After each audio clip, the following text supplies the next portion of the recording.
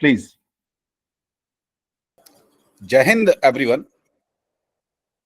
Under the auspicious banner of GCTC, Global Counter-Terrorism Council, I welcome you all at this esteemed conference on Pahalgam attack, rethinking counter-terror strategies in Jammu and Kashmir and beyond. Before we go ahead in this direction, I would like to give a brief introduction of GCTC, Global Counter-Terrorism Council, which is one of the topmost think tanks of India, working towards shaping intellectual discourse things in think tank into actions. So we are talking about think tank into an action through a head start and feet strategy, with the head being research, data gathering, analyzing, polling, and academic partnership, and also at the same time feet being ground, organizing and issue-based campaigns. So when we talk about this, and there have been various aspects which we did in the past, various conferences we did in the past, and it has all been uh, praised well. Today we are at a juncture where our country has faced one of the worst terror attacks in the history. Tourists have never been targeted in the history of the entire conflict in Jammu and Kashmir, which they did this time in Pahalgam. So before we proceed ahead, I would request everyone to kindly have a 2-minute silence before we move ahead, for those departed souls who have left us and who were victims to the worst form of terrorism.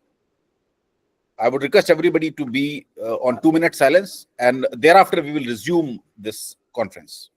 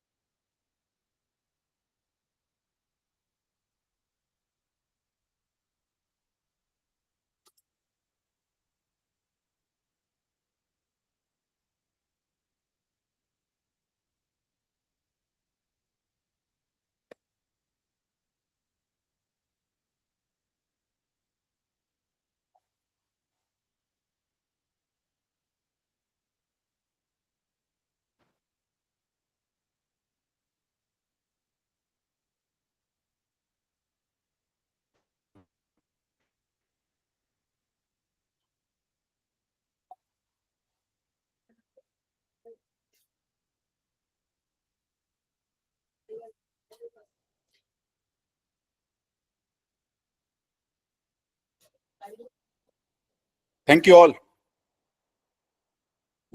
And with this,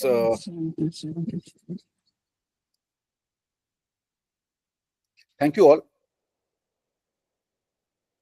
India has been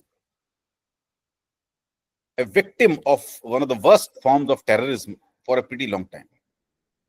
Even if we see past 15 years or so, we had 26/11, where terrorists attacked our commercial capital, Mumbai, killing 171.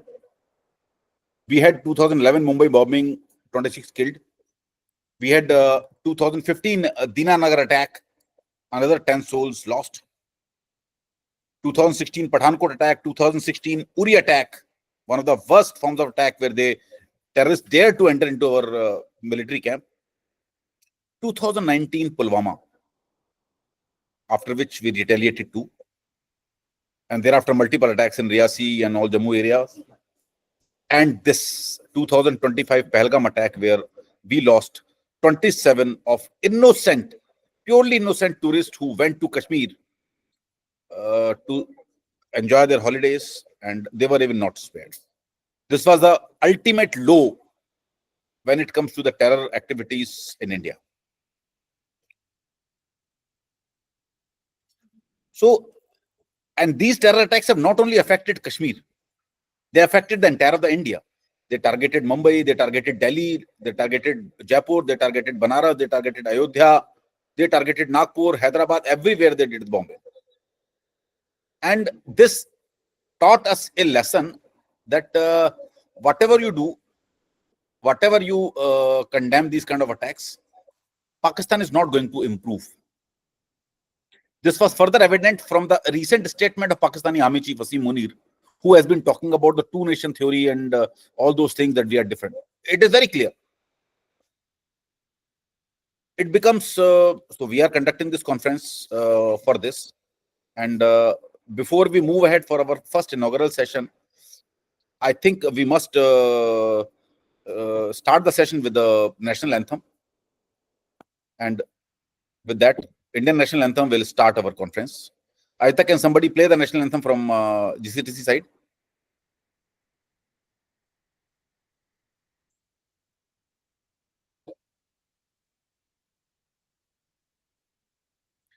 Can someone play the national anthem from GCTC side?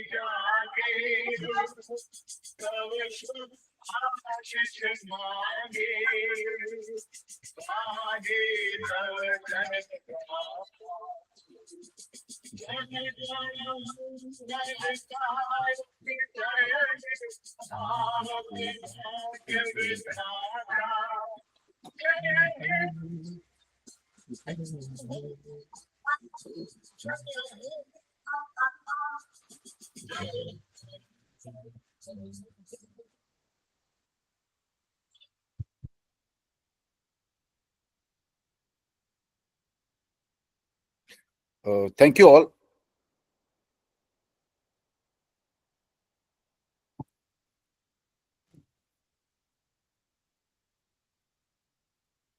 Pahalgam attack, we come back to the main point.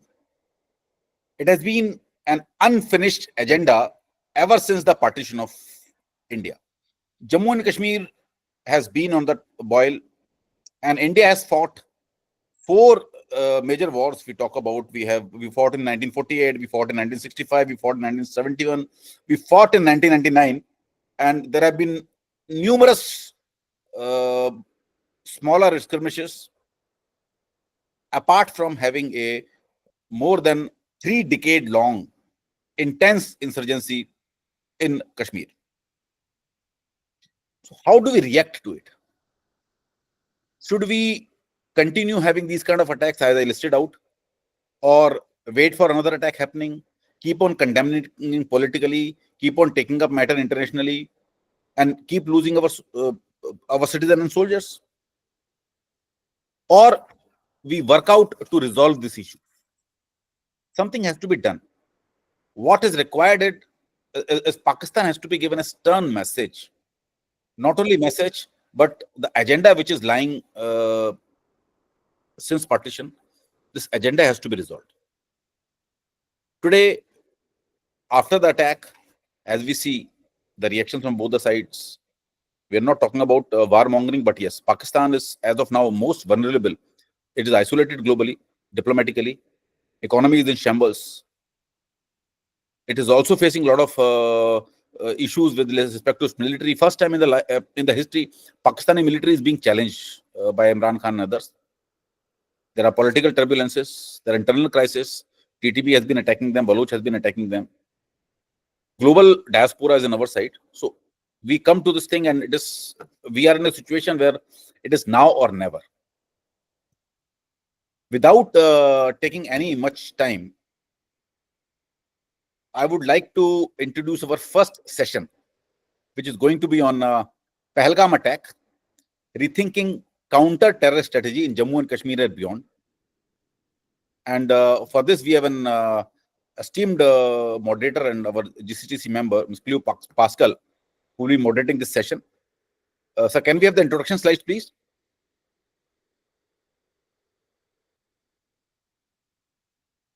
Let me take the opportunity to introduce the moderators and panelists.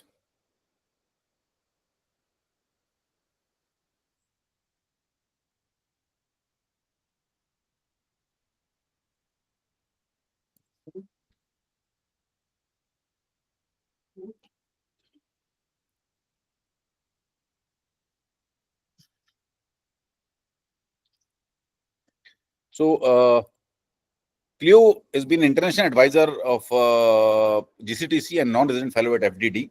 She has also been associated with Chatham House and various think tanks. Cleo will be moderating this session. We have two esteemed speakers at this forum. We have Ambassador Kamal Sibal, IFS, who has been a former Foreign Secretary with the Government of India. And we have Lieutenant General D.P. Pandey, Param Vishish Seva Medal, Uttam Yuddha Seva Medal, Ati Vishish Seva Medal, and Vishish Seva Medal, who has got a huge experience of commanding forces in Jammu and Kashmir, including the esteemed 15 Corps at Srinagar. He's also been commandant of Army War College, Mau.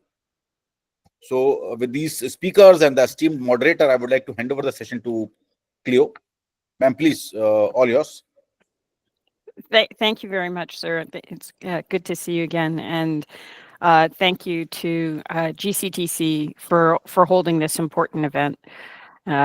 It's heartbreaking to watch what's been what happened and what's been unfolding from really, as was said so well by Major Bansal, for many years. I'm grateful that GCTC is having this so that the story can be told from the Indian side. I'm in the United States now, and there is very little coverage of what happened, and this is a consistent pattern. There's very little understanding of what happened with the Kashmiri Pandits, little understanding of what's been going on in Bangladesh. And so, it's incredibly important for India to tell its own story and to make sure that the rest of the world understands what's really going on, so that the linkages can be made with victims and fighters against these sorts of forces in other countries as well. And GCTC fulfills an incredibly important role in doing that. The people who will be speaking over the course of today are some of the best in the world on this. The depth, intelligence, and strength of the Indian strategic community is really astounding. I always learn a lot. India knows well how to counter the unrestricted warfare that is coming at it from all sides, and its responses are effective and intelligent and surprising sometimes if you're not as smart as the people who are creating those strategies. For example, we saw that when TikTok was banned after, and of course, almost 58 other Chinese apps after Go On, and now with the Indus Water Treaty, the toolkit that India uses to defend itself is wide and deep. And over the course of today, I think we're going to be getting a better understanding of how some of the Indian strategic community is thinking about how to handle this pernicious, horrific, and long-standing challenge to not just India, really, but to the whole world and to anybody who cares about freedom. As mentioned, we have this opening session has two of the best, really. There are we're going to start with Lieutenant General Pandey and then go on to Ambassador Sibal. Together, they cover both the diplomatic and the military view of what happened and what could be done. And without further ado, we're going to go over to our first speaker, Lieutenant General DP Pandey. Over to you, sir.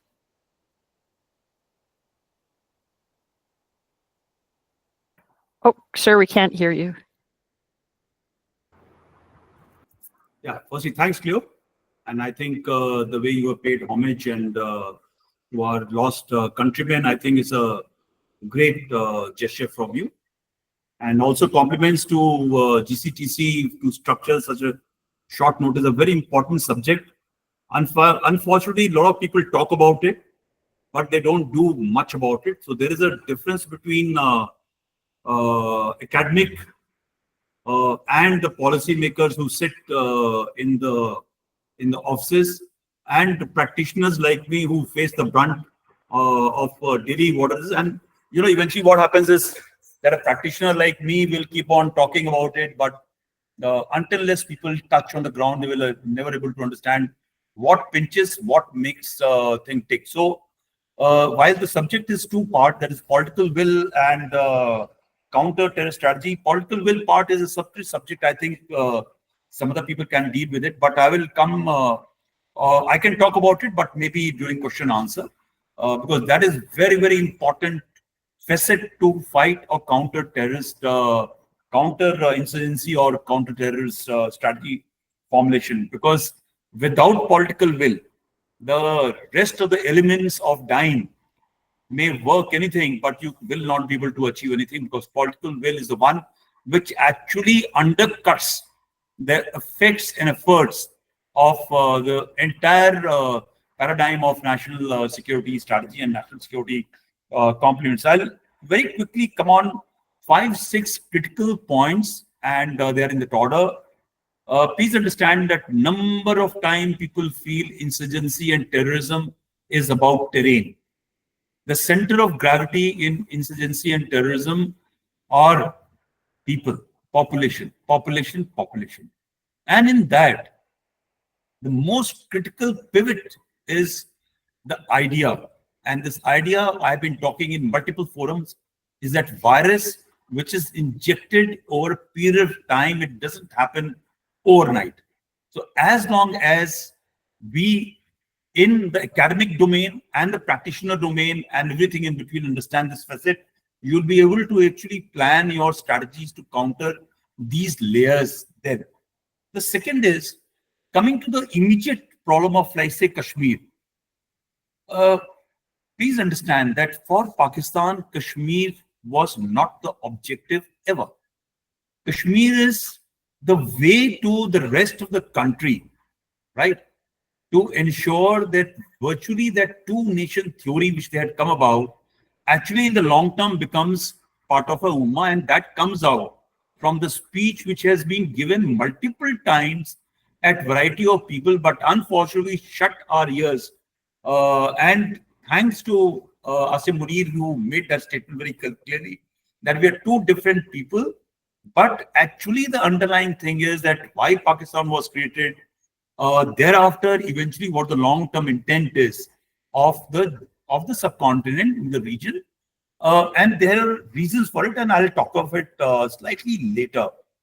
So, okay, let me just cover that. There's an ambition in the Pakistan establishment, just long established within the first decade of the creation. They started believing that as Pakistan came about based on Islam, and they had that that so-called pledge. This is the only country which was created for Islam. Therefore, they are possibly the great people to lead the Islamic Ummah all over the world. So eventually, when Turkey was not so important in the initial years, they felt that they will be able to take on Turkey and even Saudi Arabia and get ahead of it.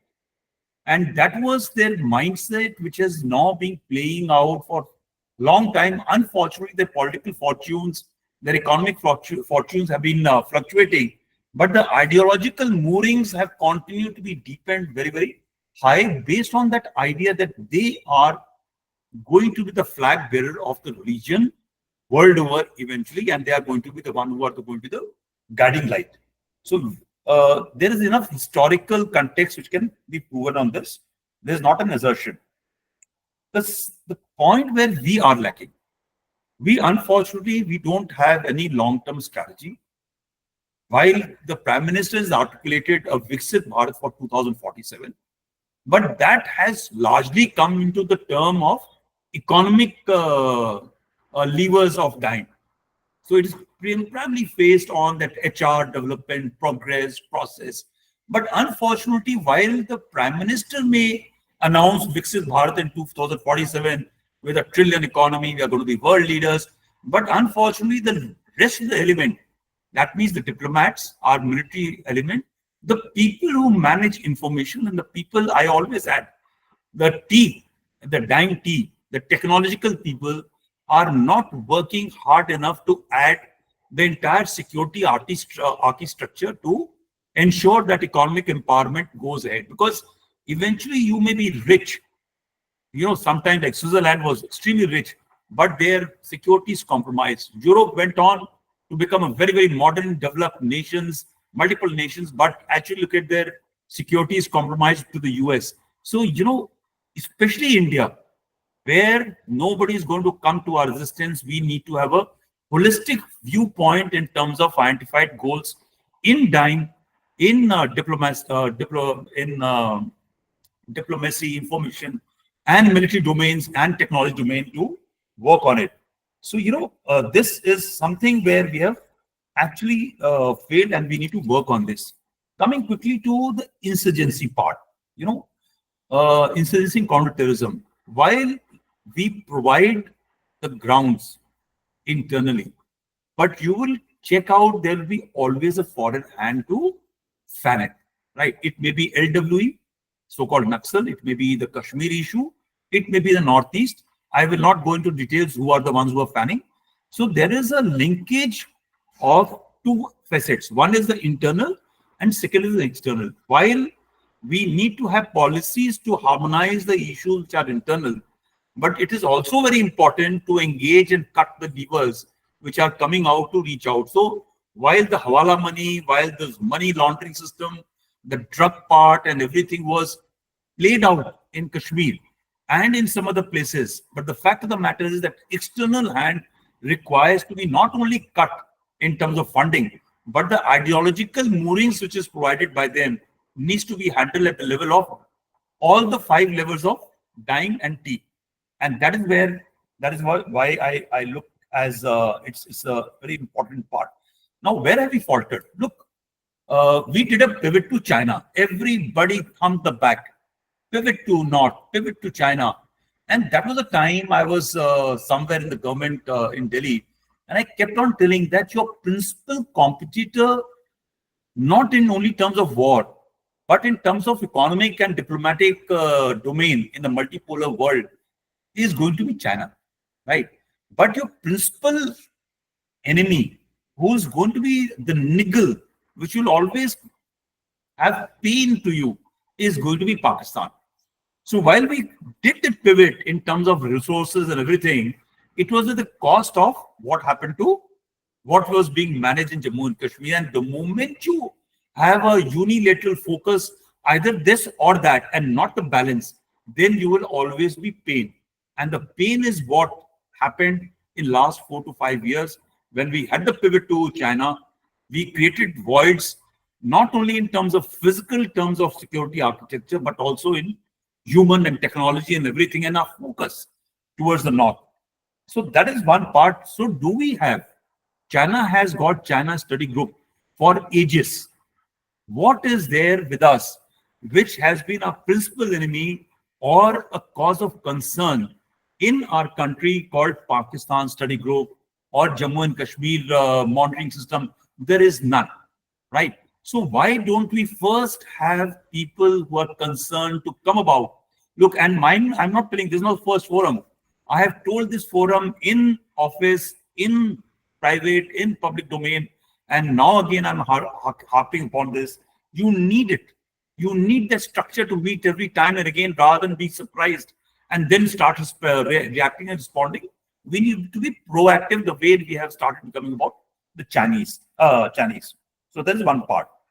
The second is that while we may like to ignore Pakistan in terms of economic engagement and diplomatic engagement, but the fact of the matter is there are other levers in which we need to engage and isolate, right? That has not been done enough. How many visits or briefings in last 2 years, 4 years, 5 years, 30 years, let's take out a record, has been done to the diplomats to explain to them what is happening in Kashmir? We just don't have the thought about it. We need to have the system to explain to the diplomats and everybody, and I'll talk about it a little bit more detail later on. The second is that what is happening in terms of human intelligence, right? There is a perception which started coming about, and it was there every time I have gone. I have 7 tenures in Valley, and every time I went back to the Valley, there is a very, very smile into the people, the police, and the external agencies. Zara, हमारे पास तो tech in बहुत है. Center of gravity is people. The center of gravity is going to be human intelligence. Tech is an enabler. Tech is an enabler. Tech is an enabler. Who's going to tell these guys that tech is only an enabler? But until unless you rub shoulders, you shake hand, you thump on the back, you hold them by chest, and you make a good, great hug, where is your human intelligence will come? And that was the primary thing which has been missing for last 4 years. You look at Jammu, what is happening in Kishtwar, what is happening in, and again Pahalgam. The last mile is not going to be taken because the enemy is smart. He knows when not to use tech. And that is the time you get a rap on a back and we get people killed. And that's the most unfortunate, and that is a very, very principal thing. That who is the guy who is responsible for human intelligence? They are the people who need to be actually taken out to the cleaners and tried, right? Then the next point, we as a country, we hate people who fly our flag. The people who are our friends, I'm very being honest and brutal about it, Cleo, but the bottom line is that our diplomats, our politicians, our military professionals, our intelligence agencies, we use people, and thereafter we tell them, thank you so much, your work has been done, bye-bye, we are going to invest our time in our enemies. That is the nature. While, rest of the world puts in their effort. So what has happened in Jammu and Kashmir? I just want to give an example. Or what has happened in the Northeast. All people who came out and risked their lives and families and profession and businesses to fly the tricolor, they are left out, right? So I think that is one thing which we need to, I'm sorry, anything, Aditya? Am I overshooting time? So I think that is a very, very important facet which needs to go down, that you fly the flag, you are a friend, you are a nationalist in the entire company. That guy needs to be supported, that girl, woman has to be supported. In last about 3 years, I have been out of the Valley. My DMs, my WhatsApp, my calls are flooded. That, sir, we came out in a time, did X, Y, Z, and look what is happening to me. Whereas everybody who is a separatist and a soft separatist or the terrorist supporter, this thing, may get everything to, people reach out. So Yasin Malik will get a thumbs up, and, everybody, the political establishment and diplomatic and intelligentsia or intelligence agencies will go out and sip the cup of tea with that guy who's a murderer of your people.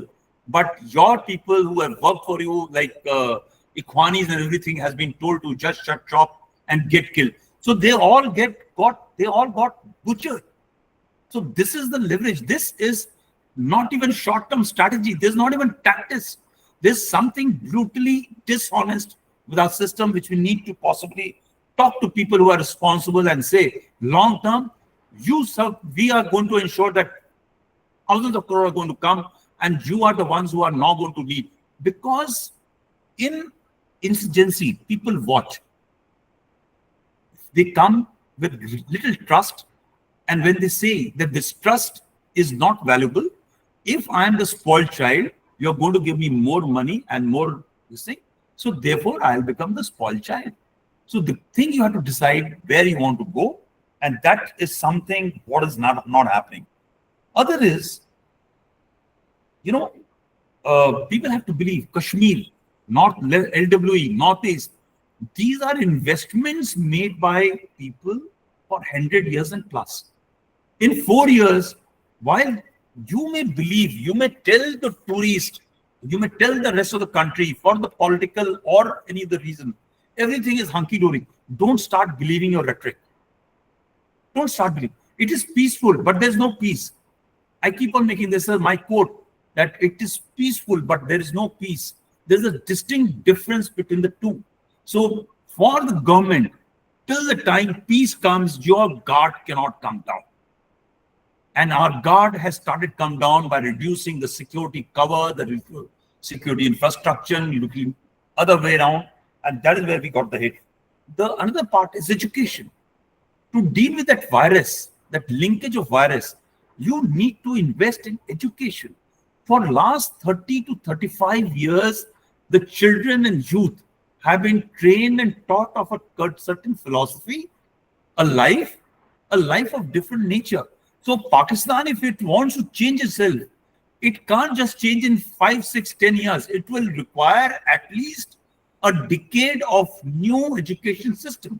Similarly, in Jammu Kashmir, if education was done wrong for about 40 years or 50 years, everybody in the lower and the middle strung of a diplomat or bureaucracy, everybody is there who's now in some leadership position, their mind are thinking differently. So it will take a new set of generation, and that is what Pakistan and the people who are running the ideological battle are investing now in children who are as young as 4, 5, 6, 10 years. And you, when you talk on the private, you come to know what's happening, because the girls are being taken to madrasa to be taught something else. She may be going to convent school, but in the evening, in the afternoon, 3 to 4 times in a month, in a week, she needs to go compulsory to be taught something else.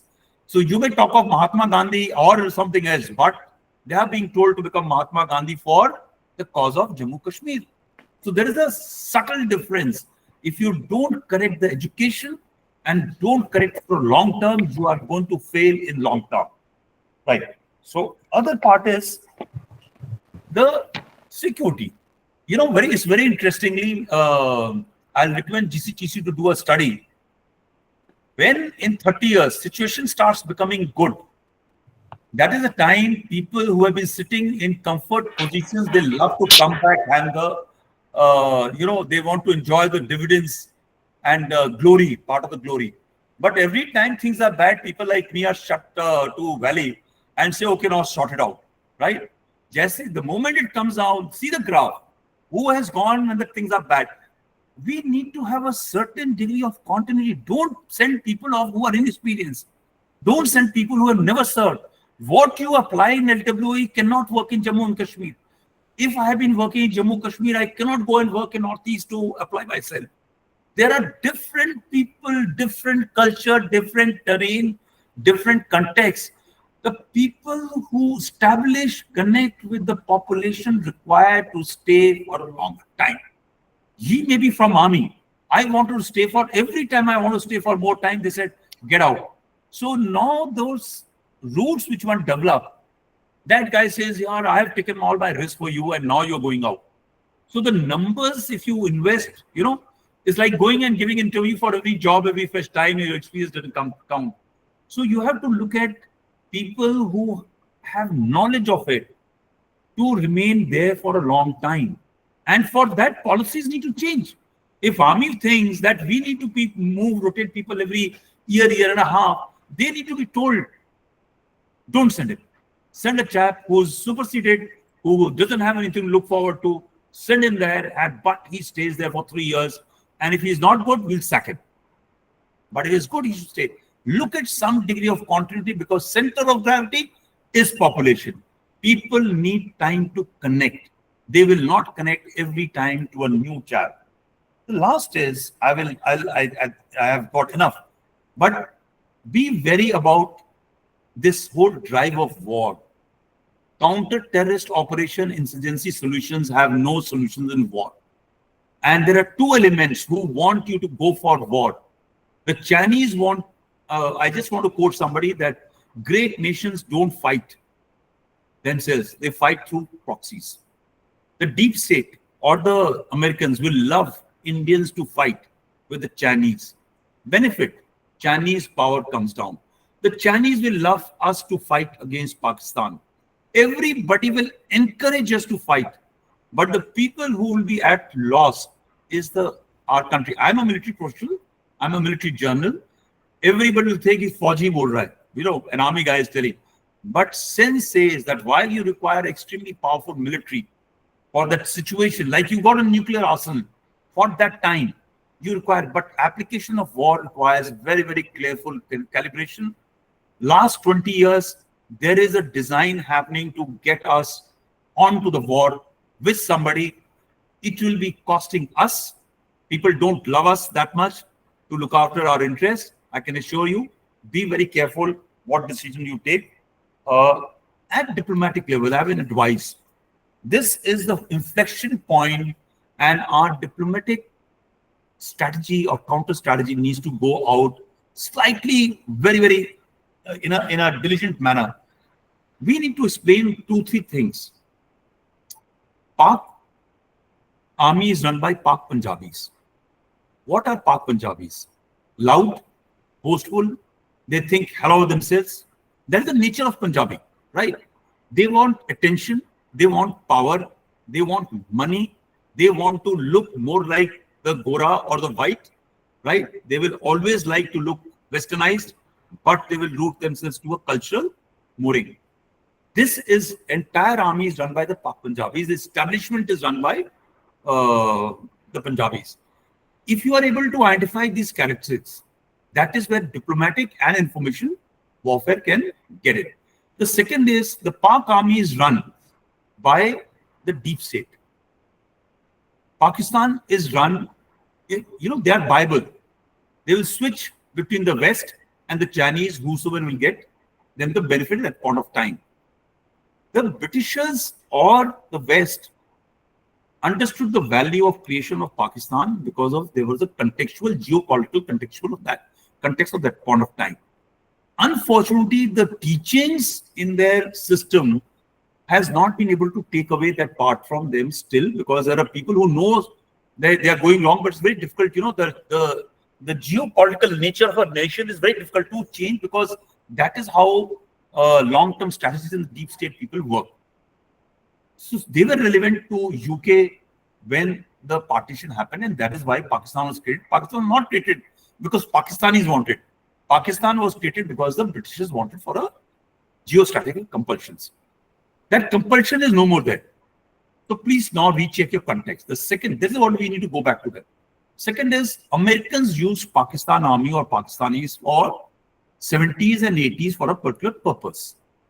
That purpose has now come to be, you have to understand that Pakistan has taken that lesson of fighting along with the Taliban to defeat Soviet Russia, and they realize that this religion is a great opium and we need to keep on harnessing it. And therefore, all the problem in the world today is actually, when you look at the pointers, will come down somewhere into the region of the Pakistani establishment. So it is not only ideological. A country which is willing to train its own people to pick up weapons as terrorists, and they are unable to manage, there is a challenge to handle such a country. So somewhere our diplomatic maneuvering should be to this time to break this long-term deep state linkages with Pakistan and tell them that, you know, destruction of Pakistan may not be the way forward, but changing the ideological mooring and thought process for a long term is an imperative for us.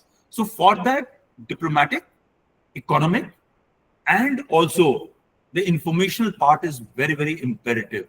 I hope I'm able to explain this part, but that is important. I will try and leave everything else which is there. Maybe I will talk about in question answers if it comes about. But I think I'll just leave it there. I got huge point to cover, but thank you for the time. Thank you, General. We have about 15-20 minutes. We can go to questions, or if there is something you'd like to add, there certainly is time. Yeah, okay. I just want to talk of when you're drawing your counter strategy, there is a word which was used of software by one of the officers by name Danvi Singh. In one of the interactions, it went off slightly wrong. So there is an issue The hardware, the people are similar in the subcontinent. The problem with Pakistan or other people who are involved anywhere in insurgency is of the software. And when I talk of software, is equivalent to that ideological change or the shift which is away from the larger modern world, right? A democratic world, which is not radical either on the political terms or on the religious term or any other term. You can be a radical for so many. That software needs a correction by an antivirus. If you can't develop an antivirus, then maybe there may be a time to actually shut the software and install a software differently. And therefore, we need to find the solutions, especially in terms of Pakistan, because that place is not yet been declared a terrorist state when everybody knows. The country's leadership talks openly. Pervez Musharraf talked about it so openly that we have been using terrorists to resist Taliban and fight this thing. And now we have done it in India. Why are you falling short of calling it as a test? Because till the time you don't call them out, you cannot correct it. There is a time to shut the system down and reboot the system and put a new software in it, if one can understand what I'm saying. Yeah, thank you. I can take questions.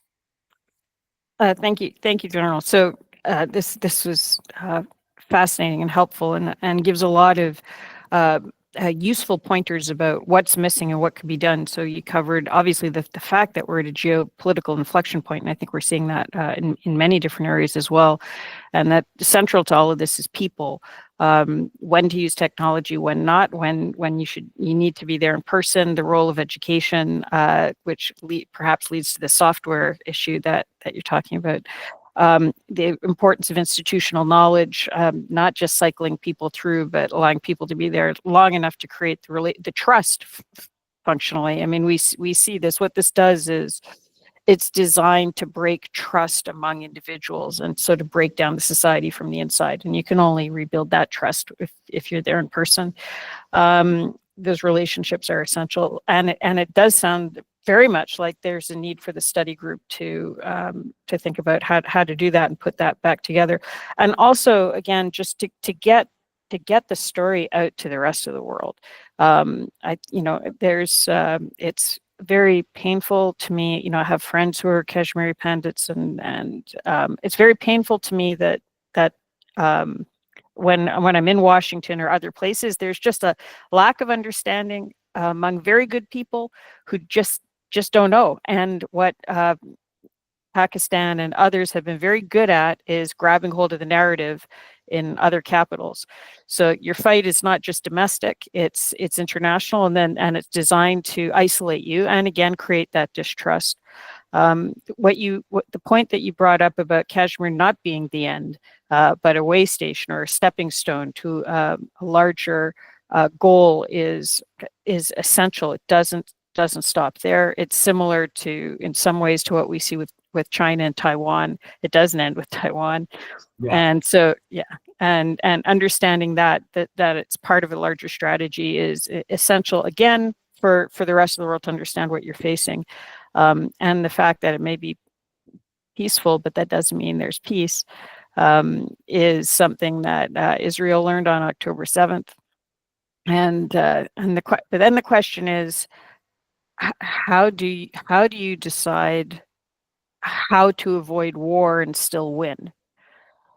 And that's kind of the heart of it. And again, I know from inside the Indian strategic community, it must be very frustrating to you, but from the outside, I think that you certainly have the knowledge and the tools to be able to lead the world on that.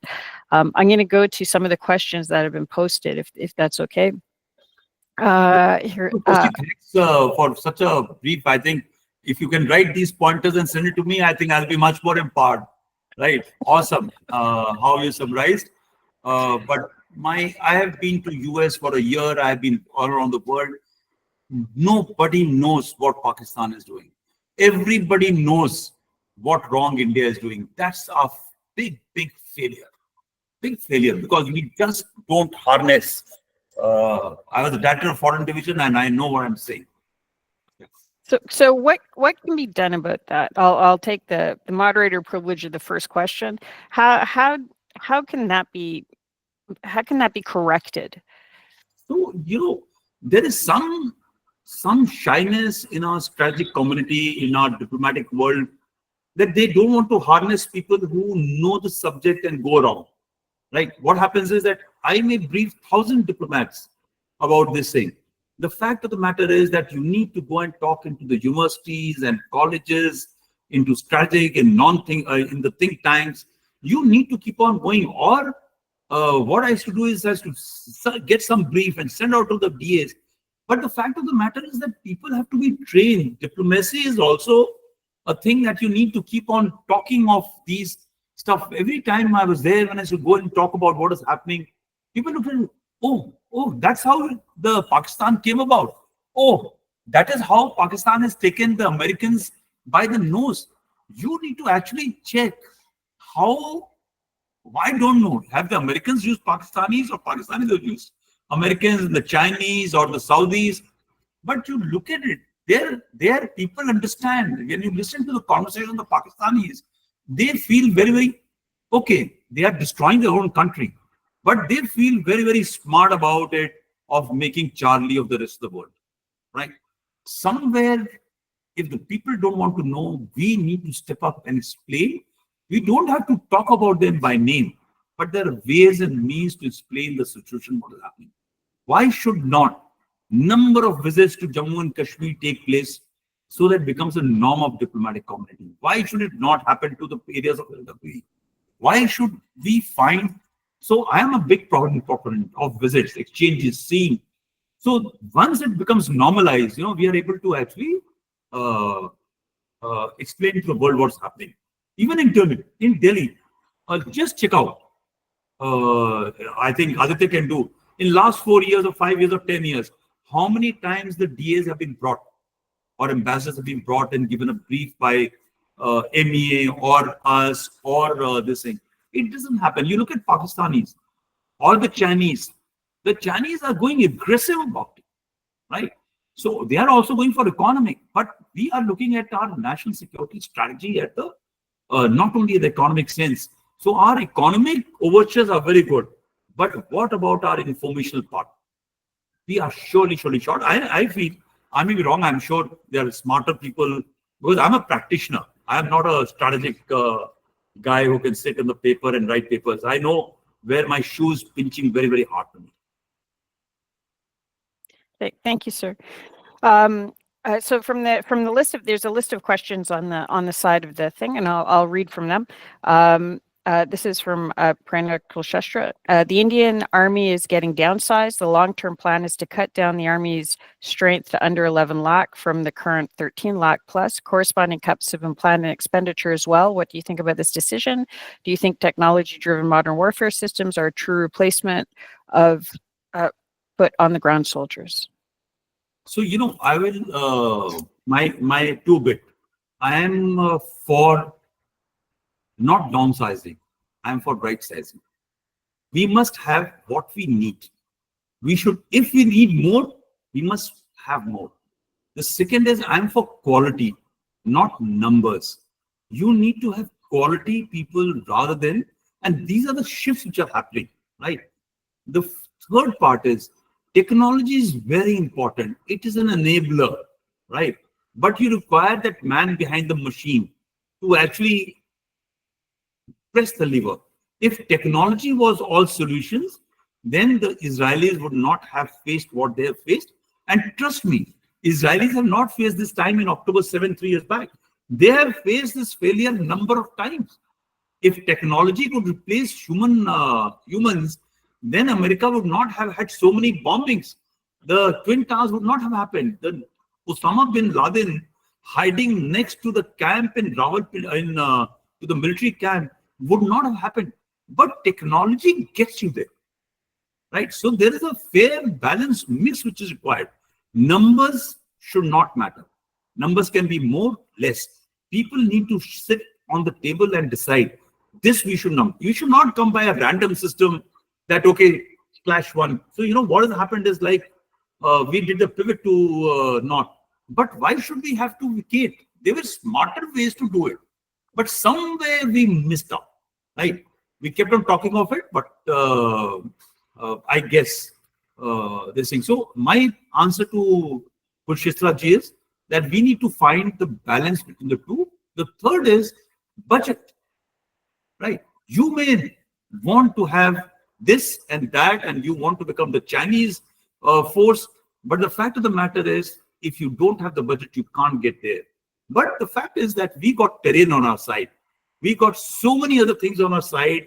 We got motivation. The Chinese soldiers will not fight for the China. They will be pushed to fight.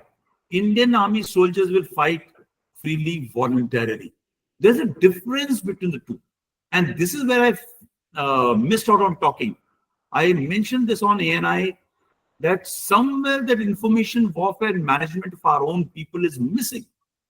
Why does it happen that we want to cover the deaths over a period of time? We need to continue to keep the rage alive. Thank you. We have time for one last question. So this one's from Saurav Dangar, an Indian student in Taiwan. This is something that you hear a lot outside the country, which is the raising of the nuclear specter. The question is, at what threshold of escalation do you assess Pakistan might consider the use of its nuclear arsenal? So I am a firm believer that there are times, it's like the elephant's teeth, it is to show and not use. It is not going to be easy for we have, by talking ourselves, we have reduced the scope for war this much, right? But the bottom line is, the day you call out the Pakistanis, they will not be able to fire that nuclear asset, because they will be wiped out of the earth. Any amount of ideological contest, it may be a radical decision of a terrorist mindset, which will not look for war and peace. They will apply it. Whenever they will get a chance, they will use that nuke against us whenever they will get a hand on it. But the fact of the matter is, I am so sure, and trust me, I have never gone wrong in my 40 years of career. My assessments of future development has never ever gone wrong, right? Everybody who's heard, they have gone wrong because they didn't listen to me. They have come back and accepted it. That will not happen. If they do it, they may be able to put one or two in the air, right? But they will be written off. That they don't. So we need to call that bluff out. Right? Thank you, General, and also for your 40 years of dedication and leadership. And I know that you are representing thousands, tens of thousands of more who have served and continue to serve in some of the toughest parts of the world. And I know that as a military man, you're thinking of them all the time, as well as the people who you've sworn to protect. And I thank you very much for that, and would like to honor both your service and their service as well. And thank you again for your time and your insights. And please keep talking. Come out to the universities, come out to educate all the rest of us as well. That's the one way we're going to make what looks peaceful into actual peace. Thank you, sir. Thank you, Aditya. Thanks, everybody. I hope I have not touched some raw nerves, which I am told that I do. That Supreme Court thing has gone so viral, and I'm very sure I'm looking for a rap on my knuckle in some time. Thank you. Thank you, sir. It's the way democracy should work. Okay, thank you. So that's our first speaker of the day, setting a very high bar for the rest of the conference. And now we'll move on to our next speaker, Ambassador Sybil, and I know he's going to match that as well, coming at it from a completely different direction. So over to you, Ambassador. Well, thank you very much. I listened very carefully to General Pandey. I had the pleasure of meeting him in Srinagar in January, and we had some good conversations. There are many things he said which are extremely relevant, and as he said, he's a practitioner, so he has very practical ideas on how this insurgency and terrorism in Jammu and Kashmir should be addressed. He made some larger points with regard to our diplomatic efforts, etc., etc. No country till today has succeeded in fighting terrorism. United States declared a war on terror, which went on for God knows how many years, couple of decades or more, and met with failures. And the most dramatic failure was that they opened the doors to the return of Taliban to Afghanistan and began, in fact, negotiating with the terrorists. Similarly, wherever they went about changing the regimes on this or that ground, they have left a great deal of mess around, including terrorism. In Europe, you find that the governments are unable to deal with terrorist attacks, which continue periodically, and some of them are absolutely horrible. They are, in some ways, they replicate what's happened in Pahalgam, where innocent people sitting in cafes or walking in pedestrian areas or on bridges or elsewhere, they're just mowed down by an individual terrorist who's driving a vehicle. And this can happen anytime. And these are people who are radicalized online. So there's whole machinery at work to radicalize such people. Some may get radicalized on their own, but there are others who are actually encouraged along those lines, who are tutored, and it's impossible for us as normal people to put ourselves in their shoes to understand how their mind works. That they can just sit in a vehicle and mow down innocent people against whom they have nothing, except that they are pushed by their ideology. So what I mean is that terrorism is now a global phenomenon, and no country has found an answer to terrorism. The UN has been addressing this issue. The resolutions are passed. In our own joint statements with a whole host of countries, if you see the paragraphs on terrorism, it would seem as if every country is willing to cooperate in ending this menace, but it remains at that level. In the G20, again, the issue was discussed, the paragraphs on terrorism, which means that between the G7 countries and the emerging economies, there is a consensus that terrorism is a phenomenon that needs to be addressed. So I would say that our own fight against terrorism will neither be easy, nor will it be definitive. And we have an additional problem, which is that we have a state which is wedded to terrorism, which uses terrorism as an instrument of its foreign policy, and it's done that since the middle 80s. And that state is powerful militarily and is armed with nuclear weapons, which gives them a certain sense of confidence that this will limit India's retaliation. And then in the case of Pakistan, they have, after all, Pakistan was created on the basis of religion. And therefore, the religious angle at the state level is a core element in their attitude and thinking towards India, and their claim on Kashmir. That since Kashmir is majority Muslim, so therefore, by right, it should be part of Pakistan. Whether in actual fact they can grab Kashmir, which they have tried to do by launching attacks, military attacks and wars and everything else, and of course terrorism. But they know they can't grab Jammu and Kashmir by force or through terrorism, but they can cause a lot of pain to us, which they have been doing, keep Kashmir unstable. At the end of the day, you don't need too many people to sow terrorist mayhem.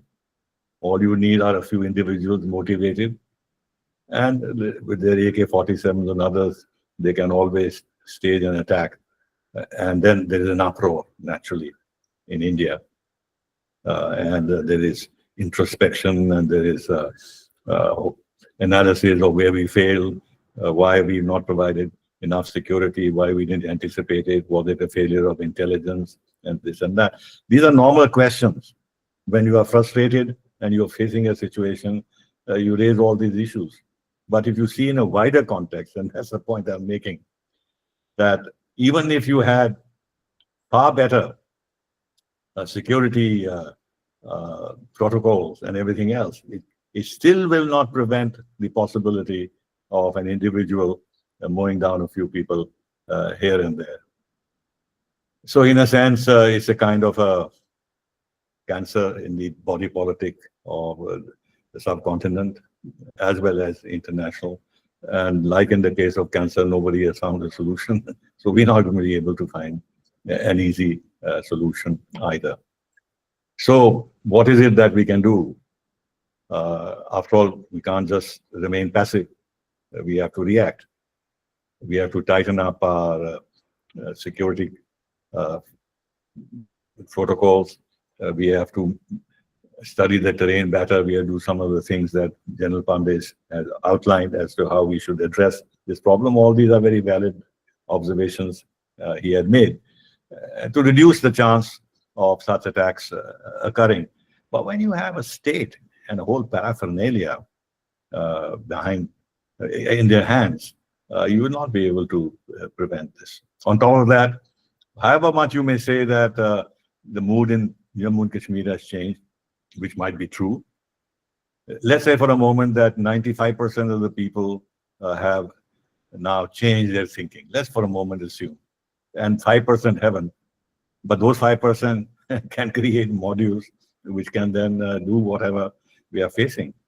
There is no way that you can have 100% support in Jammu and Kashmir, where the local population will begin to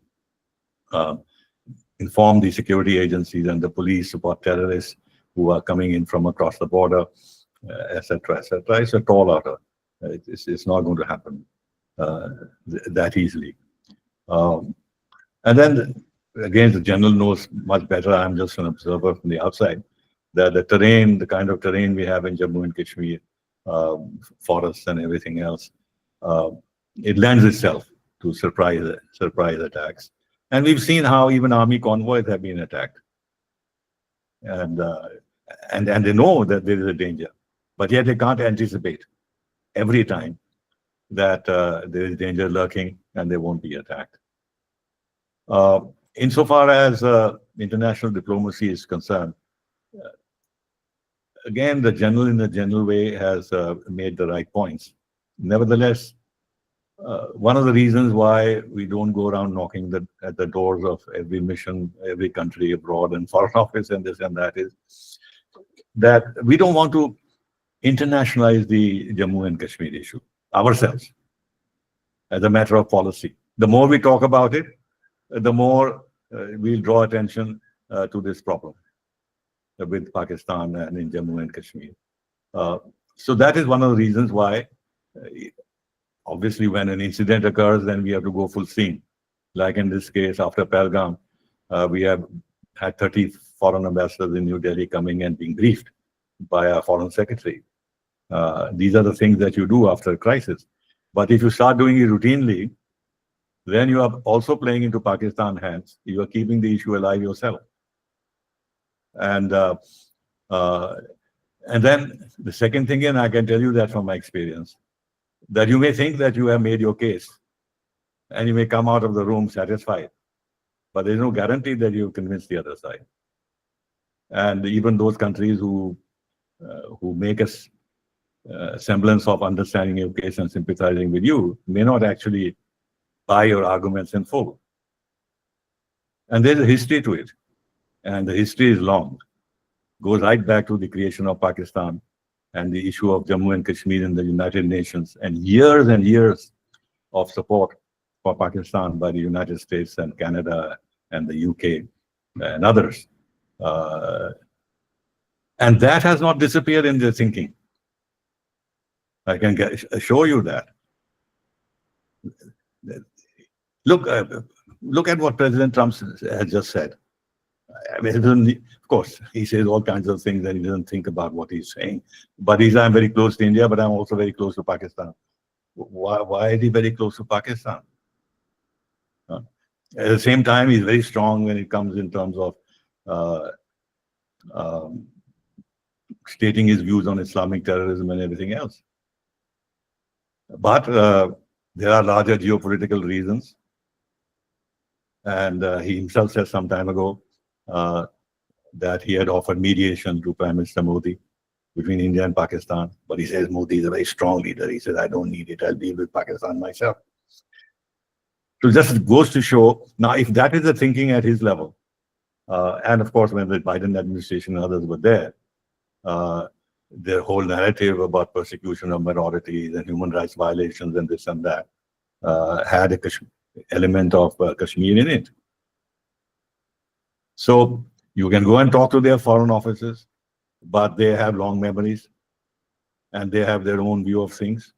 And there has always been this feeling, which is much less now, I admit, that, you know, what is happening in Jammu and Kashmir is not really terrorism. It's not, in any case, international terrorism. It is actually a product of this dispute between India and Pakistan. So it is limited to the subcontinent. This has been the case till very recently. It began to change with the LET, because when they discovered the LET was active in Afghanistan and in other areas, then the Americans started targeting LET as an international terrorist organization. But so long as these organizations did not have activities beyond India, they were not considered terrorist organizations. And then, of course, you see the politics of it. In a country like Great Britain, there are a lot of MPs who depend on Muslim votes. There are a lot of Mirpuris in the UK. So their own electoral prospects are involved.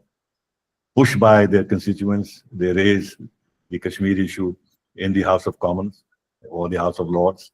And there are many Pakistani origin peers in the House of Lords, and you have these debates. And I've seen the statements that the government makes at the end of this debate. They're very lukewarm, very wishy-washy. They never take sides. Then the international press. The international press, New York Times, Washington Post, The Economist, and this and that and that, they'll never show sympathy for India. Even now, they're not describing what's happened in Pahalgam as the work of terrorists. It's militants or gunmen. They won't use the word terrorists. And they will continue to have this narrative no matter what you do. I have personal experience of this. I was in Washington at the height of the Kashmir insurgency in the 90s. And I had constant interaction with these fellows. They are polite, they listen to you. But they never change their thinking. And they have this narrative. And this narrative in the Anglo-Saxon world is all pervasive. And you can't change that narrative. You can't change that narrative. I mean, you can write, you can have think tanks here issuing reports. You can have our press also, if they're willing to. Our press generally is wishy-washy. In fact, they'll question the government more than actually supporting the government. But nevertheless, you can have all these reports. But what international echo do these reports have? We don't have the levers at our command that actually promote international narratives. The Anglo-Saxon world dominates this. And their newspapers and think tanks, they have a very, very wide international audience. And here I recall about the conversation between Tucker Carlson and President Putin. And Tucker Carlson asked him, you know, the West has a narrative on the Ukraine conflict, but you are not being heard. And Putin said quite rightly that, look, we can create a narrative. He said, why don't you create a narrative of your own? He said, well, we can create a narrative. It'll mean that we spend enormous sums of money. At the end of it, we will not get what we want. because the international narrative is controlled by the West. And that's the problem that we will have. That doesn't mean that we shouldn't do, we should ignore it or not try and create a narrative and put forth our arguments and our reasoning and expose Pakistan's linkages and this and that. And that kind of effort we can make. But what is the degree of success you will obtain? It will be limited. Now, the last few points. Personally, I am a bit surprised and very happily surprised that this time, and I'm saying in the background the fact that I've been dealing with the Americans on this subject for a long time, that the amazing kind of understanding and support we've got on the Pahalgam attack from the United States. President Trump also issued a very strong tweet, but the Secretary of State has done it. The Deputy Secretary of State has done it. The State Department officially has done it. The South Asia Bureau of the State Department has done it. The Attorney General Pam Bondi has done it. Tulsi Gabbard, Director of National Intelligence, has done it. The individual senators and congressmen have also pitched in and made very strong statements. Kash Patel of the FBI has done it. So this time, the understanding and diplomatic support that we've got from powerful people in the United States puts us favorably at the international diplomatic level. For example, there has been no criticism at the official level, because all these people have supported what we've supported us on this terrible, horrific thing that occurred. But nobody has criticized for the actions that we have taken, even suspending the Indus Waters Treaty. I'm talking at the official level. Even countries, Britain and others, the French and others who have supported us on the Pahalgam thing, hasn't criticized what we have done in terms of our non-kinetic decisions that we have taken. It might change if actually kinetic actions are taken. Then the usual arguments will be given. These are two nuclear powers and it is a tinderbox.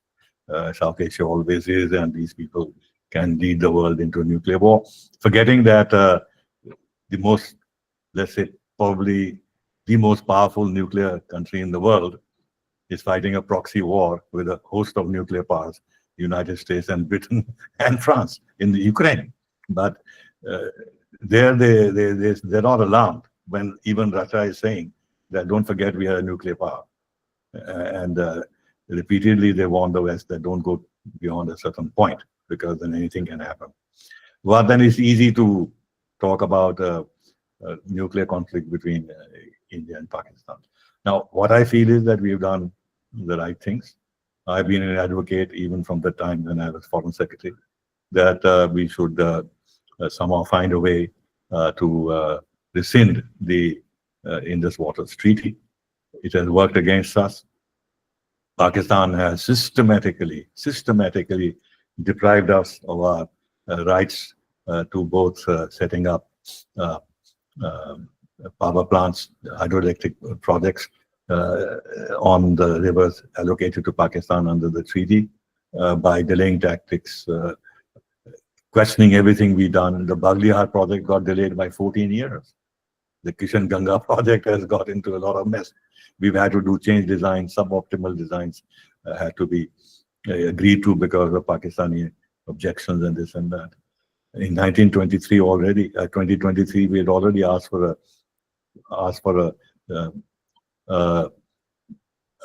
revision of the treaty, and last year we asked for a review of the treaty. So we were building up towards that, and now we have suspended it. And it's a strategic decision with very, very serious long-term consequences for Pakistan. And to my mind, this is a very good option that we have taken by, at this stage, avoiding a kinetic reaction. And plus, of course, downgrading the missions and expelling the service attaches, etc., etc.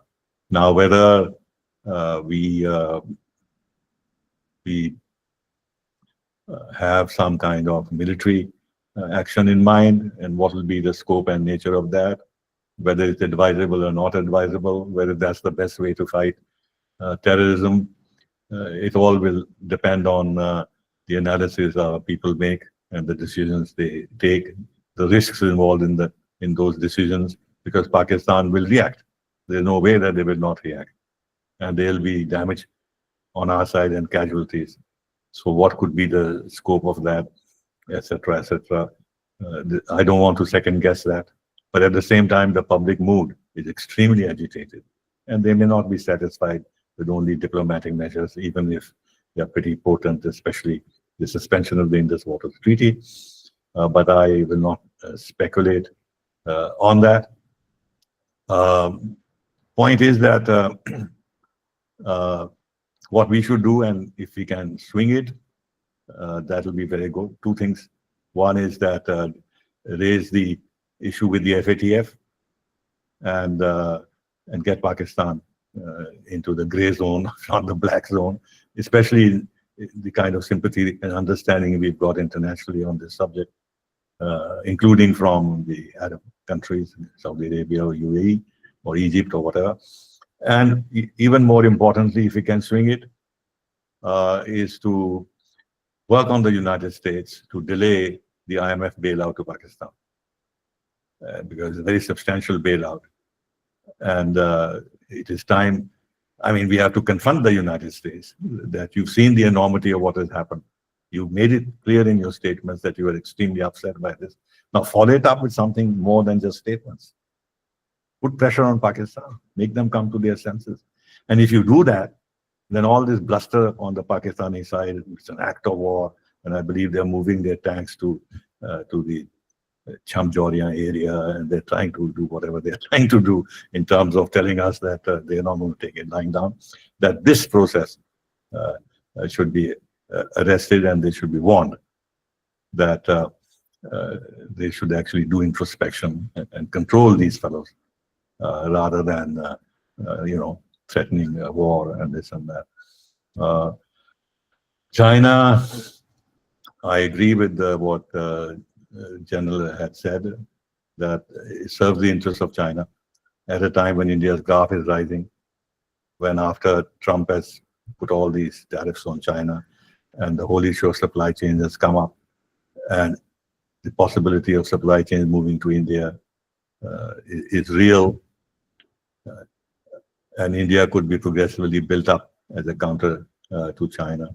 This is something which will agitate the Chinese. And for them, therefore, it serves their interests if the two countries, India and Pakistan, get involved in a conflict. That will immediately have an impact on our own economic situation and all the plans that we have for investment and supply chains and everything else.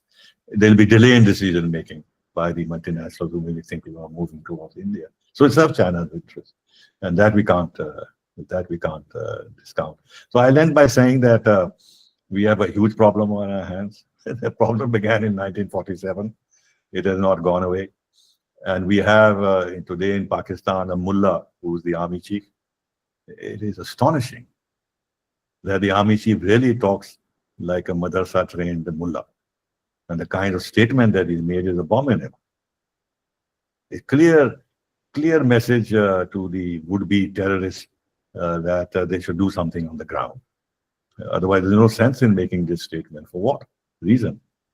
Plus, of course, JD wants his visit, and they've always done this when there's an important visit. And I think also Tawaf Rana extradition and the possibility that a lot of dirt will come out about the involvement of the Pakistani military. These might be some of the reasons why they want to deflect attention away and create a crisis, forcing India's hand, etc., etc. So I'll end there. Thank you. Thank you very much for a masterful roundup. So just I'll do a very quick summary because we only have 2 or 3 minutes, and I'd like to at least get in one quick question. So this is a long-standing challenge that no country has succeeded with, and this issue of narrative is very pervasive. As you mentioned, it comes up against local political interests in places like the UK, the problems with the international press, the balancing act that India has to do not to internationalize the issue.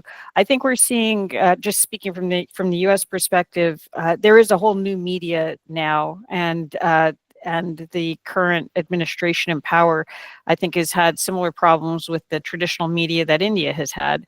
And so that may be leaving more room for the kind of discussions that you're talking about and the sort of support that you're talking about, and these very specific action points of making sure that this kind of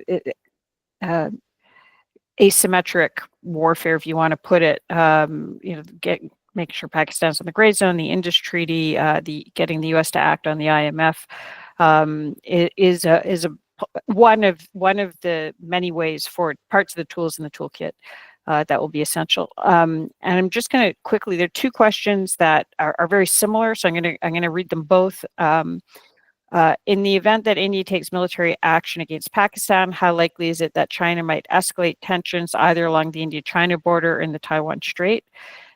Similarly, how can we be sure that this attack is not a diversion tactic by Pakistan to get India's focus on the western border while China simultaneously starts creating problems in the eastern region, thus trapping us from both sides and exhausting our military resources? I don't agree with that. I don't think China will open the second front.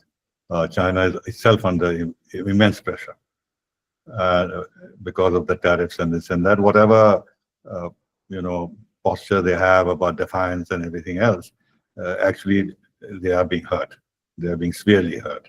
And they would also want to compromise, but the Chinese system is what it is. Xi Jinping can't lose face. I mean, Trump can lose face because he keeps changing his position. One day he says something, the next day he says something else. In the Chinese system, this will be construed as loss of face. But in the American system, or in the it is not viewed as such. So he has more flexibility. But when you have centralized power so much, and you are the fount of all decisions, then if you commit a mistake, and if you seem to have been weakened, then it has other effects on the political system. That is one. So I don't think they'll do that. Number two, as it is, their economy is not doing too well. And therefore, to open up a new front from that point of view would also not be very advisable. They're trying to reach out to Europe and this and that, trying to present themselves as good, responsible people, unlike the Americans, that they treat other countries as equals, and they have none of these disruptive policy-making inclinations, etc. So the entire narrative will collapse, because it will look as if they are outrightly, how should I say, exploiting a situation. Whereas even if India were to take military action against Pakistan, it's not against China. So this will look at as extremely calculated and will increase immensely the distrust of China internationally. Other than this, as you know, they are reaching out to India. They need solidarity with India, especially because of the pressure by the Americans.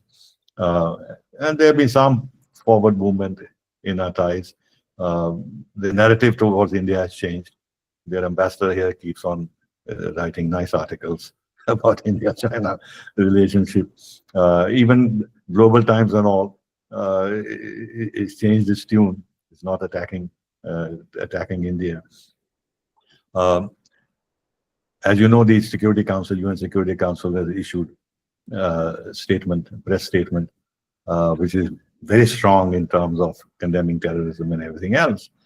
And the interesting thing is, China has gone along, but China went along even when we had the 2008 Mumbai attack and the Pulwama attack. But the irony in this is that Pakistan is today a member of the UN Security Council, and they are part of the statement too. So therefore, to answer the questions that have been asked, I don't visualize this scenario. Thank you. Okay, I'm told that we have time for one last question. And that's, we'll take one from Prajna Kulshrishta, which is, can you shed some light on what should be India's diplomatic strategy with three different types of nations? Those classified with which we have a special relationship, like Israel and Russia, lukewarm relationships, and then difficult relationships, for example, China. Well, the China part I've answered. We must also keep in mind that while China, of course, will protect Pakistan, and China is double-faced. So at one level, they will say, they will tone down their rhetoric and try and appear reasonable. At other level, behind the scenes, they can do whatever they want. But it doesn't suit them, as I explained, at this point in time, to so blatantly take advantage of any potential military conflict with India and Pakistan to intervene in that conflict. And actually, the whole idea is to move towards de-escalation. And they will be unilaterally reversing that, in fact, making it even worse by staging some kind of military pressure on us. It won't happen. Now, insofar as the Gulf countries are concerned, naturally, they wouldn't want a conflict between India and Pakistan. They've fully supported us, strong statements. I mean, look at Saudi Arabia and the UAE. They're not even siding with the Palestinians. They're completely ignoring them, no matter what Israel does. They say we don't want these kind of people who are the radical fellows who are actually going the wrong way. They want to concentrate on their economic development and everything else. These countries, Saudi Arabia and UAE. So if they have no consideration for Arabs themselves who are being visibly butchered by Israelis, and they have no time for Hamas, so they can't have any time for these guys who staged an attack in Pahalgam. But as I said, they won't want a conflict because, nevertheless, there is some Islamic bond, and hence that is why Pakistan has appealed to Saudi Arabia, and Iran has offered its mediation. So the Iranian statement, which I pointed out, I think people didn't see the nuance, but I pointed out that nuance. The Iranian Foreign Office statement described the attack as in Pahalgam, India. Very significant, because generally the statements equivocate Pahalgam in Jammu and Kashmir. So that leaves the thing vague whether they accept India's sovereignty over Jammu and Kashmir or not. But in this case, the Iranians said Pahalgam, India. But they have also, at the same time, offered mediation between India and Pakistan, because they have also an Islamic constituency, and they have to be sensitive to that. Israel would be fully supportive. In fact, they are drawing parallel between what Hamas did on October 7th and what these guys have done in Pahalgam. So quite expectedly, we will get there. We are getting their support. Countries like Indonesia and others, they have supported us. Countries in Latin America have supported us fulsomely, in the sense that I mean, they could have kept quiet or whatever, but they have issued strong statements. There's a large number of countries on all continents who have actually expressed their distress and condemned these attacks. I don't know how you classify relations, countries which our relations are lukewarm. Well, Turkey is obviously the one who sided with Pakistan. And Shahbaz Sharif has thanked Turkey for supporting their position on Jammu and Kashmir. I think Azerbaijan could also probably be included in this category. I don't know if they made any statement, but they follow the Turkish track. So far as European countries are concerned, I won't describe our relations with any of these countries as lukewarm. Ukraine has also expressed support, although they may not be entirely happy with the position we've taken on the Ukraine conflict. and Kaya Kalas, EU foreign policy chief, who's an absolute hawk on Russia, and would be quite unhappy if you scratched her and talked to her privately about our position on the Ukraine conflict, has also made a statement supportive of India. This is the large picture.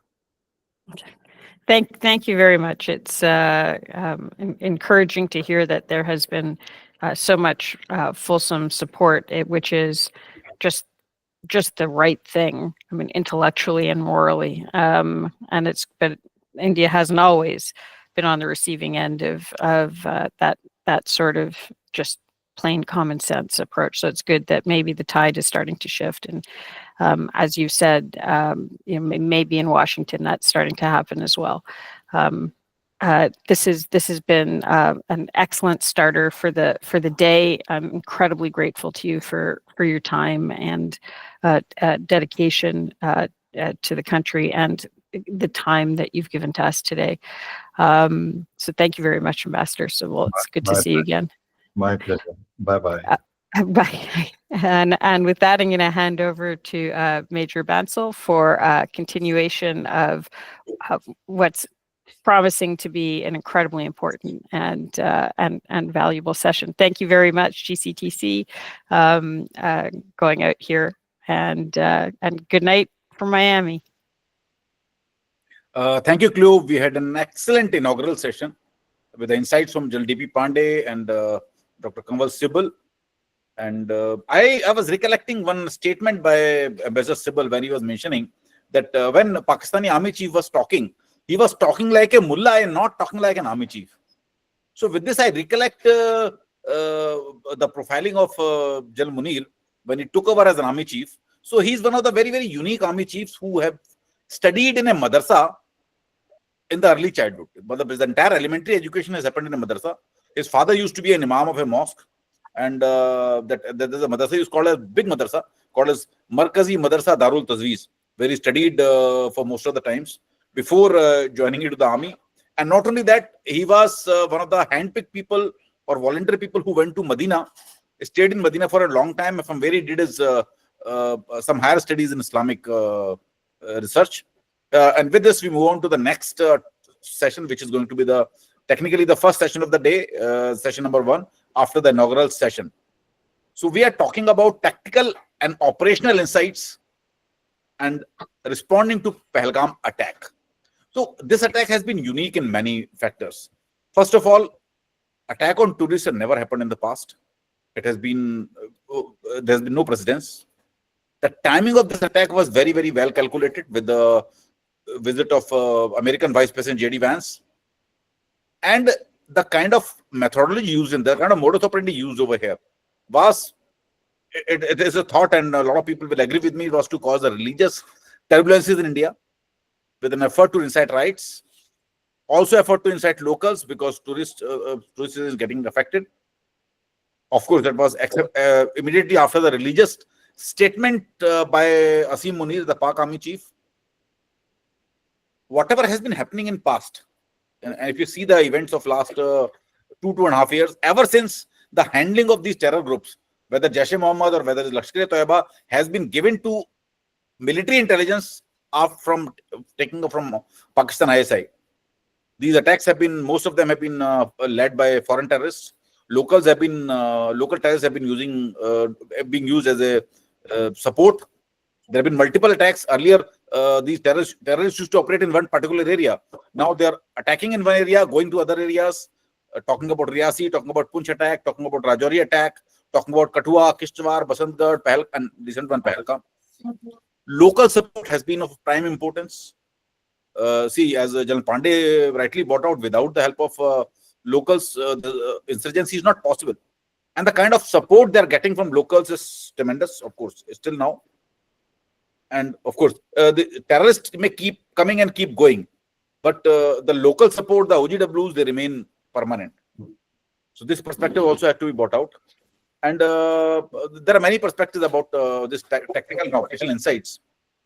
To discuss it, we have got an esteemed panel with us. Very, very esteemed panel. We have got Dr. S.P. Vaid. He's an IPS 56 batch, former Director General of Police of Jammu and Kashmir, who has been in thick and thin into the Kashmir. Right from the very beginning, he has seen all the phases of insurgency, and the worst form of insurgency, multiple attacks on him by the terrorist who survived. And he handled Kashmir and one of the most critical times in 2016 when post the killing of Burhan Wani, the entire Kashmir was burning. So he's the best person for us to put an insight about the tactical and operational factors. We also will have General Shaukin Chauhan, who will be joining us little later. General Shaukin has got excellent experience of serving in both Jammu and Kashmir as well as Northeast when it comes to the conflict management, handling the insurgencies.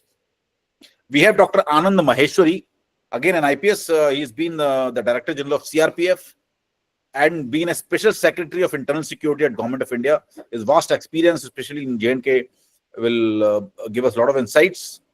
We also have Mr. Raja Babu Singh. He's an IPS of Madhya Pradesh cadre, currently serving as Relation Director General, and earlier has been an Inspector General Operations of BSF in Jammu and Kashmir. And very esteemed panel we have. We also have Mr. Murad Kapra, who's the Managing Director of Mehtab Group of Hotels and also a member of JK Hoteliers Club. From the civil society, what he thinks about the overall scenario. So every speaker will have about 8 to 10 minutes, and post which we'll have a question and answer session of about 10 minutes. So I would request the speakers to kindly have a constraint about the time. And without any further delay, I would like to request Dr. S.P. Vaid to please present this insight. Yours, sir, please. Thank you.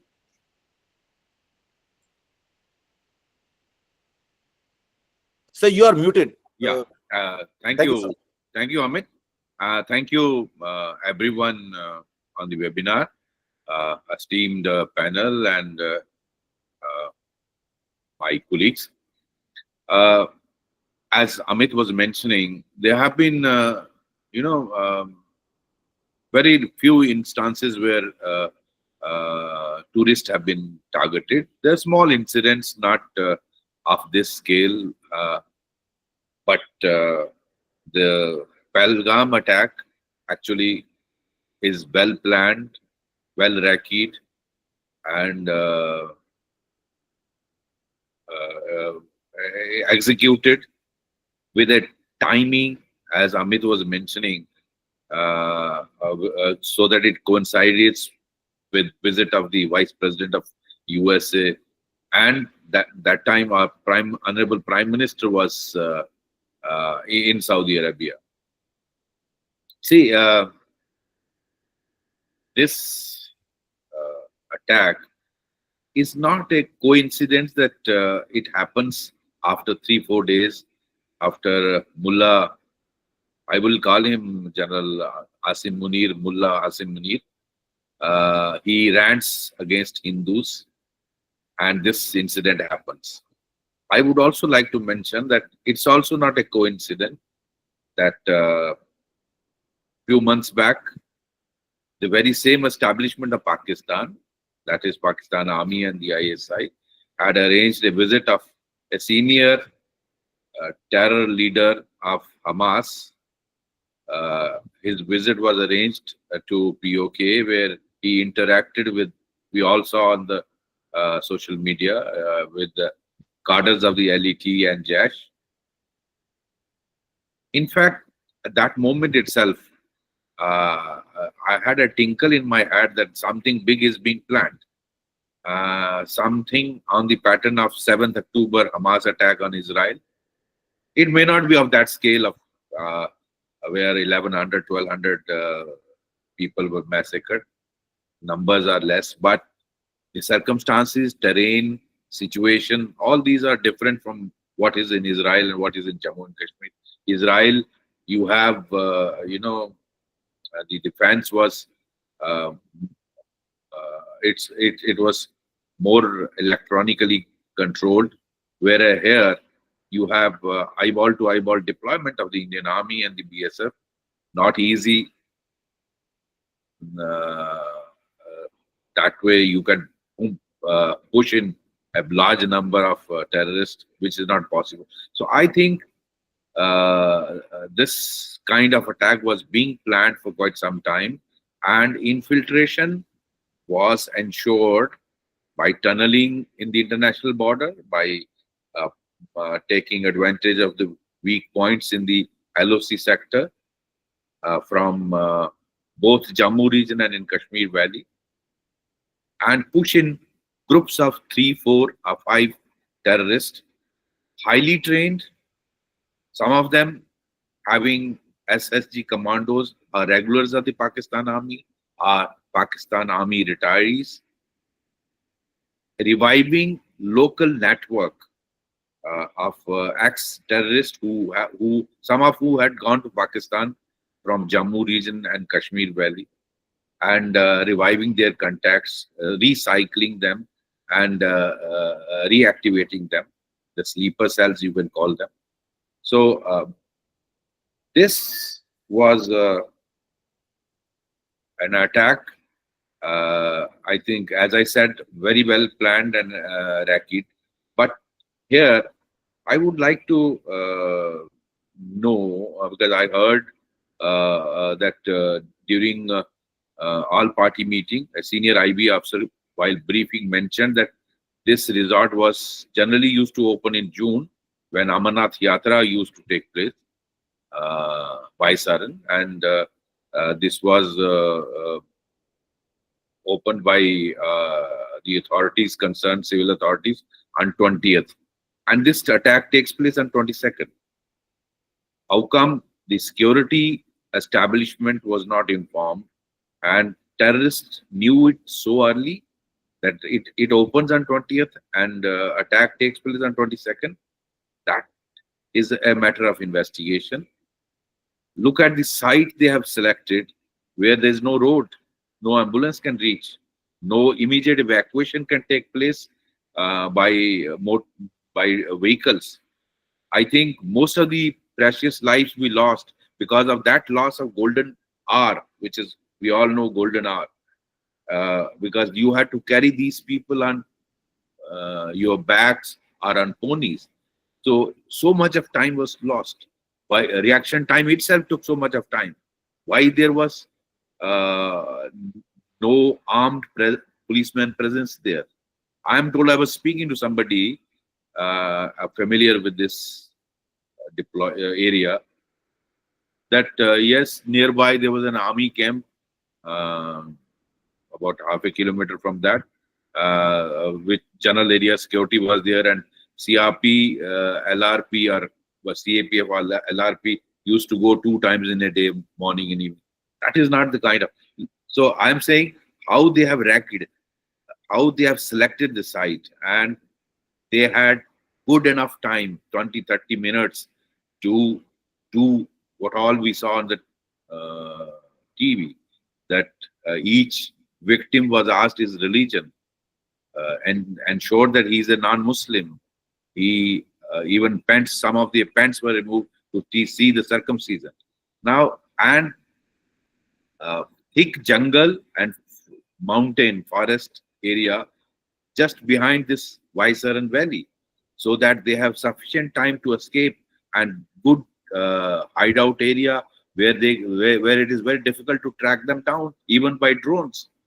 So look at the selection of the site, and here the local terrorists whose names are figuring, and we saw on the TV some of their houses have been demolished, have a very crucial role. Who is the authority to open? Who did authorize this Vaisaran Valley to be opened?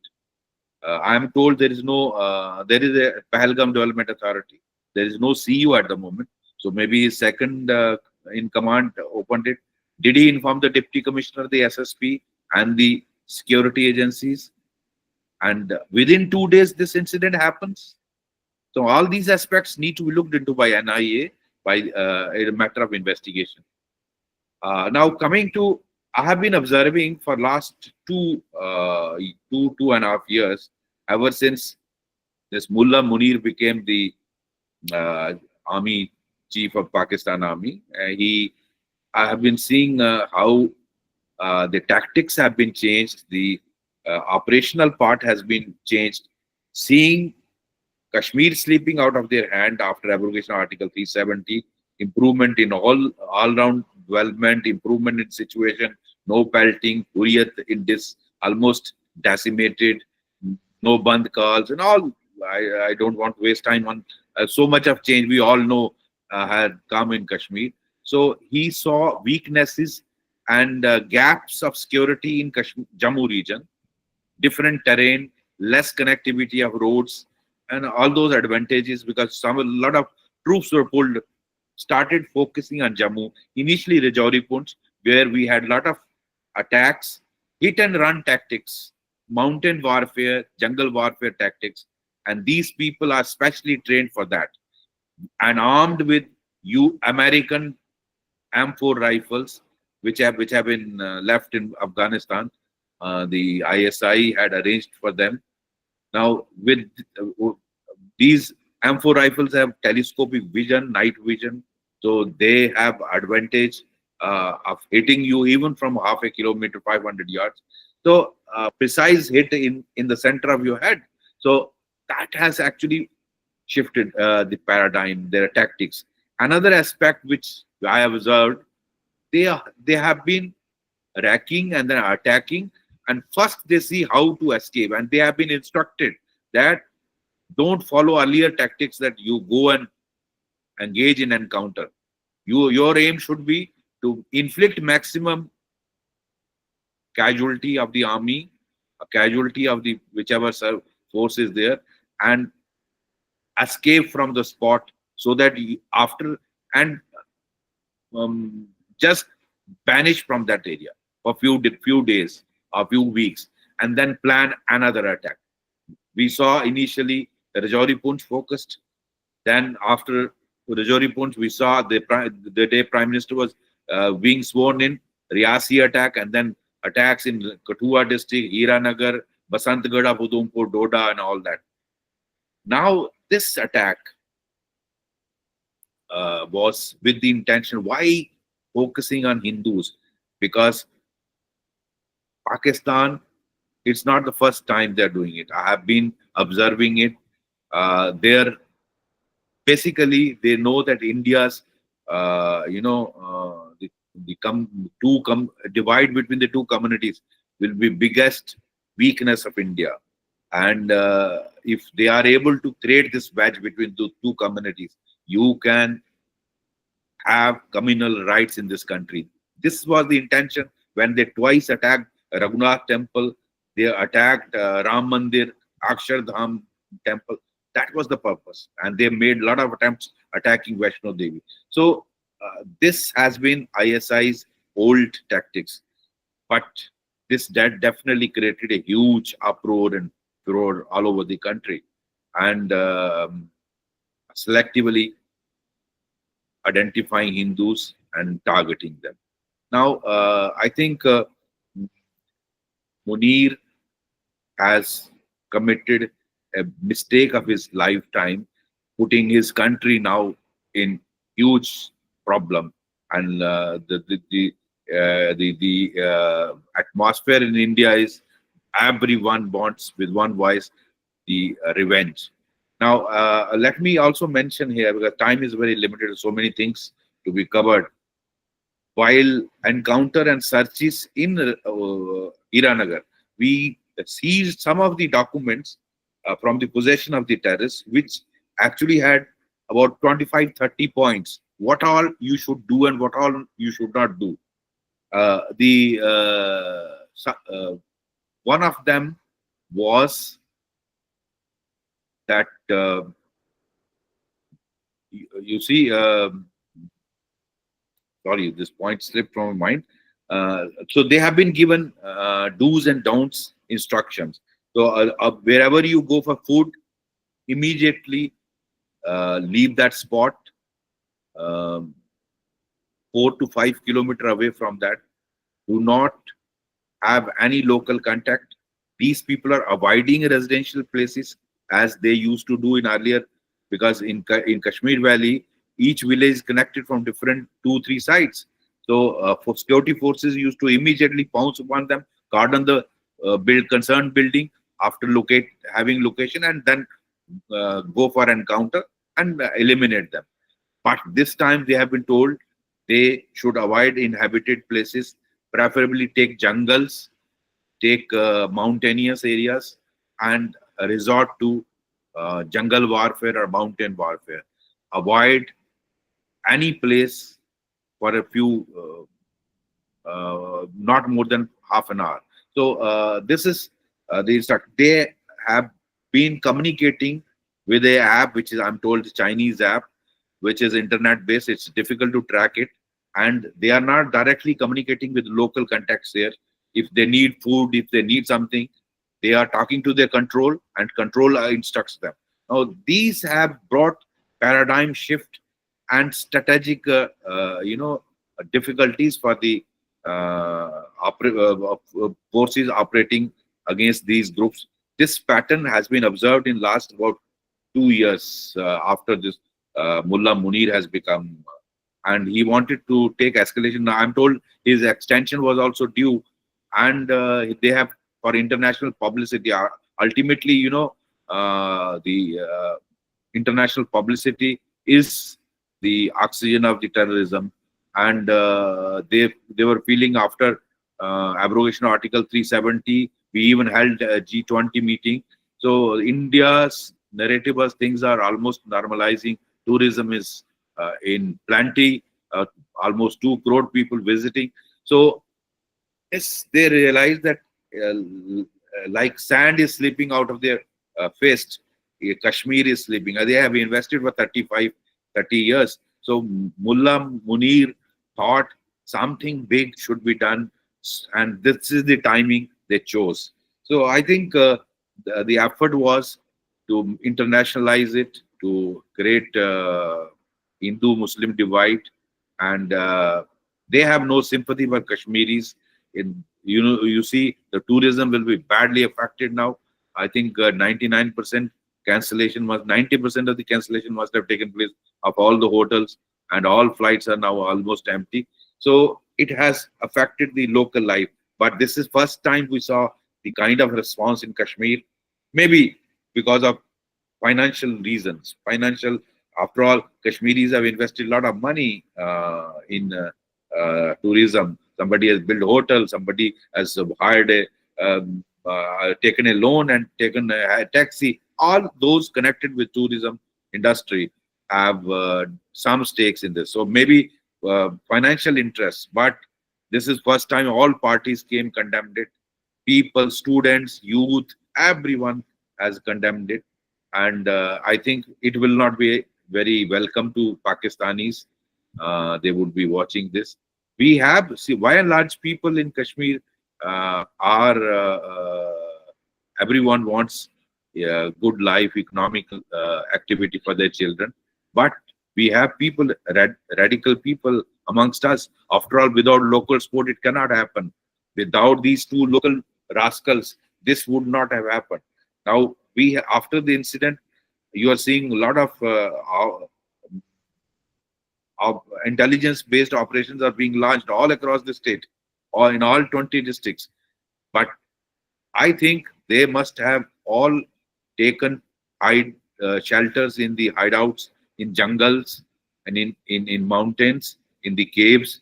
They would avoid residential areas. We are demolishing their houses, but I think most of them will avoid residential areas. So let's see. This is the time we should go after all the OGW network, all those who are helping this, and people who are enemies of this country need no mercy. So we must go all out. I hope I have finished in my time allotted to me. Thank you, sir. Thanks for your words.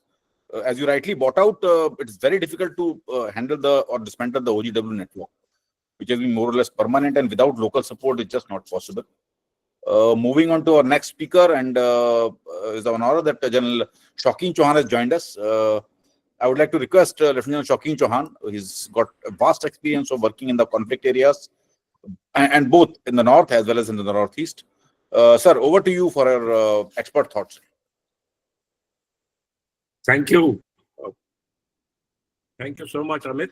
Can you hear me? Yes, yes, sir. You are audible, sir. Very well audible, sir. So, I'm sorry, I was actually otherwise engaged and I couldn't sort of join you all early. And I couldn't really hear what the DGP said.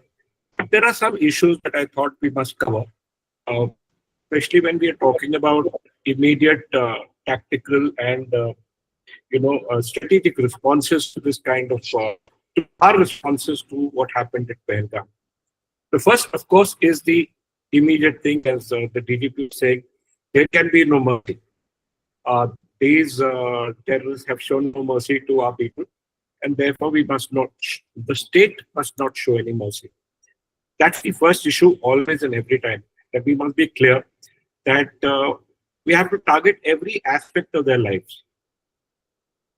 As you're aware, I was a commander in Shopian. I was looking after Shopian, Pulwama, Kulgam, and a host of other districts in between 2007 and 2009 when I was brigade commander. And the issue that I found, in fact, we found that where these terrorists stay, we were not targeting their homes. And because we were not targeting them, they had built for themselves, places inside their homes, hideouts inside their homes. So every time we'd go to their homes, we would find nothing. Till we started actually searching their homes and searching for those hideouts, and we were able to recover, we were able to find these terrorists and eliminate them or neutralize them only by the fact that we started targeting their homes. So the first issue would be, and that I'm sure all of us would agree, is go to their homes, target their homes, destroy the homes if has to. Destruction not so important as actually finding these. And though DGP Ved says these people might have gone to the jungles, they'd probably be hiding there. I feel that they would be staying inside the built-up areas, inside well-made hideouts, and those hideouts have to be seen, have to be found. And there are only two ways to find it, actually. One is through hard intelligence, and the other is, once again, through hard intelligence. There is no other way.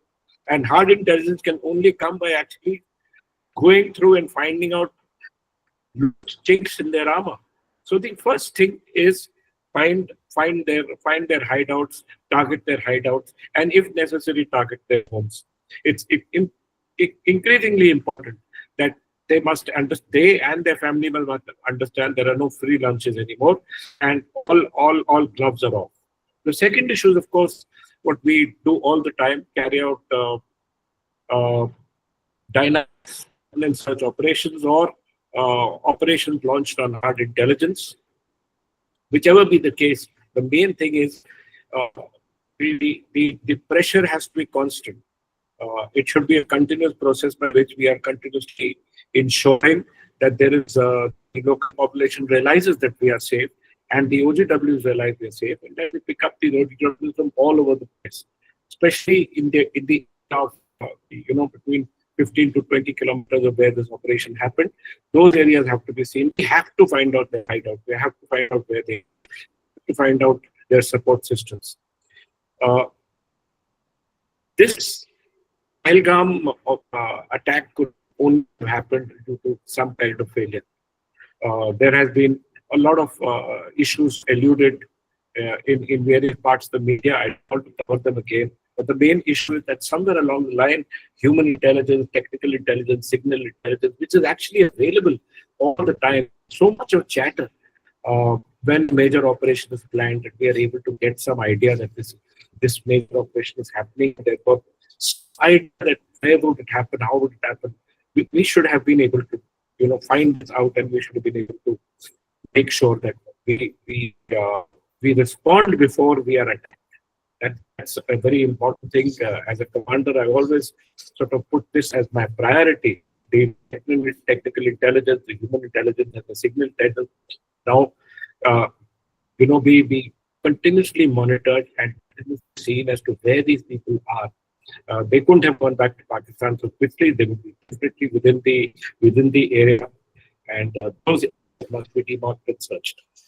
The third thing is the mobile checkpoints. Extremely important once again. wherever they are. It's unfortunate, but the local population will be inconvenienced. While checkpoints extremely necessary to prevent their getting away. Search for trucks with false bottoms, for cars, search for check every car with a car, vehicle, truck moving out so that find food.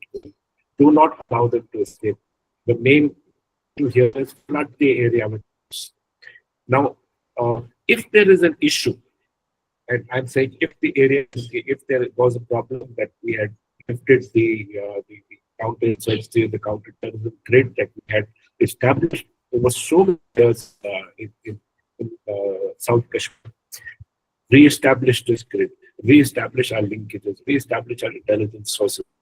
The only way now is continuous re-establishment of our grids, flooding the area with proof, making sure that we get the OGW, making sure that people who have carried this out realize that they have done a grave mistake and there must be no mercy here. We must own the night. I remember what was important is that we always used to say that, well, during the summer when they come, we have the makai, the agricultural growth that takes place, and these people can go and hide in the agricultural in the field, agricultural fields, only because the agricultural fields, the growth has taken place of the produce. This is the time to start seeing those agricultural fields. They're not inside their homes, then they're outside somewhere. We must own these areas. We must search for them. We must search for features. We must carry out a recalibration of the system, of the static security deployment that is taking place. I believe there was a CRPF post about 5 kilometers away. Why didn't they react? Why didn't they keep these issues there?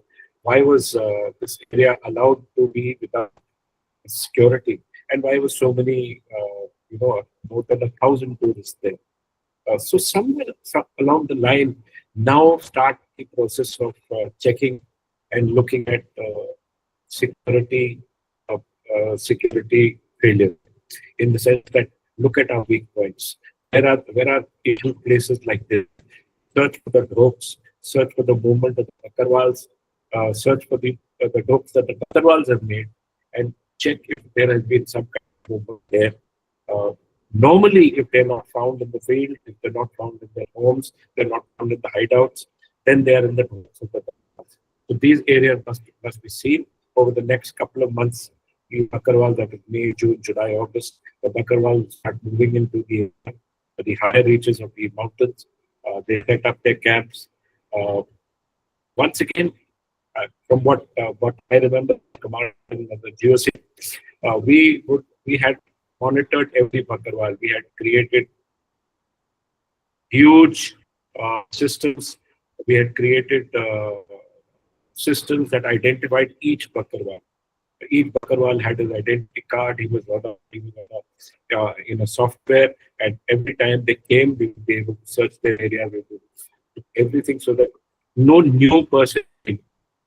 So the Bakarwal was another story, another weak point in our system, because we are not able to prevent them from moving and coming into that area. But if we have created the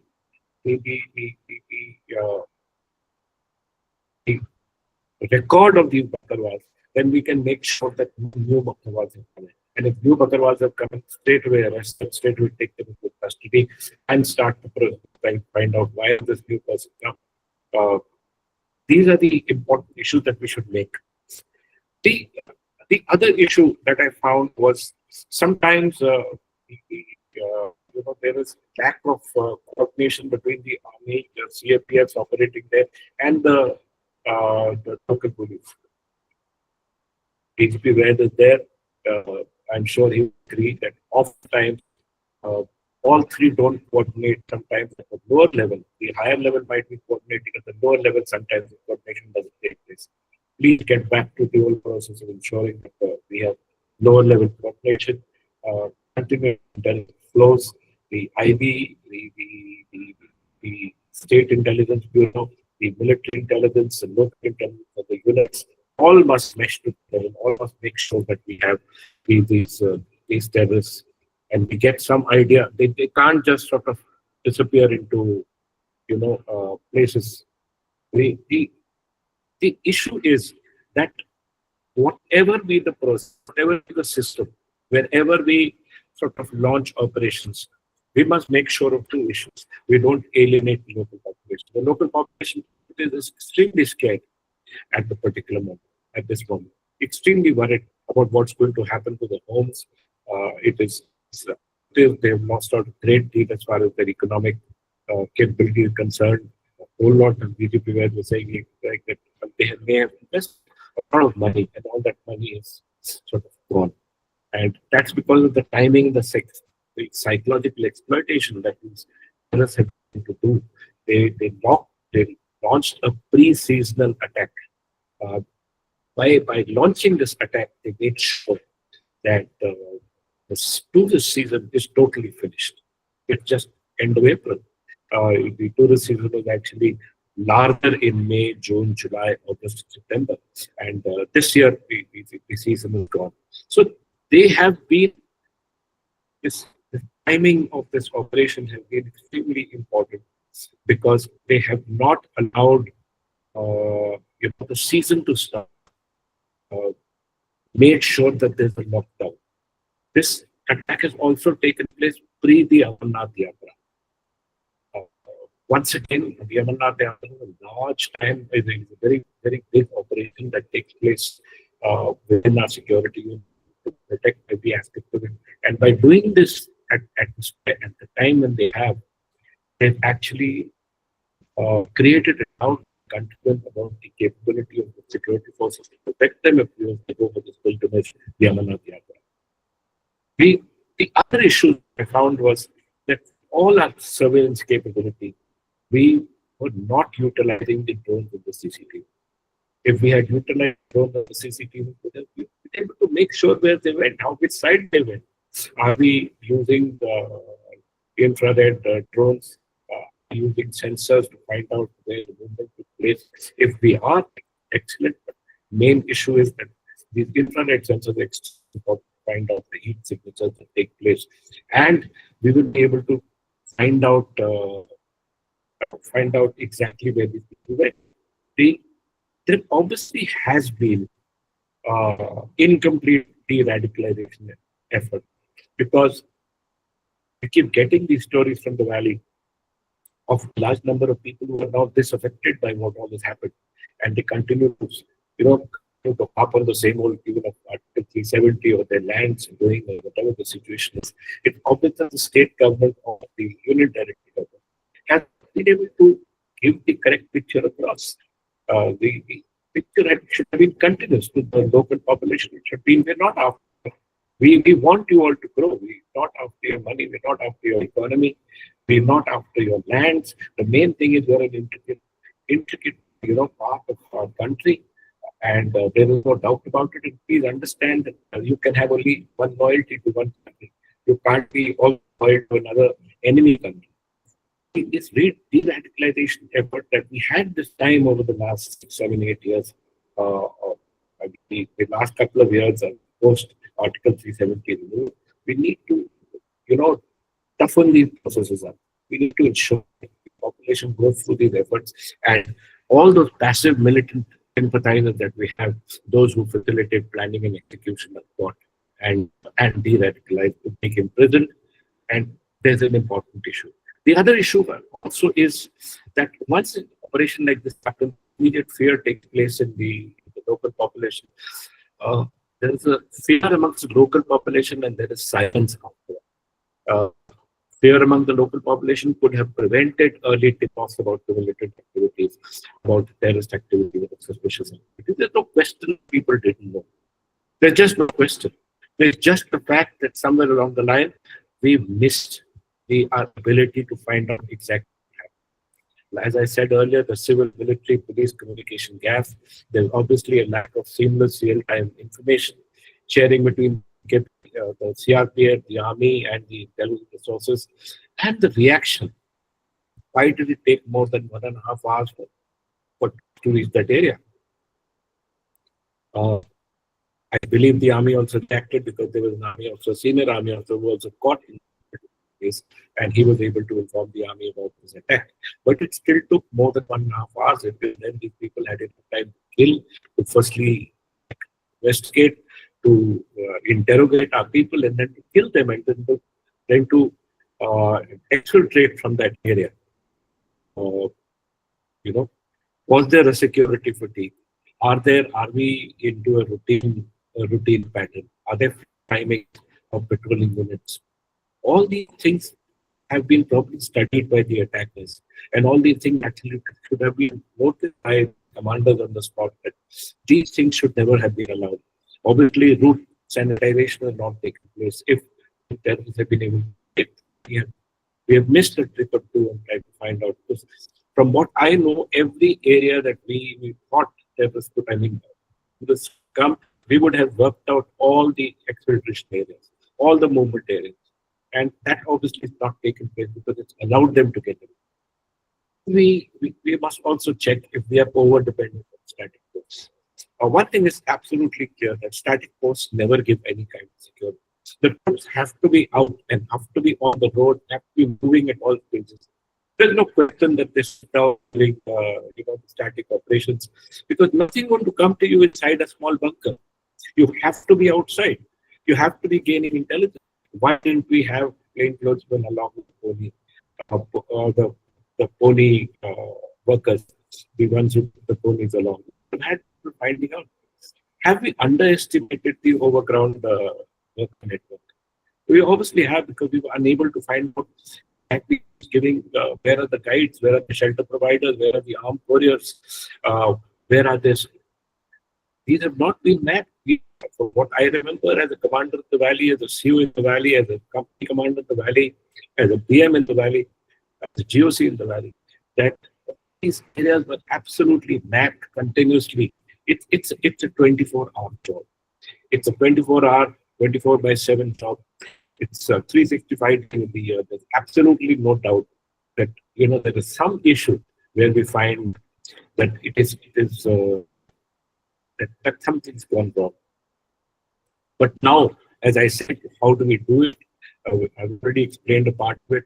There also must be now deepened integration with the army and airborne surveillance. We must keep looking at it. You will find the movement happening. You will find pattern analysis and preemptive rate will give us, an idea about where all things have happened. We had clearly marked out from all villages the people who were black, the people who were gray, and the people who were white. We were clear about who all these were. And the moment something happened, we could go and pick up the black people. We could pick up the OGW straight away for interrogation to find out why a particular situation happened. This again needs to get back. You need to get back into that pattern analysis. You need to find out, because even if the terrorists have escaped, even if they're hiding somewhere, their OGWs are still there. If every village had a master list of people, find out who are missing and where are they missing, and find from the people why are they missing from there. That will give you an idea as to who's helping them out. We must recreate systems. The situation that I found 2 minutes more, just 2 minutes more, is the need for us to strategically target the leadership. The leadership has always been the key in everything as far as terrorism is concerned. Terrorists' nature are loose cells that come and integrate it for a particular operation and separate out again. But leaders, if they are targeted, can break the integration of these cells. The media spoke of this, said that some of these terrorists will speak in Pashto. Obviously, there are foreign terrorists, and these foreign terrorists will come from Pakistan, or will come from Pakistan. There's no doubt about it. They are strangers. They're not local people. And if required, get hold of just about everybody to find out where these people are. You will be able to get, provided we are a little more proactive, trying to find out. thank you very much for giving me this opportunity to speak about the responses, the tactical and strategic responses. Uh, the, the, this operation is a mix of tactical and strategic. It's a mix of section level tactics. That's extremely important, and that has to be reinstated. Thank you so much. Thank you, sir. Thank you for enlightening us. And without any delay, I would like to move on to the next speaker of the day. I would request Mr. Raja Babu Singh, IPS, Additional Director General of Madhya Pradesh Police, who has been IG Operations of BSF in Kashmir. Sir, kindly come. Do we have Mr. Raja Babu Singh? Yes, please. Sir, do we have Mr. Raja Babu Singh in the conference? Yeah, he was here only.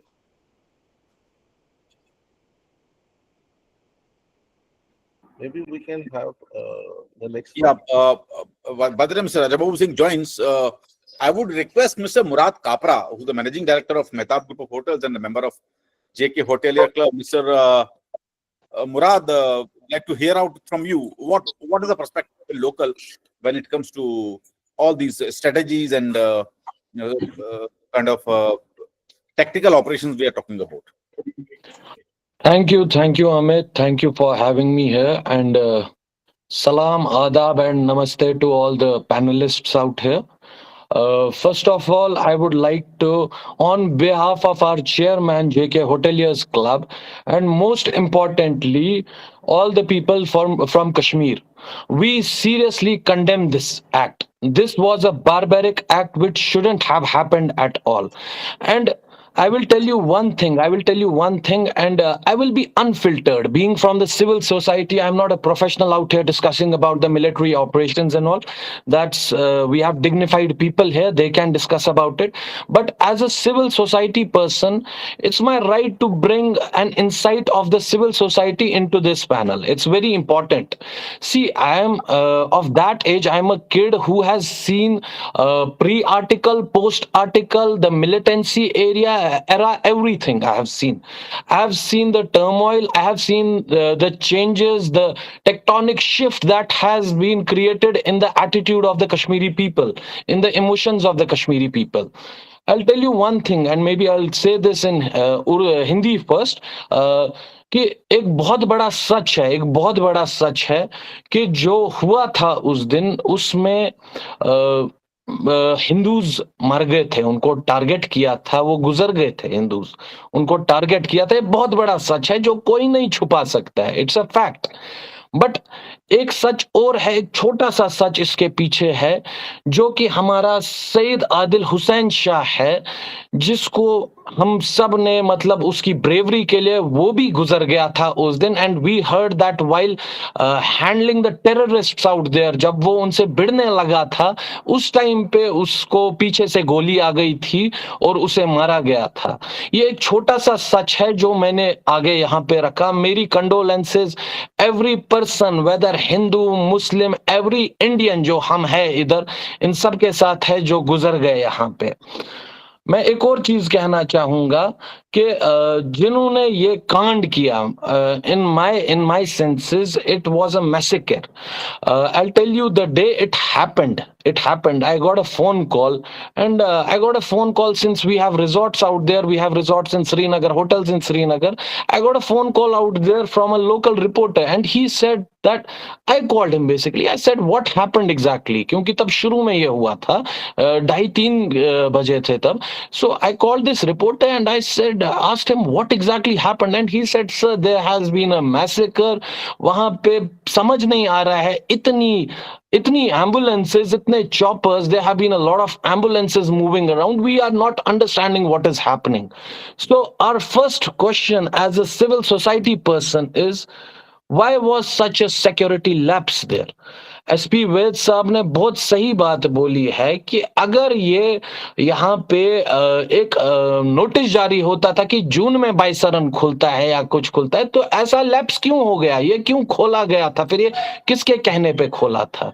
तो इस चीज में एक proper जांच होनी चाहिए if this is the case, because I am not a professional, I don't know कि बाइसरन कब खुलता है, आई डोंट नो आड़ू वैली कब खुलती है, I don't know about that, but I will tell you personally, I have visited Baisaran in the month of May last year. I have visited that as well.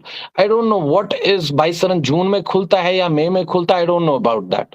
But one thing as a civil society person, when after this attack, next day, we as a hoteliers and Kashmir Chamber of Commerce, we went for a protest. We went to Ghantagar and we thought that there would be selected few people from different trade associations जो कि यहाँ घंटाघर गए होंगे protest करने. But trust me everyone out here, that when I reached there, those people जिनका tourism से कोई लेना देना भी नहीं है, जिनका कोई लेना देना है ही नहीं टूरिज्म से, whether it is hospitals, whether it is nursing homes, whether it is the students or the colleges or the teachers, एक रेडी वाला जो सब्जी बेचता है, अपना लोकल दिन का 100-200 रुपया कमाता है, वो लोकल सब्जी बेचता है रेडी पे, everyone was out and they were crying their heart out that why is this, why on in Pahalgam, why not at least in our name, not in Kashmiri's name, not in our name, ये ऐसा होना नहीं चाहिए था. See, I'll tell you one thing, that there are two aspects to it. Tourism means peace. Tourism उसी जगह पे होगा जहां पे पीस होगा. आपके सीरिया में टूरिज्म नहीं हो सकता है, गाजा में टूरिज्म नहीं हो सकता है, बाकी जो डिस्टर्ब्ड प्लेसेस है वहां टूरिज्म नहीं हो सकता है at all, because tourism asks for piece. It should, और वो पीस पिछले 5 साल से जम्मू कश्मीर ने देखा था. ये सीधी सी बात है कि इसमें सबसे बड़ा नुकसान उनका हो गया जो कि 27 लोग गुजर गए, और उसके बाद सबसे बड़ा नुकसान जो हो गया वो कश्मीरी का हो गया है इस हत्या की वजह से, जो ये दर्दनाक हत्या की गई है. मेरी नजरों में they were animals who have done this. So to have tourism, peace is very much required. And ये peace जो है ये 5 साल से था, ये किसको खलल आ रही थी इस peace की? हम सब अक्लमंद है, ये उस पार है, ये जो peace में जो खलल आई है ये किसको खुशी मिल रही है उस चीज से? We all know, and Kashmiris have come out in huge numbers. हमारा मीर वाइज यहाँ पे जामिया मस्जिद में बंद किया जाता है, बट जब उसको छोड़ा गया, जब भी उसकी आप लोगों ने तकरीरें सुनी होंगी, जब भी उसकी बात सुनी होगी आपने उधर, उसने कल 1-2 मिनट का साइलेंस रखा वहां पे इस चीज के लिए कि ऐसा नहीं होना चाहिए. ये ना इस्लाम सिखाता है, ना हिंदुइज्म सिखाता है, ना बुद्धिज्म सिखाता है, ना कोई रिलीजन सिखाता है.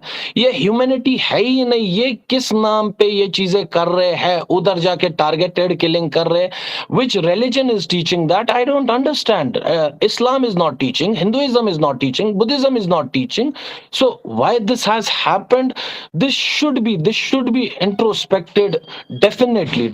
And as far as tourism is concerned, we as Hoteliers Club, we had a discussion day before yesterday. We have our various friends here who are non-Kashmiris, Mr. Abhijit Patil, who is the owner of Raja Rani Travels and many other travel associations of Maharashtra, and we took a joint decision that security is up to the government of India and security personnel of India, and we have full faith and trust in them that they will introspect into this, and they will definitely take charge, and they will catch hold of whosoever is involved in this. They will definitely do that. But as a tourism stakeholder and a person from civil society, we have taken a joint decision that the Hoteliers Club would be leaving for different parts of India to meet these affected people who have died, their family members. We'll meet them, and we'll do whatever we can, and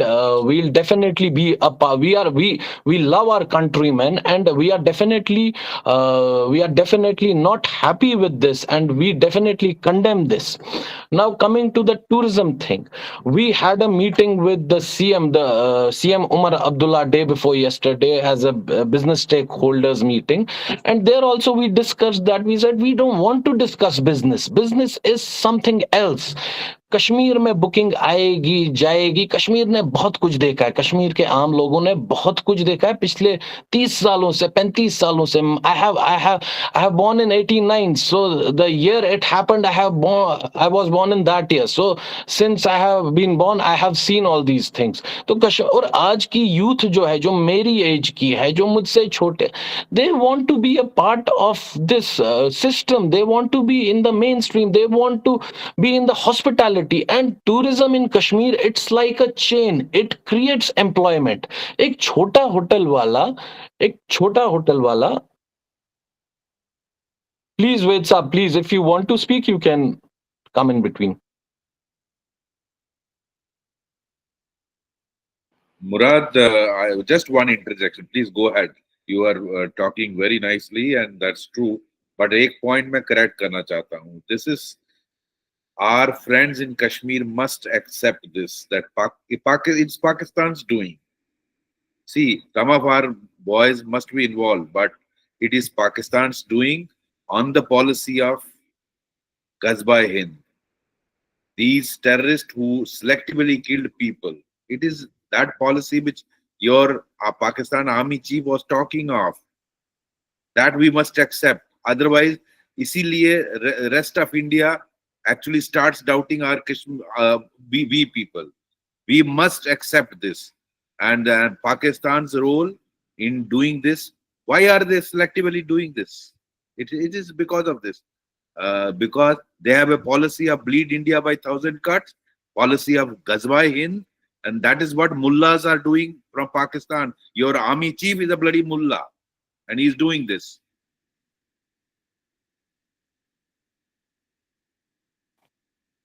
Sir, yeah, Amit, I'll get back to this. First of all, Ved Saab, I'll tell you one thing. Accepted. हमने ये बात परसों जब हम protest करने निकले थे, we definitely said कि पाकिस्तान और जो भी इन्वॉल्व है इसमें get them here, कहने लगे कि हम खुद फांसी देंगे उनको इधर घंटाघर में. फर्स्ट ऑफ ऑल, हमारा जो मुल्ला, ये जो भी नाम है इसका, he is not हमारा. We are Indians. We are equally Indians. ये massacre, ऐसा massacre, this has happened in 2611 वाला Bombay वाला case. This has happened in many parts of the country. Terrorism is everywhere. Terrorism is not just in Kashmir. Terrorism is everywhere. But we are equal Indians. He is not our army chief. We are equally a part of India, and we condemn it. And trust me, if you have asked this question, and if you have said this pre-article time, I might have thought, yeah, I am maybe backing up myself only. But I said on behalf of Kashmiri people, and Kashmiri people have shown, they have definitely shown, maybe they were busy with this tourism, they were busy with this mainstream, they were busy with this businesses, and once this thing happened, they closed their shops. They didn't give anything about what will happen to them. They just came on the roads and they said that we don't support this, not in our name, and we must stand together. We are definitely Indians. And with due respect, I will tell you one thing: you can count on Kashmiris. 99% of Kashmiris are against this. They want to flourish, they want to grow, they want to do business, they want to create employment, they want to study, they want to live a normal life just like every other person in this world. With this, I will conclude my statement. Being from the civil society, I said that I won't be able to discuss about the military operations because you people are respected people and you have the knowledge about that. But it was very important for me to bring a civic insight in this panel. Thank you so much. Thank you, Mr. Murad. And with this, as we are nearing to the end of the session, I would once again request if we have Mr. Rajababu Singh in the panel. Do we have him in the conference? I think we'll go ahead with the question and answer session, sir. Amit, I'd like to make one clarification. Sir. Murad Saab has been hurt, and I would endorse his view that he is not their chief. He is the chief of Pakistanis. I quite second what Murad Saab has said, that he is their chief. He is not our chief. So Murad Saab, you all are doing a good job. It's a difficult job. Build up the narrative. Tell your Thank you, sir. Kashmiris, Thank you. tell our Kashmiris, not your our Kashmiris, that हमारे पेट पे लात नहीं मार सकते. हमारे Definitely. लोगों Definitely. का future आप बर्बाद नहीं कर सकते. यहाँ आकर हमारा फ्यूचर बर्बाद करके आप नहीं जा सकते. तो वो चीफ तो उन्हीं का है. आपका चीफ उपेंद्र द्विवेदी है, जो श्रीनगर में रहा आपके साथ और जिसने 9 कोर कमांड की, जम्मू कठुआ सांबा को देखा, आतंकवाद से लड़ा. तो आपका चीफ तो वही है. Thank you, sir. Thank you, sir. And with this, we move on to the question and answer session, sir. And the first question we have is from Manmeet Singh Arora. That question is from Jan Chauhan. He's asking, in tactical warfare, geospatial intelligence has been the domain, and its use in reconnaissance can be an answer for early warning signals. How far the military adapted in using it as a trade craft? Jan Chauhan, sir.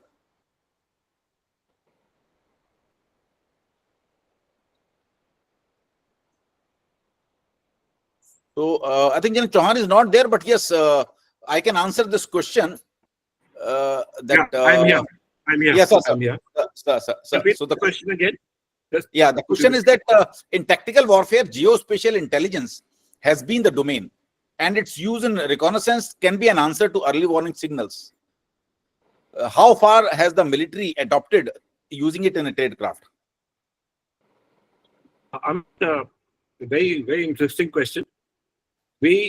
Every type of intelligence, as Ved Saab would agree with me, is collated in a multi-activity center, and every type of intelligence is shared between the agencies that are carrying out operations within the valley.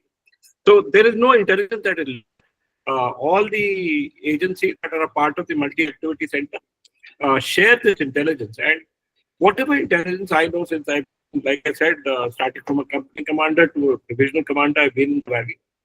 Every situation finally comes to a point at which we are able to use all kinds of intelligence to carry out tactical operations. So yes, we have integrated within systems, we've integrated it within our tactical operations, and we use whatever intelligence available to us. Geospatial, SIGINT, tactical intelligence, every kind of intelligence. Thank you, sir. And since we are running short of time, I'll be take one more question. This question is from GCTC to Dr. Ved. He said, Dr. Ved, you have led the Jammu and Kashmir police during a critical period. So what are the immediate tactical and operational policing reforms needed to prevent hybrid terror attacks like Pahalgam? What are the tactical and operational policing reforms needed to prevent hybrid terror attacks like Pahalgam? Okay. What are the tactical and operational reforms in police to counter this hybrid terrorism? Okay. See, number one, you need to have a very ground connect with the people. People must be on your side.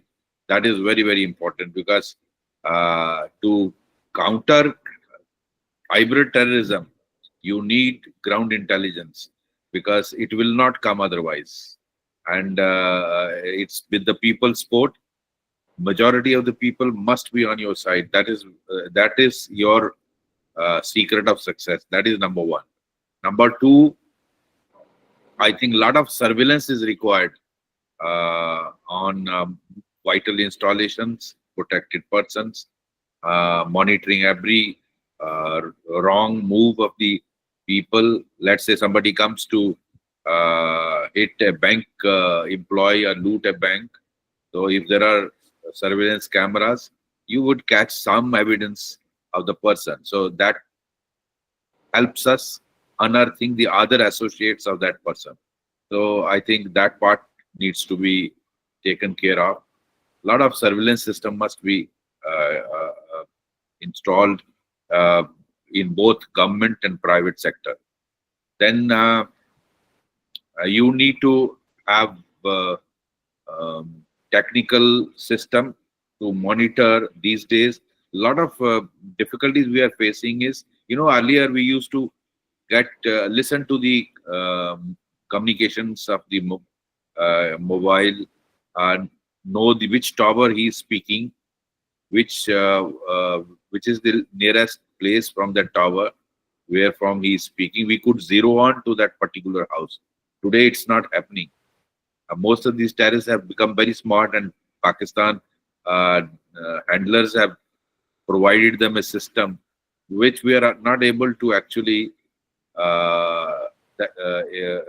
listen or monitor or intercept that easily. So I think India is a IT power. We need some kind of technical intervention which can assist the J&K police, technical wing of the J&K police, to monitor their communication, because there we are actually blind what they are talking of, who they are talking of, who are their associates, what are they communicating with their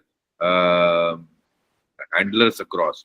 So I think some kind of expert technical know-how on this should assist J&K police. Fourth, the kind of weaponry now these terrorists have, as I was mentioning, they have American M4 rifles. Do we have matching weapon? No, we do not.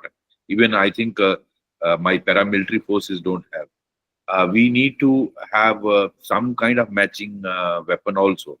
And they are using, in some of the encounters I found, they are using silver-coated, steel-coated bullets, which can puncture even bulletproof vehicle and bulletproof jackets.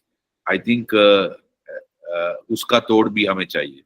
So these are certain things which we need to have to counter this. Thank you, sir. Thank you. Thanks for your kind words. Thank you. Since we are running short of time, I would like to put an end to this session, because we have to move on to the next session also.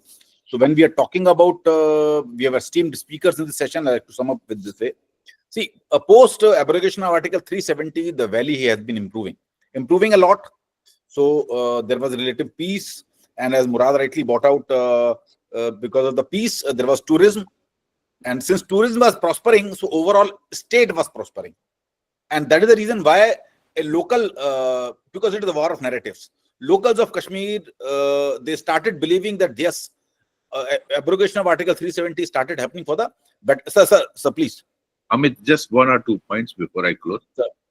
One, I want to mention here that 90% of the terrorists who are operating in Jammu region and Kashmir Valley are today foreigners, Pakistanis. Yes, exactly, sir. And local component is very less. In fact, fortunately, local recruitment has come down very drastically, excepting few exceptions which we are mentioning. Number two, we need to focus on those who are in jungles, in caves, in mountains, who is providing them food.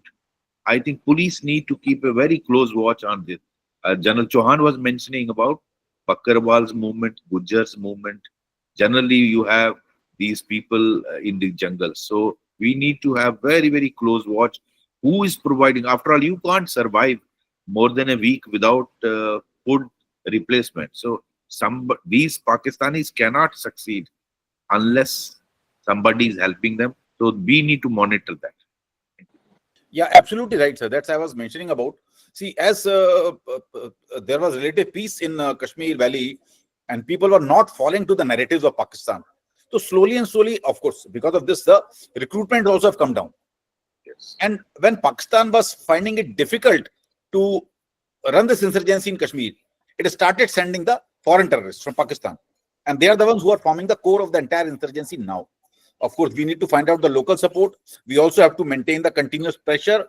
We also have to work on a mix of human intelligence and the technical intelligence, because just technical intelligence we won't do.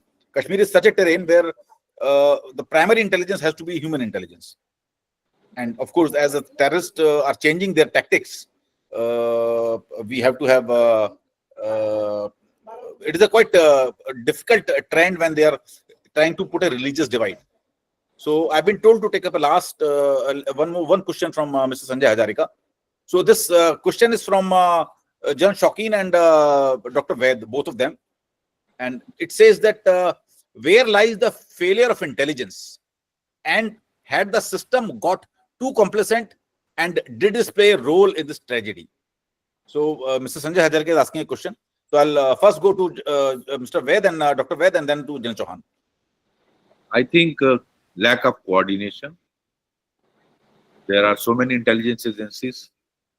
There should have been even if Tourism Authority did not inform the security agencies, there should have been some kind of alert in and most of the intelligence agencies and the area officers that something of this type is happening in a place which is not covered by security forces. I think lack of coordination, whether the Tourism Development Authority person did when he allowed this opening, he was collecting tickets. So many people in tourists in hundreds were going there. Why did local intelligence agencies not get a wind of this?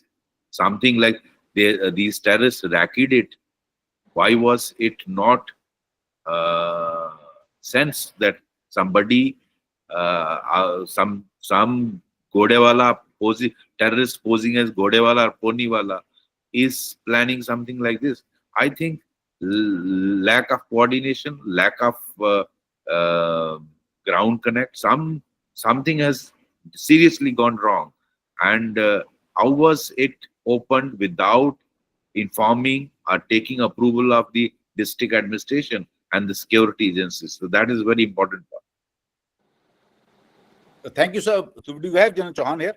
Let's have his opinion also. So as Dr. Ved rightly brought out, there's an issue with the synergy between the agencies, multi-agencies. We are not talking about only the intelligence agencies. We are talking about multi-agency synergy, which includes the tourism board, which includes the state administration and all. At that same time, we are also talking about the presence of actionable intelligence. See, if sketchy intelligence got no meaning. So we have to work out actionable intelligence. We have to work out a proper interpretation of intelligence. We have to work out a proper interpretation of facts, how things are happening. And when you're talking about all these on a larger scale, on a larger platter, the actual figure will emerge. And with this, I would like to extend my warm thanks to all the panelists, all the experts, Dr. Ved, Mr. Murad, Jan Chauhan. Many thanks to them. And with this, I'll announce the end to this session. Thank you, sir. And moving on to the next session, which is the session 2 for today. And it's going to be a very, very important session, very, very interesting session, where we're going to have experts, top experts. So we are talking about the national security through joint forces. As we just spoke about the synergy between the intelligence agencies, we are talking about here synergy between Army, Navy, and Air Force. So we are going to talk about national security through joint forces, Army, Navy, and Air Force. As we are talking about a national objective, as we are talking about a reaction to the Pahalgam attack, it is very, very pertinent to understand the national security through joint forces. We have an esteemed panel. Let me take this opportunity to introduce them. We have Lieutenant General K.J. Singh, Param Vishisht Seva Medal, Ati Vishisht Seva Medal in Bar. He has been a former Western Army commander with the Indian Army, very, very esteemed scholar, and one of the very few people who started the concept of warrior scholar. Welcome, sir. We have Vice Admiral S.N. Ghormade, Param Vishisht Seva Medal, Ati Vishisht Seva Medal, Nausena Medal. He's been the former Vice Chief of Naval Staff with the Indian Navy. Welcome, sir. And we have Air Marshal K.K. Nowar, Param Vishisht Seva Medal, Vayu Sena Medal. He has been a former Vice Chief of Air Staff with the Indian Air Force. So with the esteemed panel, with the senior, one of the topmost officers from Army, Navy, and Air Force, I'd like to start with General KJ Singh, knowing his views about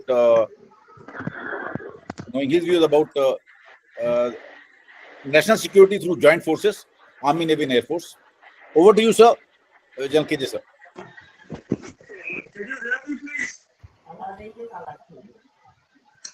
General KJ, sir, we are not able to see you. No, can you hear Sir, me? we are not able to see you, sir. I'll keep my camera off because you obviously want to hear me more than you want to see me. Because after all, there is nothing great that you can see in a 60. Sir, we're not able to hear you properly, sir.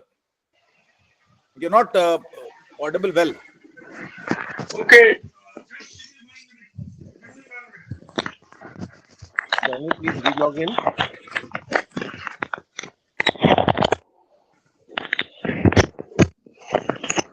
Can you hear me now? Sir, the voice is quite faint. It's not very much audible. It's a strength 2 or 3. Strength 2 or 3. Now it is better. Now it is better. Just now it is better. Okay. So, sir आपको देख नहीं पा रहे हैं हम. देखिए तो आदित्य जी, ऐसा कुछ नहीं है जो कि मेरे का देखने लायक है. मैं आपको let me work on this theme. It's a very little bit of confusing kind of a subject because the heading is very all encompassing. So when we look at national security, what has changed for us is that in 2020, our neighbor, the bigger neighbor on the north, China, decided to change track and decided to coercively deploy its forces and push its claim forward in what we describe as salami slicing. So it wanted to alter the line of actual control, and it pushed forward and took advantage of COVID. So while for many years people have been telling that China is indeed our primary adversary, we never believed so. We always focused on Pakistan. So Amit, can you hear me? yes, sir. Okay, then I'll go ahead. So from then onwards, we started an exercise of rebalancing. Now in rebalancing, which was a sort of hurried, or you can't say panic, but a hurried reactive kind of redeployment of troops, we pulled out one division, which was a RRCI force from the areas of, I don't want to name the areas, but we pulled it out from Jammu and Kashmir. We also carried out some other redeployments, and we put up a very strong position against China. And that has succeeded. Compliments for that. The resilience, the joint effort, basically it was also Air Force, which moved large elements of our forces there, and Air Force also redeployed because there is a large amount of realignment of PLA Air Force and hardened shelters coming up, heliports coming up in Tibet. So Air Force also took a dissuasive kind of posture, and it's been very successful. Compliments for that. But when you have shortage of resources and when you shift focus like this, there is your adversary, which is Pakistan, which I have always maintained may not be primary, but is also persistent. I'll repeat, may not be primary, but is a persistent pinprick. And it has got a loser's streak in its mind. Loser streak means that it is willing to put anything on the line to stay even with us. That is the Pakistan's philosophy, parity syndrome. So because of that, we did have vulnerabilities which have got exploited. That's why you saw a terrorist group coming to first two areas of Punch, Rajouri, going to Riyasi, Doda, shifting to Kathua, and areas Samba, that side, going to Bani Machedi, again back to Doda, and now into Anantnag, into the valley itself. So this movement has been taking place. So mercifully, it has led to orders for re-raising of 72 division. There are also reports on TV channels. I am a re-attired soldier, so I have no way to verify, but some media reports say that there has been undue emphasis on downsizing, which we are trying to describe as right sizing. There is no right sizing. In counterinsurgency operations and in mountain warfare, you need troops on ground. So it is good that sometimes we can learn lessons out of temporary setbacks also. It's a very significant attack, but it will only be good if we convert it into a learning exercise. Action we will take. I am very sure of our government. Our government has shown resolve earlier also. And what we have done in non-kinetic dimension, holding Indus Water Treaty in abeyance, in itself a huge big action. It will psychologically unnerve Pakistan. It has potential to destroy agrarian economy of Pakistan. So if we maintain course, it will take time. In any case, we need water. That is also, we are a water-stressed country. So we don't have to feel apologetic. But it's a very potent step we have taken.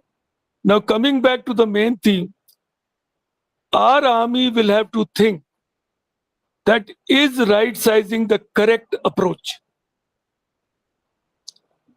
Or till we can empower our central armed police forces, the state police, and we do conflict resolution, we maintain our force levels. See, I may be provoking my co-panelists. The other two services always feel that Indian Army is overstaffed. It has got too many people. But that's not true. The strength of the Indian Army today lies, Indian Armed Forces, I say, lies in three things. One is the peninsular maritime domination of our seaboard. What Navy can leverage the most. And that's why people are saying this time, because first time when Uri happened, it was cross-border raids done by para special forces, army. The second time after Pulwama, it was Balakot airstrike done by Air Force. Now, third time it has happened, probably it could well be Navy firing a BrahMos into some terrorist or some other facility to shock Pakistan. So that could be a kinetic option. So coming back to India's core strengths, one is this peninsular disposition of our sea coast. The second is the high altitude layout of our borders, which limits application of force.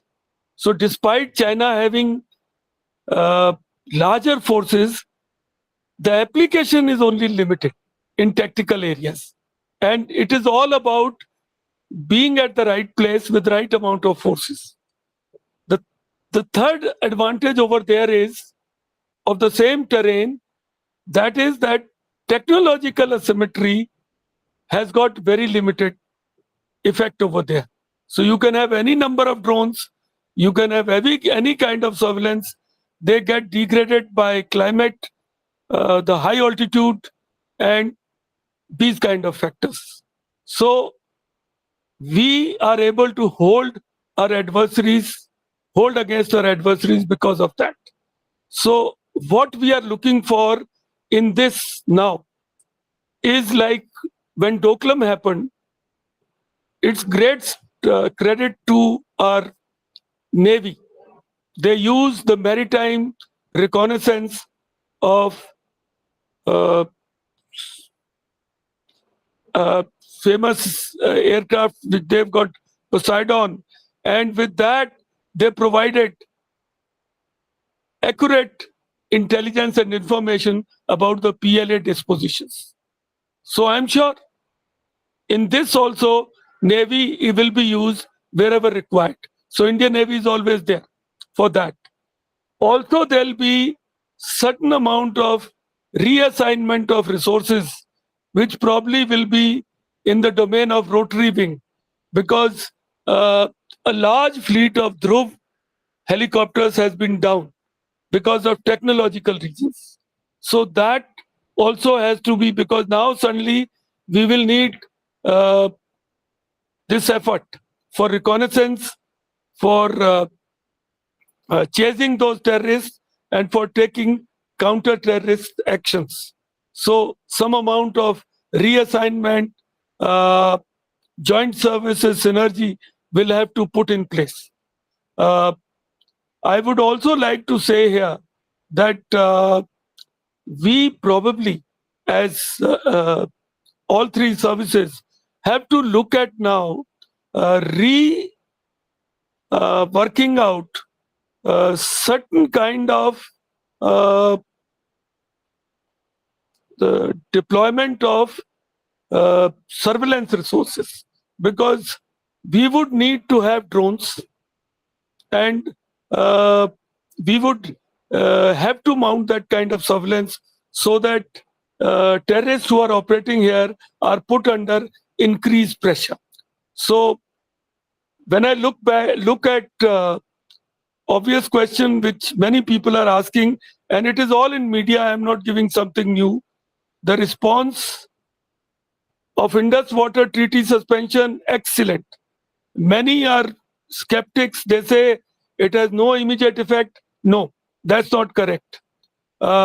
Moment you stop sharing hydrological data, the psychological pressure increases on the other side. And already it is being said that we have the possibility of flushing Kishan Ganga and flooding Jhelum. So that pressure on, and if Jhelum is flooded, then Pakistan has problem, because crop season will be arriving and sowing will be taking place. Similarly, on Chenab, when Baglihar Dam was filled up in 2011, the reservoir, the crop loss in Pakistan was estimated to be 35 to 40%. Now there is a chance we have Salal Dam, which has reduced storage after Pakistan's objections, but there is considerable storage there. Near Riasi, this dam is there. We can certainly, and we have to flush it also because it is silted very badly. So flushing of Riasi or Salal Dam can cause problems in Pakistan. And later, when we have more reservoirs, then we can certainly choke water supply to Pakistan from Chenab. But it'll take time. As regards the three eastern rivers are concerned, Ravi, Byas and Satluj, after creation of Shahpur Kandi Dam on Ravi River, which is beyond Ranjit Sagar, we are now, and repair of Husainiwala headworks, we are able to stop 95% of water on our side. Need is to desilt our reservoirs and have the capacity to utilize it properly through our canals. We have to desilt reservoirs, and create more canals if required. Options in kinetic domain that people are talking about, I am no expert. Everybody knows one option can be like what happened after Uri. Go for terrorist bases. How far deep to go has to be worked out. Intelligence has to confirm, because those people would have gone away. It has to be done when they are there. And gains of that are limited. Risks are equal. 50% chance of success, 50% chance of failure. Last time we were completely successful. The second option is something like Balakot. The targeting has to be better. Last time there were some questions raised. Probably we have to now, this time, make sure that we have the correct evidence also. Put out those photographs. And I must also put on record, it's not easy for Air Force to engage a target like Balakot. We could have engaged Muzaffarabad, which is only 30 kilometers away. But imagine how many people would have been killed. So India is not an irresponsible country. It will only inflict the pain on terrorists or the people who have to be targeted, and not fire off just like this. So, but we have to be better, sort of targeting it better and correct, getting correct evidence. The third possible thing, like I told you, is what Navy can do with a platform off Karachi in Arabian Sea and target some facilities near Karachi and Sindh and all those areas. The fourth option could well be a kind of a shallow offensive, which goes to alter the LAC and goes into Pakistan occupied Kashmir. One of the generals has discussed this in large measure. And then there can also be an all-out war. But in likelihood, all-out war seems quite unlikely, because both are nuclear powered. And despite Pakistan raising the nuclear bogey, I feel there is space below nuclear threshold. If we carefully select the target, we can deliver a message across, combined with the options like Indus Water Treaty, suspending trade, and many more things. And most important is we have to also convince international bodies to stop aiding Pakistan, to stop giving it sustenance, and again rebuild pressure on Pakistan that they don't allow LET to operate like they were operating earlier. In between, they had stopped operating openly because there was FATF pressure. So I think at this I must stop, because I have taken considerable amount of time. Amit, do I have more time, or I have to stop? Sir, we are running short of time, so I would humbly request if we can start winding it up, because we got two more speakers to do. So Amit, you don't have to humbly request me. Sir. I know you as a person who bails out friends when they have forgotten their jacket. So, so I'll not be straight-jacketed. I will immediately close it and I'll pass it on to more esteemed speakers. And with an apology, whatever I said about other two services is more out of ignorance and not anything else. Thank you. Thank you, sir. In fact, the synergy among the services has been in the valley for long. If I take back my memories 25 years back, we have been operating along with the Marine Commandos in the Wular Lake and all other areas. We have been operating along with the Air Force, who have been giving us valuable airlifts and all wherever required. So without any further delay, I would request Admiral S.N. Ghormade to kindly present his views, because we are running short of time and we need to wind up. So, Admiral Ghormade, sir. Yeah, good afternoon, all the esteemed and the august audience here. Can you hear me? Hello. Yes, sir. You are very well audible, sir. Okay.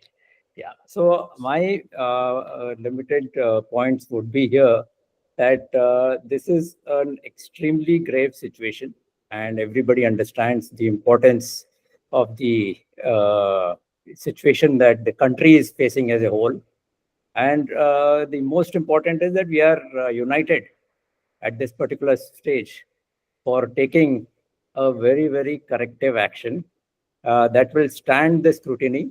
Also, it will ensure that it will act as such an action that will be impactful and decisive, and that will ensure that such things don't happen again. That is the whole purpose. And I think our leadership, the government, and the armed forces, they're completely aware of this. And we know that every country acts in its own national interest, and that is the most important. And that's why the speakers before me also brought out that various nations, their responses to this situation are the way they are, because they are looking at their national interests. For us, our national interest is most important, and therefore the maritime forces, basically the Navy, is positioned correctly at this particular time. The Navy has always been able to support and act in line with the Army and Air Force in such a manner to support and also create a strategic deterrence through strategic positioning, whether it was during Kargil, whether it was during Doklam, or during Galwan, or any other such situations came, that we were able to create another positioning of our forces that it really meant for Pakistan especially, that it would be opening another front. And at that particular time, they did relent. Of course, it was a joint operation at all times, and I would say. And in this case, I think the clear Pakistani hand, Pakistani sponsored, the evil design, and I think they need to be taught a lesson. I think that's very, very clear. So therefore, national security through joint forces, I think it's a right time. But one, they will act. For everything, there is a plan. The armed forces leadership is always preparing for it. And there is much more jointness now than any other time, I would say, in the armed forces. There has been a lot of effort which has gone through. All the three services are together. They know what they're doing. They think together. They are training together. And they are, in fact, the most important is the way they're much more cohesive. So therefore, an appropriate action will be taken. So for us, I think it's very important to say that situations will emerge. What we need to understand how to deal with them whilst learning from this particular incident. And we have to hit where it hurts. And therefore, that is what the government is doing. That is what the armed forces will do. From the maritime side, we have the maritime capability. Pakistan Navy is no match. But for us, Indian Ocean is one theater, and we look at complete area as one theater, which will act in unison. And we need to be wary about whatever the other extra-regional forces which are here, friendly or not friendly. And we need to utilize the new technologies. There's enough innovation which has happened. There's enough of drones and the other activities. So we will have a lot of kinetic and non-kinetic action. And I'm sure the government is fully on the job, so also the armed forces. We are, I think, as maritime forces, we've been working on this for the last many years, and the time has come that we are combat ready, cohesive, credible, and future-proof. And there will be some decisive and very, very impactful action. A lot of preparations are going on. Many options are there. There's no need for me to spell them out here, because that is the job of the forces, and we are not here to give this information to our neighborhood who are just wanting to see what's our thinking. We will use our comprehensive national power. We will use all means available at this particular time. And I think the clarity of thought is very much there in our leadership and in the armed forces. And that's why positioning of ships has already been done where it is required. So we'll see good and impactful action. I'll end here. If somebody has a specific question, I can answer that. Thank you, sir. And definitely we'll ask the questions. And I would request all the audience, if somebody has got any question, they can just put it in the comment box so that we can take these questions at the end of the session. One thing which I would like to mention about what you mentioned about the use of word national power. So that's what is required now. And with this, I move on to our next speaker. We'll invite Air Marshal KK Nowar, who's been the Vice Chief of Air Staff. Welcome, sir. See, after the Balakot strike and having similar kind of situations now, so there are a lot of considerable aspirations. People are looking at Indian Air Force. So would like to know what is the perspective of Indian Air Force with respect to the jointness of the three services. Yeah, thank you, Amit. Thank you, GCTC, for bringing focus on a subject that is attracting the attention of everybody in this country. And we also heard various speakers earlier in the day. Now, it will not be right for me to spell out, whether we'll take actions as per what happened in post Balakot or any other action, whatever, if there's any kinetic action that is likely to be considered, because that's not our place to discuss. We will not be discussing the options for India, but we will talk about national security in the general sense of the term. And for that, I once again thank GCTC for bringing focus on this particular topic. The dastardly strike in Pahalgam on 22nd April, which led to 26 people being killed, this has attracted attention worldwide. And this, in my view, will be an inflection point for India where it reconsiders its national security. And it will reimagine its national security from today onwards. Given the initiative for carrying out the terrorist attacks, especially against unarmed civilians, this initiative always lies with the perpetrator. Attempting to provide 24/7 security to the multitude of tourists visiting the valley is indeed a very Herculean task, if not a nightmare for security forces. Memories of the October 7, 2023 attack by the Hamas, when they breached the Israeli border near the Gaza Strip using hang gliders and killed 364 civilians attending the Nova Music Festival, are still very fresh for most of us. About 250 Israeli civilians and soldiers and 30 children were taken hostage. This was the start of the ongoing war against the Hamas by Israel in the Gaza Strip. Despite having the world's most advanced air defense system that neutralizes incoming missiles and rockets, the Iron Dome system of the Israeli Defense Forces was not able to prevent the incursion by the Hamas across the southern border, which was an ingenious attempt from their side.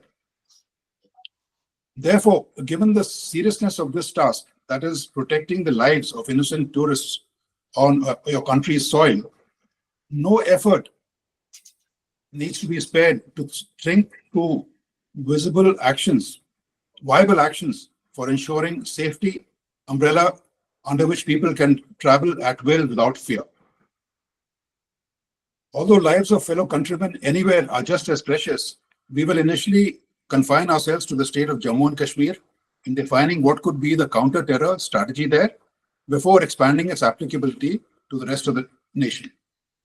Steps to be taken jointly by the services as well as the intelligence agencies of the country in a whole-of-nation approach to deter/prevent acts of terror will now be discussed. First is strengthening of surveillance at the border. Given the nature of the terrain in Jammu and Kashmir, this poses its own challenges, and a determined terrorist can always be expected to get through. All technical means need to be explored to ensure 24/7 monitoring, especially at likely crossing points. Given the vast geography of India and the demographic similarity of people from across the border, it is likely that terrorists could slip through the security grid and join up with sleeper cells in the valley. DGP Ved, he mentioned about this. Therefore, it is vital to step up surveillance at airports, railway stations, and along highways in a similar action, and along highways. In a similar action, maritime patrolling by the Indian Navy and Coast Guard units needs to be stepped up, including strengthening of underwater domain awareness close to strategic assets, not only in the coastal regions, but also in areas in the hinterland that lie close to large water bodies. That is, areas like dams, nuclear installations, etc. Human intelligence. With the revelation that several overground workers were involved in supporting the Pakistani terrorists with weapons and logistics, human assumes greater importance. All agencies involved in gathering intelligence at the grassroots level need to revamp their system of gathering intelligence afresh. One point that comes to mind is the use of counterinsurgency and jungle warfare school Varanti. It has trained personnel, and these personnel, in my view, should be posted to the valley if they are not already there. We must set a thief to catch a thief. Train more personnel at CIJWS and post them to the valley in as quick and short a time frame as possible. Increased surveillance at places of public interest. India has recently witnessed one of the largest gatherings of humans anywhere in the world, the Mahakumbh Mela in Prayagraj, where more than 660 million pilgrims visited during the 45 days that the event lasted. This would have indeed been a challenge for security agencies that had set up elaborate procedures for ensuring security of the devotees. A multi-tier security and monitoring system with a network of AI-powered CCTV cameras, drone surveillance by 20 high-tech drones, and real-tech analytics ensured safe movement of pilgrims.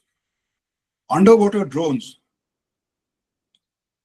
AI-powered cameras, and anti-drone systems were used for round-the-clock monitoring.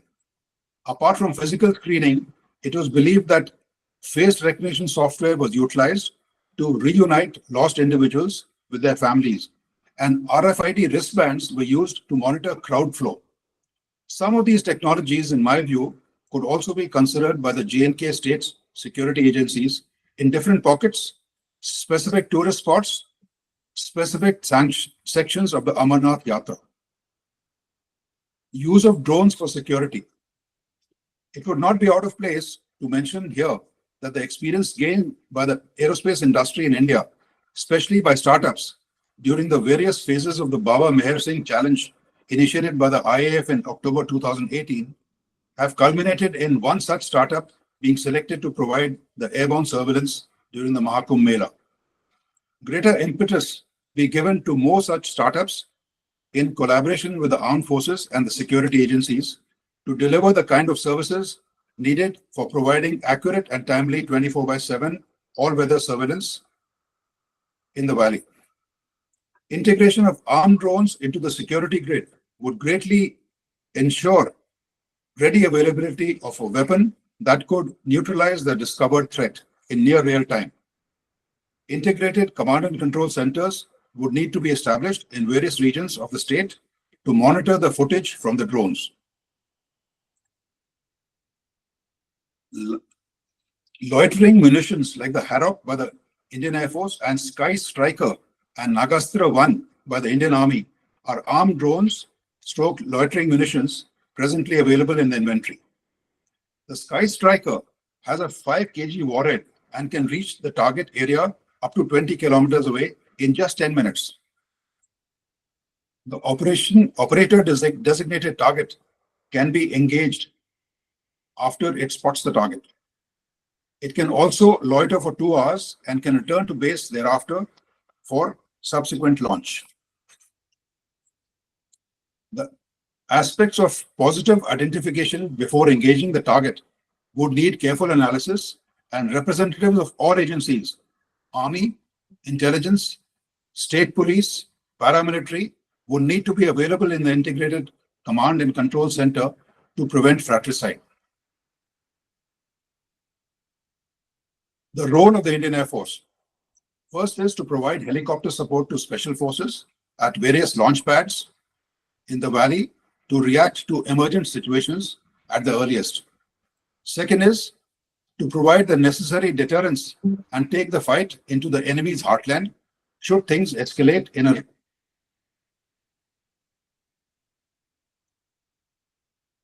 This role, of course, would remain for the Air Force every time. Constant effort now, more so on an urgent basis, needs to be made to build up the depleting strength of fighter aircraft of the Indian Air Force. Directorate of Unmanned Systems at Air Headquarters. With the establishment of this Directorate of Unmanned Systems at Air Headquarters, greater impetus is expected on integrating unmanned aircraft systems into air operations. Besides utilizing UAVs for ISR roles, greater emphasis would be given for utilizing these platforms in offensive roles in support of air operations. With the thrust being towards self-reliance, that is Atmanirbharta, companies like IdeaForge have already developed the Switch UAV that has been certified fit for military use by the Army and the Indian Air Force. Capable of providing 24/7 ISR in high altitude areas, it is a good platform for the intended use that is being discussed. Capable of going in a backpack and weighing not more than 15 kgs and able to be assembled and launched in barely 7 minutes, the Switch UAV is a suitable platform for counter-terror operations in the valley.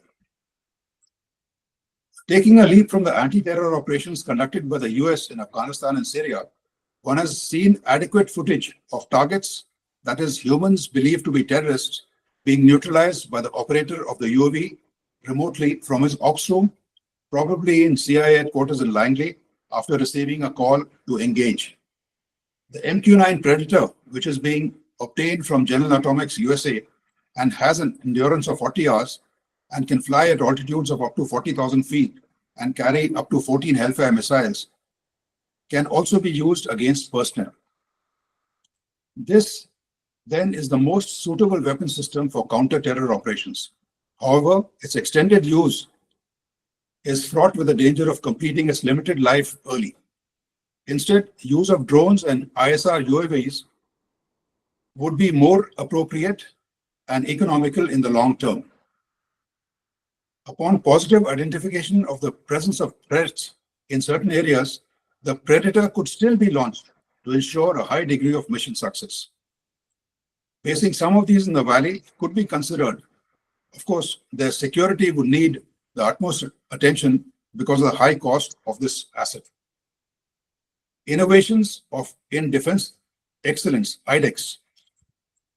Launched in April 2018, IDEX has created a thriving environment for innovation and technology development in defense and aerospace. Grants of up to 1.5 crore have been given to innovators. It is hoped that after the gauntlet has been thrown by our neighbor and the response by our PM to give an unimaginable response, the startups,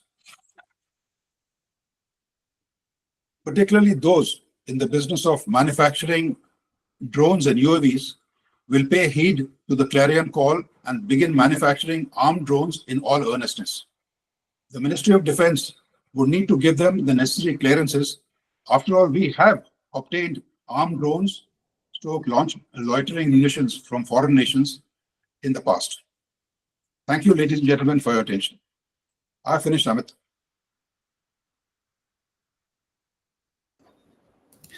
Thank you, sir.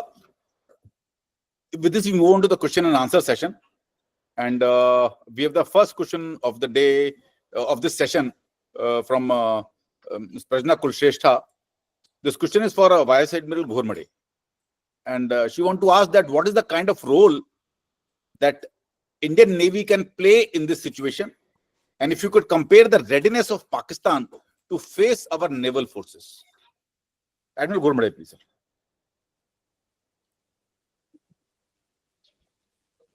This question is for Admiral S. Ghormade. Sir, you are there, sir?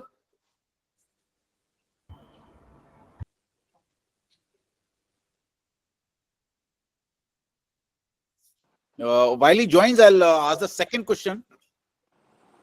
I'll take on the second question from Jan KJ Singh. Jan KJ sir, you are there, sir? Yeah, I am there. So this question is from you, sir. GCTC is asking, while the threat landscape has shifted dramatically with the hybrid terrorism and cross-domain challenges.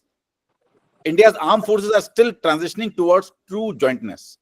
What are the most urgent structural, doctrinal, and command-level reforms needed to operationalize seamless tri-services counter-terror operations? Over to you, sir. See, the problem is, and I am conscious of the fact that this is an academic exercise and we are in a Chatham House rule template. So since it is an academic exercise, it is appropriate to make some statements which can agitate and initiate discussion. We can't be always very timid. The problem is, on ground, the person has to fight with whatever is available. He has to prosecute his operations. If there is a shortage of numbers, he has to fight with those numbers. Or if Kargil war took place, and like General Malik said, we will fight with whatever we have. So on ground, every commander, every formation must be trained to fight with what you have and be prepared for a war in your own tenure. Like Admiral Ghorpade said, that Navy has already taken actions. Similarly, Army has also taken actions. And Air Force has also taken actions. But it should not be a reactive scenario. Every formation, every theater, every commander should take it that war can happen in my tenure. I always believed in that and I forced my troops into that orientation. Now, but transformation has to take place. Modernization also has to take place. So for that, there are certain pilot formations made, certain test beds created, and in a situation where we'll get into a joint orientation, it has been clearly defined that services will be responsible for capability creation and training. So the various schools of services should be the ideal place to bring in the transformation. They have demo battalions, they have trial troops. They should prove the concepts and then hand over the thing to the unified or joint theater. Now, earlier, we were only having service-specific schools, but we'll have to set up some joint schools also so that we prove the concept, we test bed that concept, and then we hand it over to those formations. And the formations, like we have the Northern Command Battle School, we have the Western Command Battle School. So like that, they'll also have their schools and will then further refine those concepts. So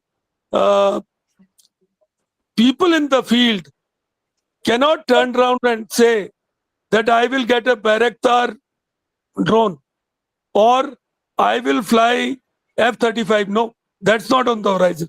You fight with what you have, with whatever is given to you. But the people who are test bedding the concepts can work out on those themes. That's my understanding of it. Thank you, sir. We have questions from Admiral Ghorpade. Sir, are you there? Yeah. Please, say a question. Yeah, we have two questions from you, sir. The first is from Prajna Kusheshta. Ma'am is asking is that what is the kind of role Navy can play in this situation? And if you could compare the readiness of Pakistan to face our naval force. And the second question is also for you, is after Mumbai 26/11, and now the growing hybrid terror threats along India's vast coastline, what specific gaps are there in India's maritime counter-terror infrastructure? And how must the Indian Navy and coastal forces address them on priority? Yeah, thank you, and very, very important questions, I must say. Navy plays a very important role because let's see, everything is joint operations. Whatever Army and Air Force will do, there will be Navy supporting that particular action. And from the sea side, the Navy can firstly, as even the general had brought out, that there could be attacks launched from the sea, and it will not be easy to locate. We have the third, we have the submarines which can launch land attack on land attack on targets on the land, and therefore we have the capability. And we can choke their ports. I think the Indian Navy's capability is much more than the Pakistan Navy. And we would be prepared, of course, for a collision which may happen with our northern neighbor also. So we are prepared for that. So the Navy can play a big role of creating a diversion, that if there is some action which is happening on land, which will positively happen for some important, that you need to target terrorists, because the situation or the solution lies on the land, because we need to tackle the people on the land. But the solution can come from the Navy from that particular point. So the Navy can play a very big role in particular this thing. And we are very well prepared for that. I think compared to the Pakistan Navy, we have many times much more stronger, and we would be able to tackle that particular. Of course, there will be challenges and there will be issues which we need to take care, which we will, I think we are well equipped to do that. Second issue is about the 2611 and the hybrid warfare, which is positively emerging. And from that time onwards, there has been a great improvement. There is a greater amount of synergy between various maritime agencies. We have a national maritime security coordinator at the NSCS now coordinating all these issues. We set up an information management and analysis center at Gurugram, which collates entire information of the Indian Ocean region. We have set up an information fusion center, Indian Ocean region, in that particular place. We have nodal officers from 16 foreign countries, ILOs. We share information. We have adequate information exchange which is happening, and various means, and using all of the technological advances which we are trying to use. And our aim is to collate a comprehensive maritime domain awareness, so that we exchange information between friendly countries and see that all those inimical agencies and those terrorist organizations are looked into. Therefore, we have a vast coastline. The area is vast, and we need constant surveillance. So all those challenges are being met through various means and ways and means which we try to cover. So we are well prepared. There will be issues, but those challenges will be met through better cohesion, better coordination, better sharing of information, and that is happening to a great extent. Thank you, sir. We have one more question. I would like to ask that question from Marshal Nowar. It says that the Pahalgam attack has once again exposed how hybrid threats exploit seams between intelligence, field forces, and rapid reaction units. What urgent reforms are needed to institutionalize a true joint Army, Navy, Air Force rapid response reaction and architecture to counter terror operations inside India?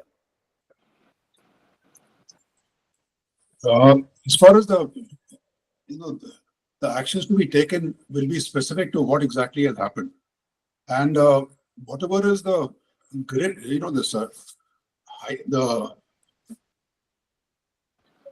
the existing systems that we have in place will address what is the kind of kinetic action that is required. Now, if you're talking about a whole of nation approach, then the whole of nation approach, the diplomatic actions have already been taken. How exactly to calibrate and to what extent you need to calibrate your kinetic actions, and what is the impact, whether you have escalation control available, all those things need to be discussed, and they need to be thought of in a very, very cogent manner before you actually take precipitate action. So the entire mechanism is already in place, And there is nothing that is lacking as far as the mechanism is concerned, whether it is the Cabinet Committee on Security or it is the Chairman, Joint Chiefs of Staff, the PDS now, and with the service chiefs and with the Directorates Generals of Military Operations and the Vice Chief of Air Staff, the Air Branch and Operations Branch, and Director General Air Operations and Naval Operations. They meet together and they are all fully prepared to tackle any issue. The services have always they know when the balloon goes up, what exactly needs to be done in terms of various units.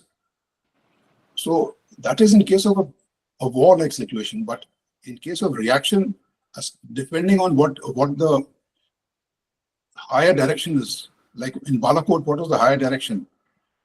Not to go deep into enemy territory and to hit the target which was identified, and the go-ahead was given by the highest political authority that you will engage that target which is beyond the line of control, and you will engage that target and then you will return. It was not meant to escalate, but it was meant to hit a particular target that was to indicate that we have the will to hit you inside your country. So similarly, depending on what exactly is the higher direction for this particular incident, the services will follow that, and the jointness will always be there. And if it's depending on what is the situation. If it's war, then things are already worked out. Thank you, sir. Thanks for this excellent session when we are talking about the joint operations and joint synergy between the services. With this, we move on to another session of ours. I know there have been a lot of questions about the intelligence, surveillance, intelligence failure, synergy with the intelligence. So I have purposely not taken those questions because our next session is going to be about intelligence, surveillance, and cross-border threat management. And we have got a very, very esteemed panel with us. And so this session about the intelligence, surveillance, and the cross-border threat management will be chaired by Mr. R.R. Swain, IPS, who has been the former DGP of Jammu and Kashmir. As far as the panelists are concerned, we have got Lieutenant Raj Shukla, PVSM, YSM, SM, ADC. He is a member of UPSC and former GOC, General Officer Commanding in Chief of RTRAC. We have Mr. Rajiv Jain, an IPS and has been former Director of Intelligence Bureau. We have Mr. Dinkar Gupta. He's been former DGP of Punjab and former Director General of National Investigation Agency. And we have Mr. J.P. Sinha, who's the former Inspector General of BSF. So with this excellent panel, all about intelligence, and since we have been talking about since morning, we would like to hand over the session to Sessions Chair, Mr. Swain. Sir, please, over to you, sir. Sir, you are not audible. Kindly unmute yourself. Yeah. Am I audible now? Yeah, audible now, sir. Very well audible. Okay. A very good afternoon to all distinguished panelists. I apologize for getting linked a little late. My co-panelists, of course, do not require actually any introduction. They are persons of great eminence and experts in their field with immense experience and vast knowledge and skill. I welcome General Shukla, and I'm told Rajiv Jain sir is perhaps not readily available, and Dinkar Gupta sahab is available, and I think we could start off straight away. I see the topic for discussion on the table is intelligence, surveillance, and cross-border terrorism. Mahesh.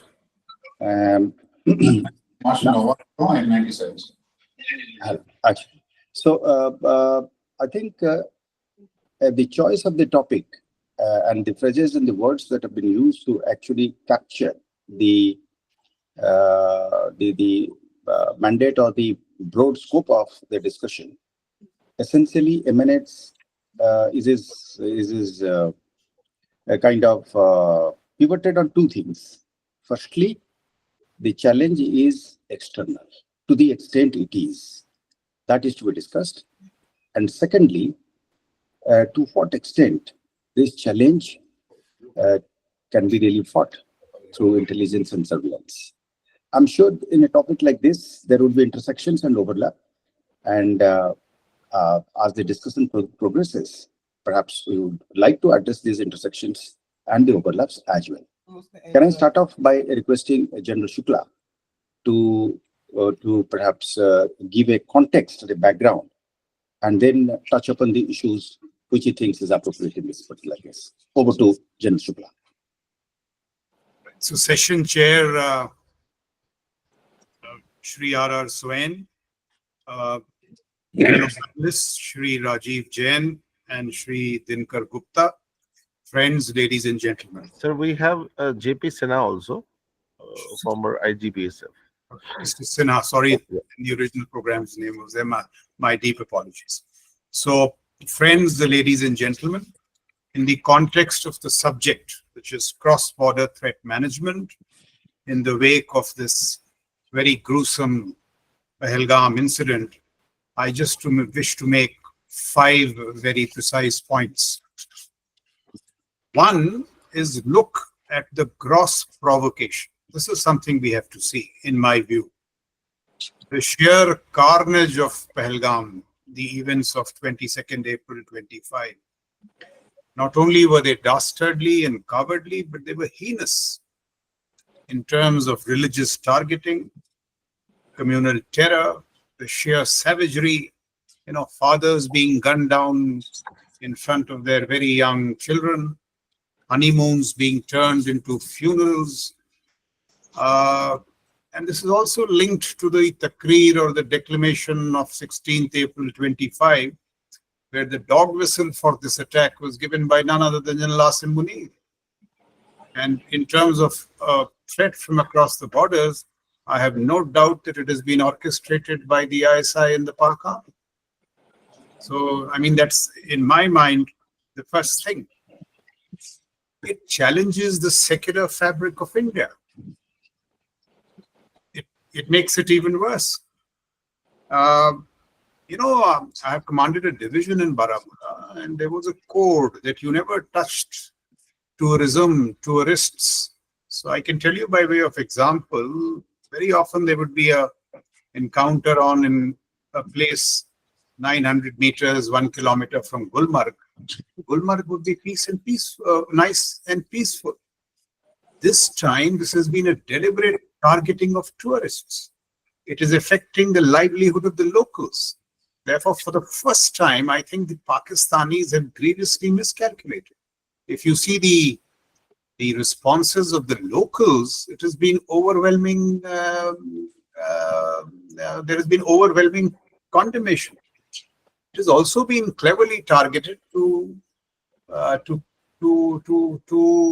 question the return of normalcy. There was no doubt in my mind that normalcy was returning. You take all the figures of terrorist-initiated incidents, violence, normalcy was back. Yes, there was an uptick over the last 3 to 4 months, but generally normalcy was back. So this is a challenge to normalcy, to Indian democracy, to Bharat and Bhartiyata. It is also a challenge to the facade and substance of Indian power. Now we are the 5th largest economy, soon to be 3rd. Asian Power Index, says that we are the 3rd most powerful country in the world. So that is the first point. The second point, when you set aside this minutiae, Pakistan has once again thrown down the gauntlet, and not really Pakistan. It is these less than wise people, intellectually not very good, ISI, Pak Army, this terror ecosystem, they have thrown down the gauntlet, leaving the Indian state with no option but to respond. In fact, not responding will be irresponsible, because it's a very, very, very grave proposition. To me, it tantamounts to an act of war. So our response has logically and understandably been tough. Look at the statement of the Prime Minister. He has said that not only will we identify, trace, and punish, we'll chase them to the distant corners of the earth. He has said that the response will be unimaginable. The Raksha Mantri earlier said not only those, the perpetrators, but those behind the curtain. And it has also drawn support unequivocally from across the political spectrum. The Taliban and the Hurriyat have condemned it. So therefore, I say, I think Pakistan has grievously miscalculated. The suspension of the Indo-Waters Treaty is unprecedented, but is a welcome first step. And Pakistan is drawing very nervous reactions. You can see a lot of saber rattling. They know what's coming. We haven't done it all this while, but water can be a very strong leverage. The Rabi crop may be in grave trouble already. More misery could come their way because of this thoughtless act of the army, the ISI, and the architect-in-chief, General Asim Munir. That's the second point. So 3, now Indian power and purpose is on test. It is a seminal moment for our aircraft, our statecraft. Principal challenge before our statecraft. What do we have to do? See, once Balakot happened, do see how the tone and tenor of the Pak army changed. For the first time, General Bajwa started talking of geoeconomics. After great deliberation within the Pak army, the institutions revisited its whole attitude towards terror. One did see a change. So these things do make a difference. But the fact of the matter is that it seems that the effects of Balakot seem to have worn off. So now the Indian state has to restore deterrence. What does this mean? In my view, it means that this, use of terror as a tool of statecraft has to be surgically eradicated from the Pakistani mind space. Banished as an option. So next time, they think of doing something like this, they postpone the idea by a year because they know what's coming. This simply has to be done. Deterrence has to be restored. And while I'm not justifying what's happened, we should not allow the Pakistanis to move the needle of debate to this thing called an intelligence failure.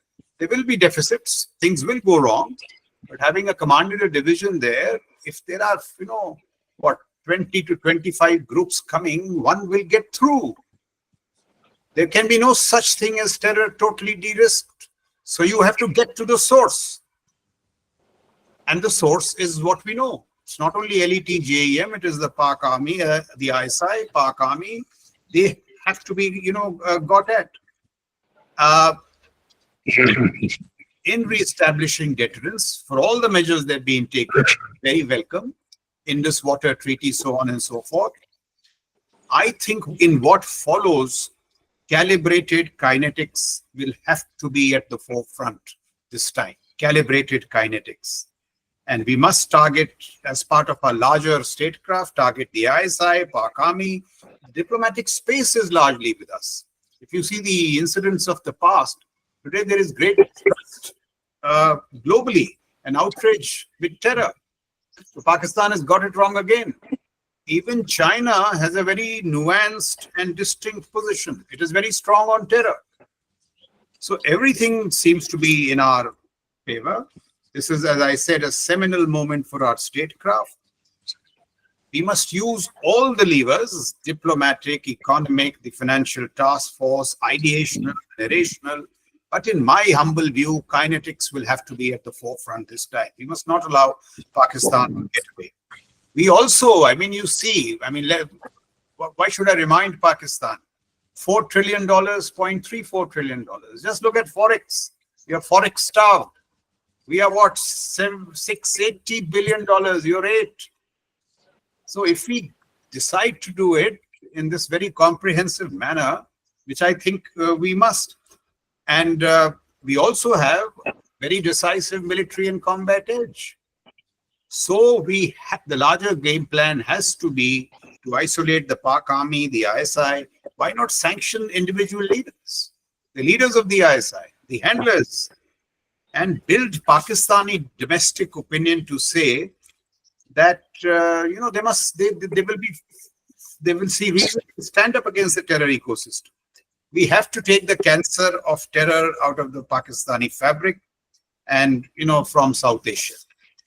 One point about this, calibrated kinetics. Now, it's not right to discuss on TV, but all that I will say is that there are multiple domains. There are many instruments, from air powers to special forces. There are options along the escalatory ladder. There are a combination of strikes. There can be strikes and coercion. And the chosen options will, of course, have to be calibrated for lethality and de-risked. But we should also be aware that no military operations are without risk. Of course, he will retaliate. So we have to strengthen our resilience and the other stuff. But this time, whether it takes 1, 2, 3, we have to get our statecraft right and just put this to the end. Last point that I would like to make is that, for very long, we have shown restraint. It has not worked. So we operate from a moral high.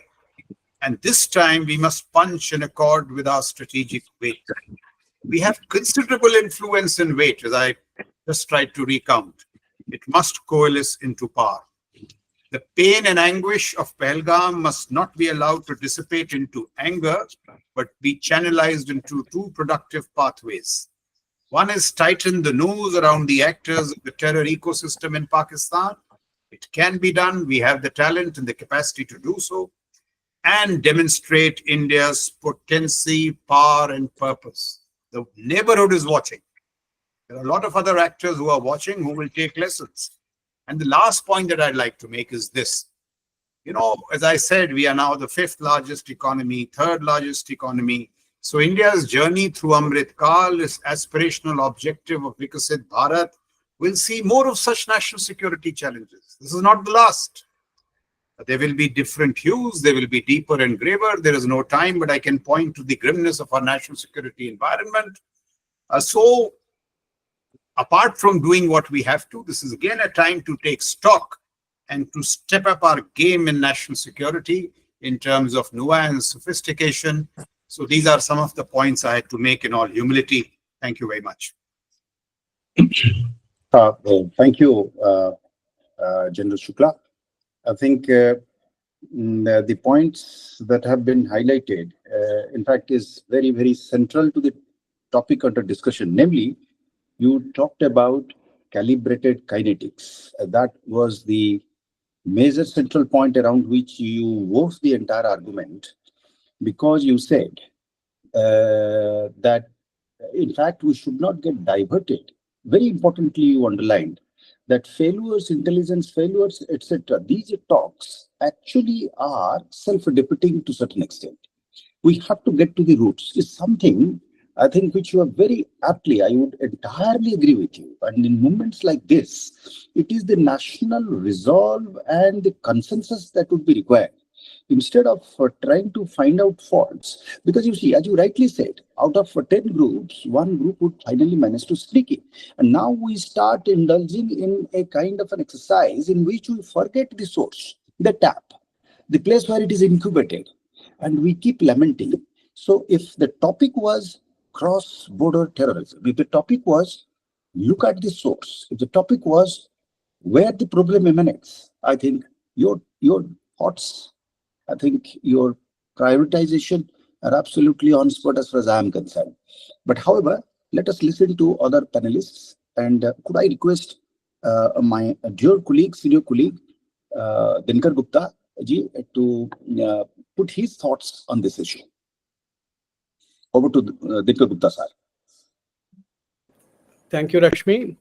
And yeah, I'd just like to share some of my thoughts here. The topic, of course, is intelligence, surveillance, and cross-border threat management. And I would again, kind of as Rashmi mentioned and General Shukla also mentioned, there has been a lot of talk about intelligence failure. I mean, this is, of course, this is a story which gets repeated over and over again. I mean, it's not the first time this kind of an incident has happened. I have been part of the country's fight against terrorism in Punjab during the 80s and late 80s, and there have been such incidents where people of a particular community, like commuters traveling in a bus, on a train, etc. They've been segregated and kind of killed because they were members of a particular community. The targeting of migrants has happened in Punjab and such incidents. And it's almost like close to 40 years ago. And, as General Shukla also mentioned, that as we move towards, as our economy gets bigger, as, as we move towards Viksit Bharat, we move towards, these huge milestones in the life of our nation. Such incidents, democracies will always, liberal democracies have always remained vulnerable to terrorism, and India, with its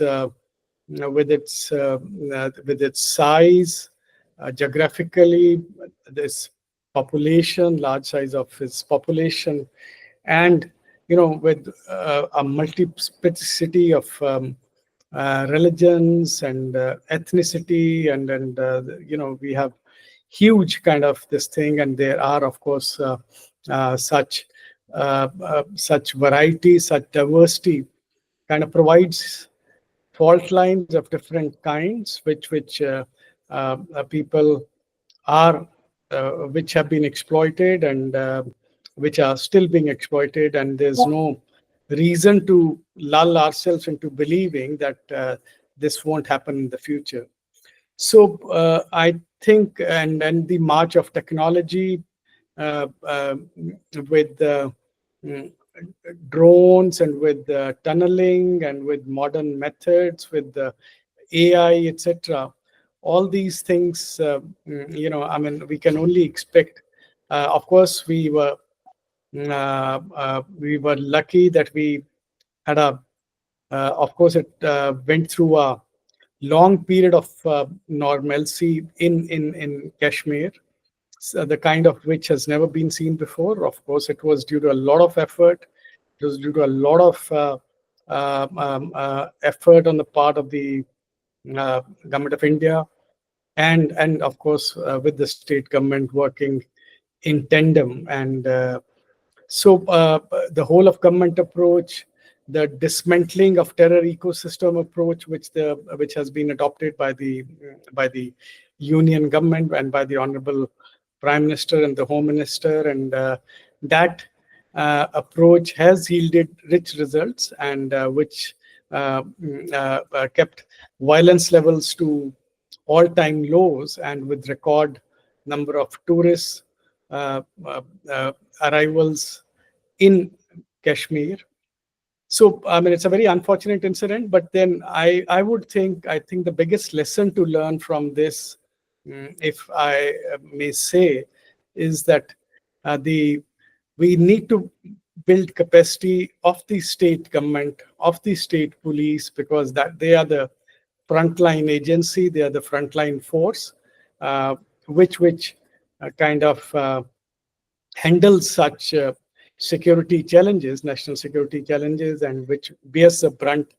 So I feel there's a lot to do. So preparedness to face such challenges.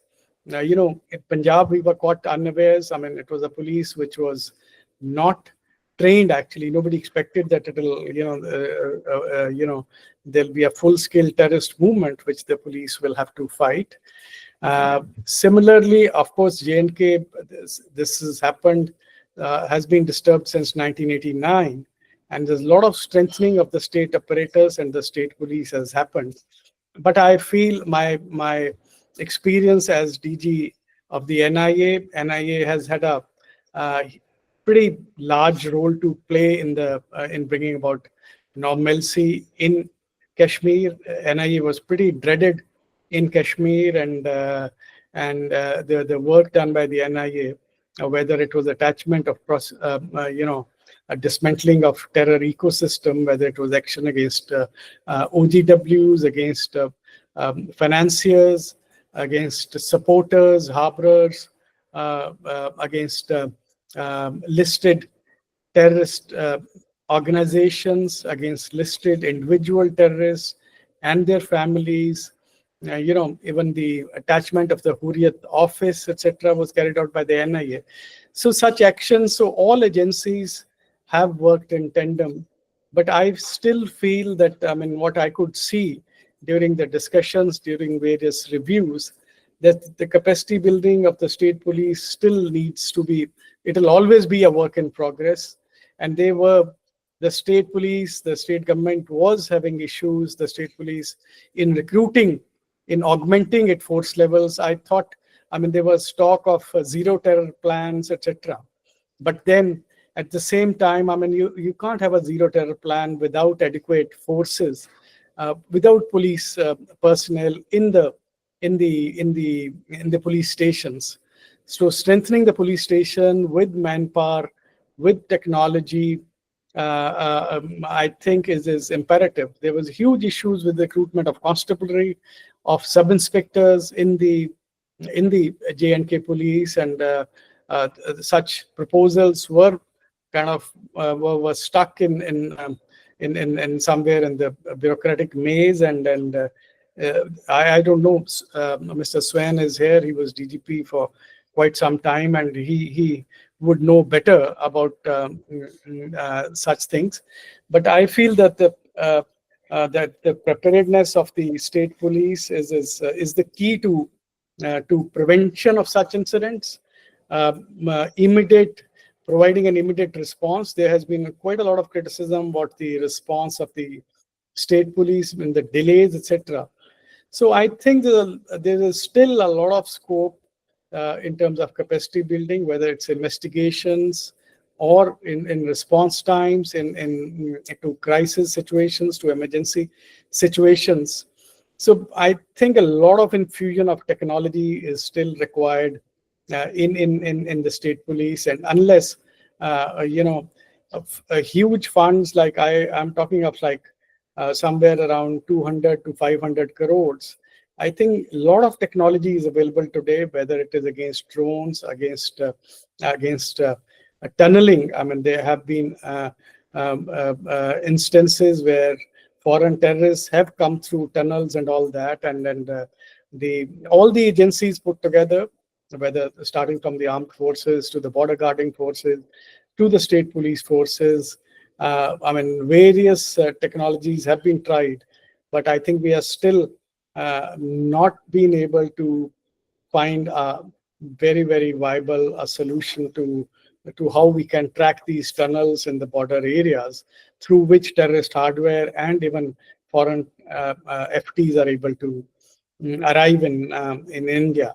And they are the ones who have no mercy, who have no stake in the system, in the Indian system, and they are trained to kill. And so we need to invest in technology. We need to put in a lot of funds, and there is absolutely no substitute for strengthening of the state police. And against drones also, though there has been, over the last 2 years, there have been some breakthroughs.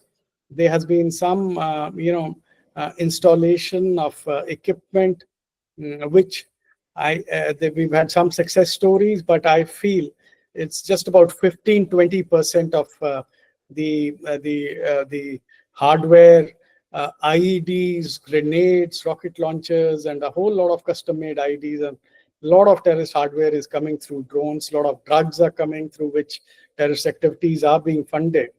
And despite this problem being there for almost like 5-6 years now, we have still not been able to find a very, very effective solution, which is required in Punjab. If I were to pin one big reason for containment of militancy in Punjab in the early 90s, it was the coming up of the border fencing.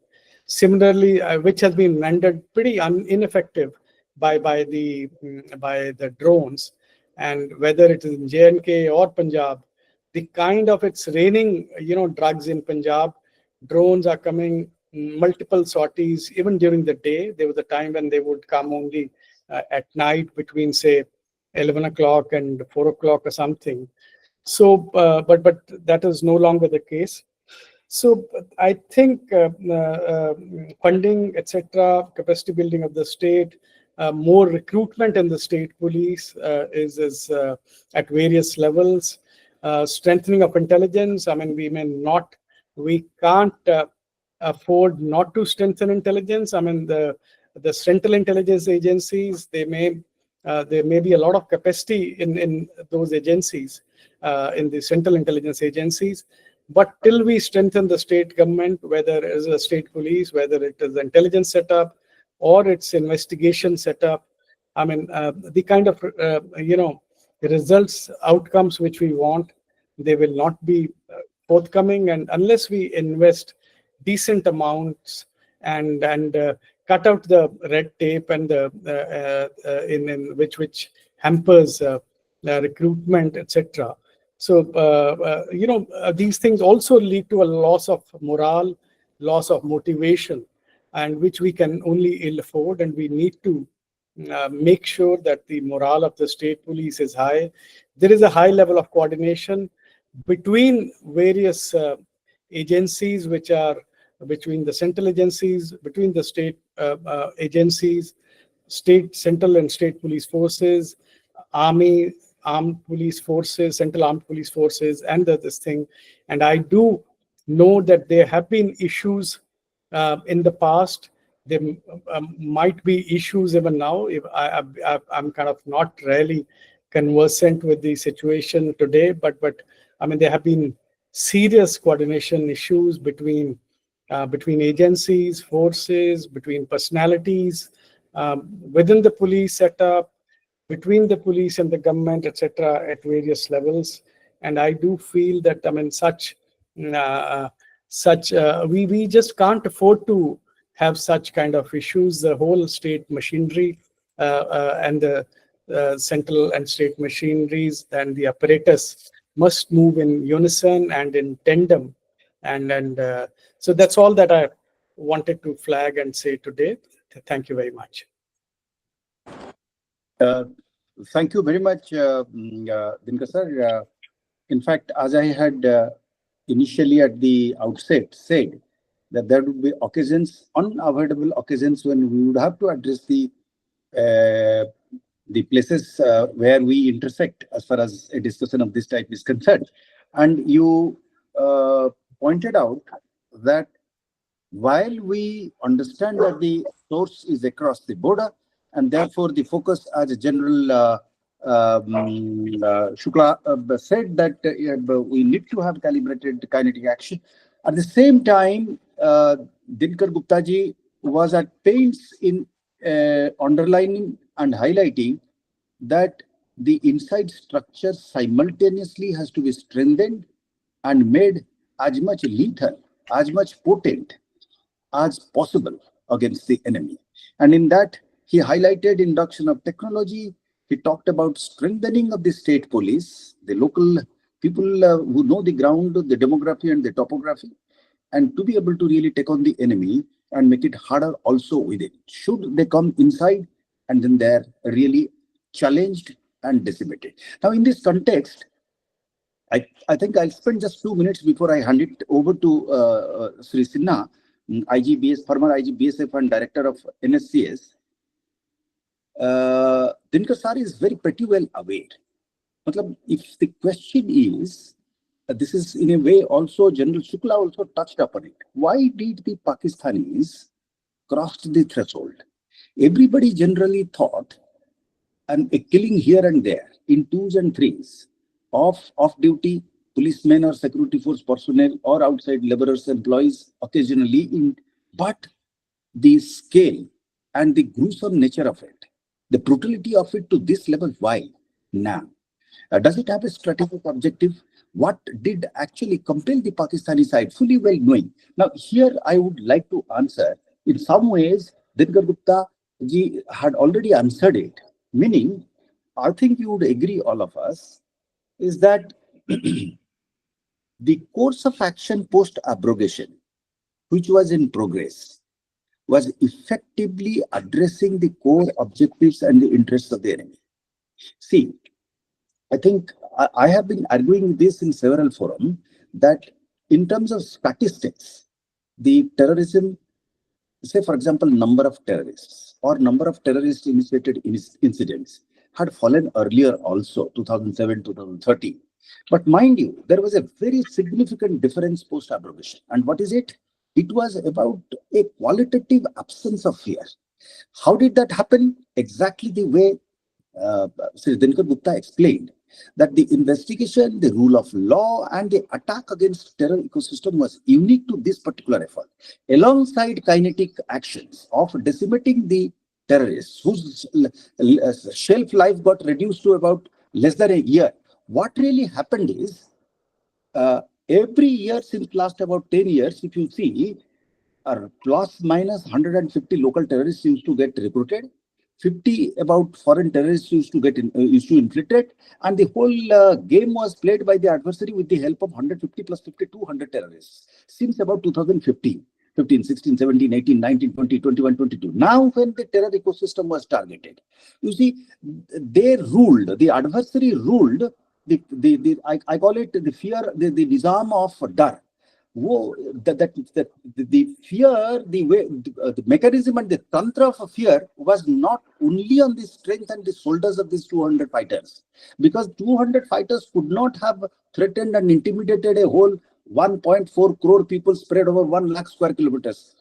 कितने जगह पे वो नंबरदार हों, कितने जगह पे वो appear करेंगे? The threat, the intimidation machine was resting on the terror ecosystem. That terror ecosystem came to be attacked very effectively, substantially, and I would say irreversibly to some extent. This was something which the adversary started understanding, meaning there was a desperateness. It was succeeding. This 4 or 5 years of policy in which the fear factor was going down, that was evident in the nature. People started ignoring the Hartal calls. There was an organic nature to it. And for example, General Shukla himself pointed out that how people this time round, a gruesome attack has taken place. Yet people have come out, unlike before, to express their anger. Why? Because the terror ecosystem, the people who were there inside, very few, they were there in all kinds of institutions. Be it, say for example, I often quote this example, that a fellow who is going to vote, the man across sitting, a teacher who is from Jamaat, he would whisper into his ear, अच्छा आप आ गए, आप उंगली दिखा रहे हो अभी vote देने के लिए, तहरीक को बेचने के लिए, जिहाद को बेचने के लिए. Now this man is within, he's a part of the government, he's taking salary, public exchequer funded, and he's the one who is intimidating the man across who would like to be a part of the system and the Indian state and the Republic of India. Now these kind of people at various levels were actually supporting, recycling, and creating new members for the terror ecosystem. It is to be very well understood that the terror ecosystem, which Sri Dinkar Gupta talked about, and the NIA took actually a very important lead role, and we followed suit by creating the SIA, which Dinkar Gupta sir is aware, and we try to emulate it and give it a more broad-based action at a more local level. In fact, led to a dramatic drop in recruitment of local terrorists. Till 2022, on an average, as I said, 150 terrorists used to get recruited and killed. As against that, 23 it dropped to 20, and in 24 it was less than 10, and in 2005 I am told that nil recruitment has taken place. What would the enemy do? Sit with hands on heart?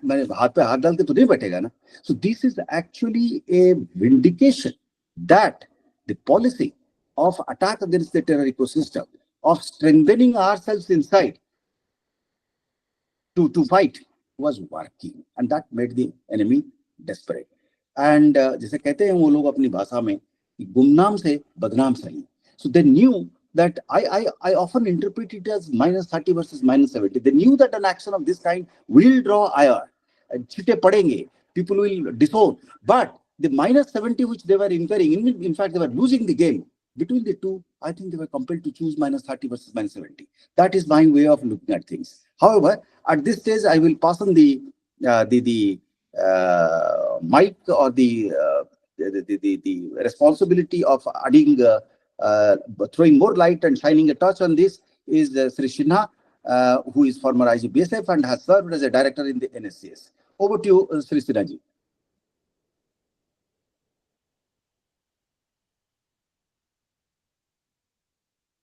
Srishina, I think you'll have to unmute the mic. Sir, you have to unmute yourself. Sinha sir, you have to unmute yourself. Now, can you hear me? Yes, yes, we can hear you properly. Thank you so much. Well, I've been hearing right from the first session, and in fact, a lot of things, in fact, everything seems to be have been covered by our esteemed panelists who had served both in field and in intelligence, and of course in Kashmir. I also had the privilege to serve in Kashmir in 3 tenures. In 89-90, I was in Punch Rajouri, where we had to deal with a lot of exodus of Kashmiri Pandits during that period. Then I was in 93-95 when the militancy was at peak. I was in the Kupwara sector, the central place from which all the activities were going on, and people would enter from that area and come to Srinagar and Kashmir to do all these dastardly acts. Then I was in Srinagar also, looking after half of Srinagar as DIG there. I have seen a lot of change in the Kashmir right from 89-90 to 2004. The difference was the attitude of the people of Kashmir. There was a time when my vehicle used to go to villages and people would do rush in. The families would rush in with their children and close the doors. Then a time came when the people started giving information about terrorists, even if at the cost of their danger to their lives. And then a time has come when now today you see with the dastardly act in Pahalgam, people have come to protest against the terrorists. So there has been a very, very visible change in the people. And I must say, this very approach of the Kashmiri people and in India to protest against the terrorist act is a significant change in the Kashmir area. Now, I would restrict myself to the cross-border threat management, especially the border management. I was in Punjab also during the peak days. Today, in this era of global economy, a lot of public movement, a lot of movement of goods in the border areas, so that the security dynamics in the border has completely changed. And therefore, after the Pahalgam incident, I think we need to reset and reboot not only our security architecture in the counterinsurgency theater, but also in our border architecture also, the border security architecture also. As you know, India has a very, very vast land border and coastal areas. We have 15,000 around kilometers of land border across 92 districts and 17 frontline states. It's a huge thing to manage. We have a coastline also of about 7,516 kilometers, and it excludes the 1197 islands which we have of 2,094 kilometers. So you can well imagine the challenges we have for managing the borders and therefore the cross-threat border management. Now, the main threat which is coming in our country is from Pakistan, and therefore the border management has to be done from Pakistan side. The major threat is terrorism, cross-border terrorism. It was pointed out by one of our panelists regarding smuggling of drugs, which funds terrorist activities, and also arms and ammunition. Over a period of time, this has acquired technology also, as it was pointed out regarding drones. In Bangladesh, the threat is different. The threat was illegal migration, and still it is there, and also fake currency, which boosts fake economy. So these are the threats and challenges which are there on the Bangladesh side. On the Nepal side, these are conduits. Conduits for fake currency, conduits for people coming for terrorist activities. So Nepal being an open border, there are challenges to the security of border in Nepal area.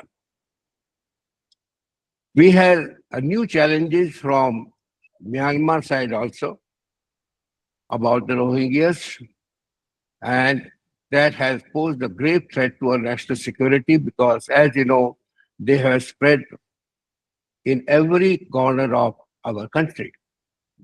So that also is a major issue about the security of the border for Myanmar side. As you know, 26/11, that was a major awakening call for our coastal security architecture. I'm happy to say that a lot of things and a lot of arrangements have been made for coastal security. At that time, there was not even registration of about thousands of boats and ships which are moving around in our coastal areas, which is now being registered. A maritime security and coastal security academy has also been formed. So these are the things which are happening after 26/11, which has helped us in maintaining the coastal security border threat. Now, the problem with China was about the altitude and connectivity. I still remember there were very old airfields, old air bases, and no connectivity. Fortunately, with the present political dispensations, there's a lot of connectivity, and you have seen the results which has happened. So, the problem and the threat has changed the security dynamics and of the country. And the principles of cross-border threat management is information integration and rapid response. Now, the information technology has been pointed out by a number of our esteemed panelists, but the latest being the satellite technology. The problem was real-time tracking in the border areas, and as you have seen, is the real-time tracking in our counterinsurgency operations also. So now with the help of ISRO and our other agencies, the satellite technology is now being looked into. I am sure we should now look into this system, and the government should pay more attention to this type of technology through satellite by having a real-time tracking of operations and also intelligence. The most important aspect of cross-border threat border management is the people. During the Punjab operations, we never had, rather the information for terrorists were very much restricted because of the fear factor. So the border population needs to be looked into so that they are sympathetic to the government and also to the border guarding forces. Now, for that, border area development is a major issue which needs to be taken up. Now, after the Kargil war, we had several Government of India GOM-led task forces for defense, internal security, border management, and intelligence management. We have very panelists who were, during that period, they know about it.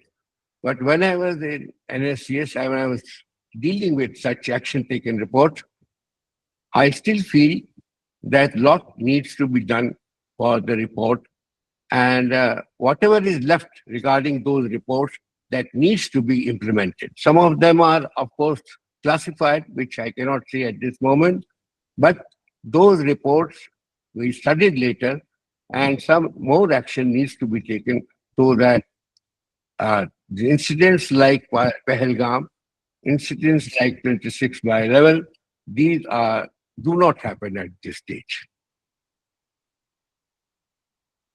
Yeah, another factor which I learned later is you see, a lot of technology for information can be had, but the best is human int and OSINT, which you call it the open source intelligence.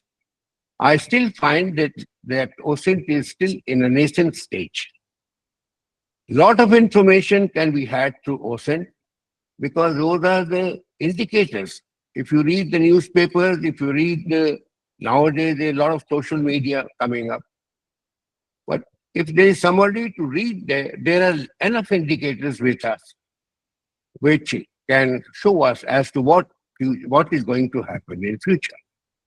So I would put it that open source intelligence or OSINT needs to be developed for such things in our cross-border threat management system.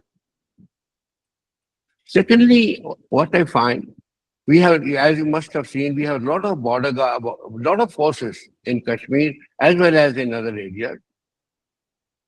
But the resource deployment is very important. That is the risk management analysis. We must analyze the risk and prioritize the deployment. Now, I don't know, I cannot say anything, but I have been to Pahalgam also and in Rethinking area.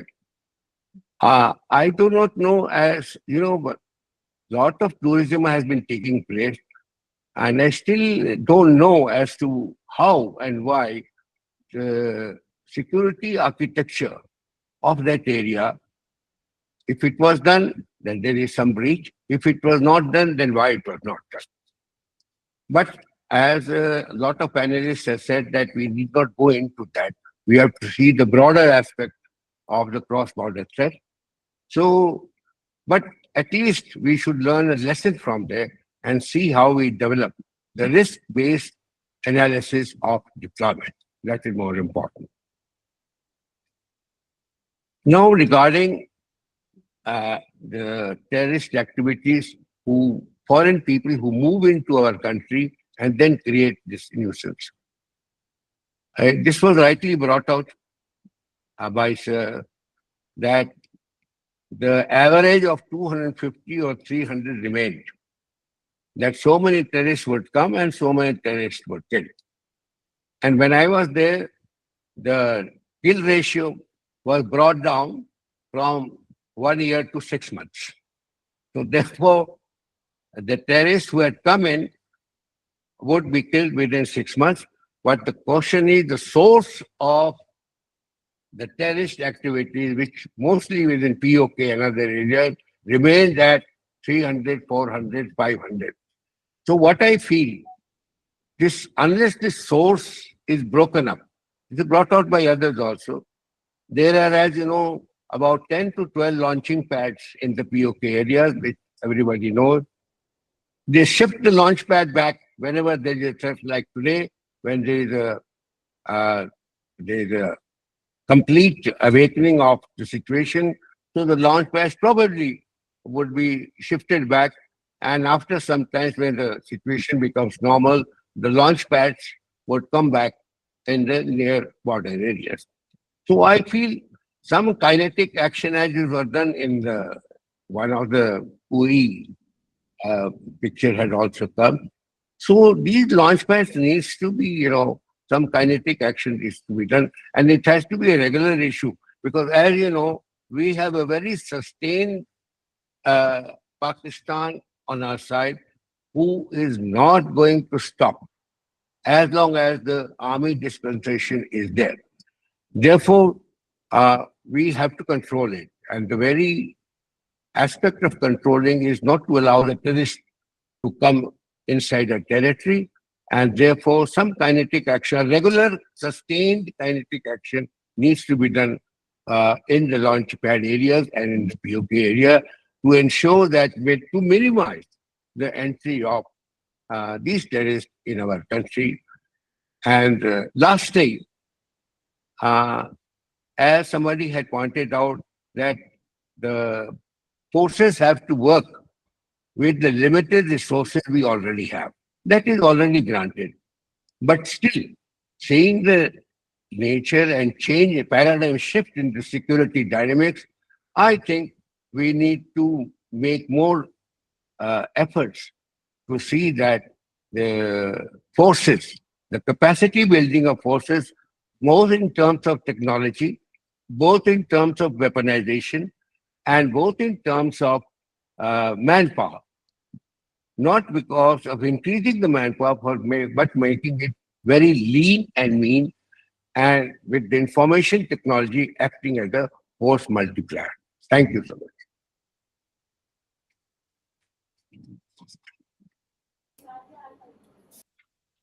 Sir, you are on mute. Oh, sorry. Thank you very much, Sri Sinhaji, sharing your thoughts on the basis of your vast experience. Now we are running short of time, but before I close, I would like to pose a question which would put, I think, things in perspective. This question would be simultaneously to Sri Dinkar Gupta ji and General Shukla ji.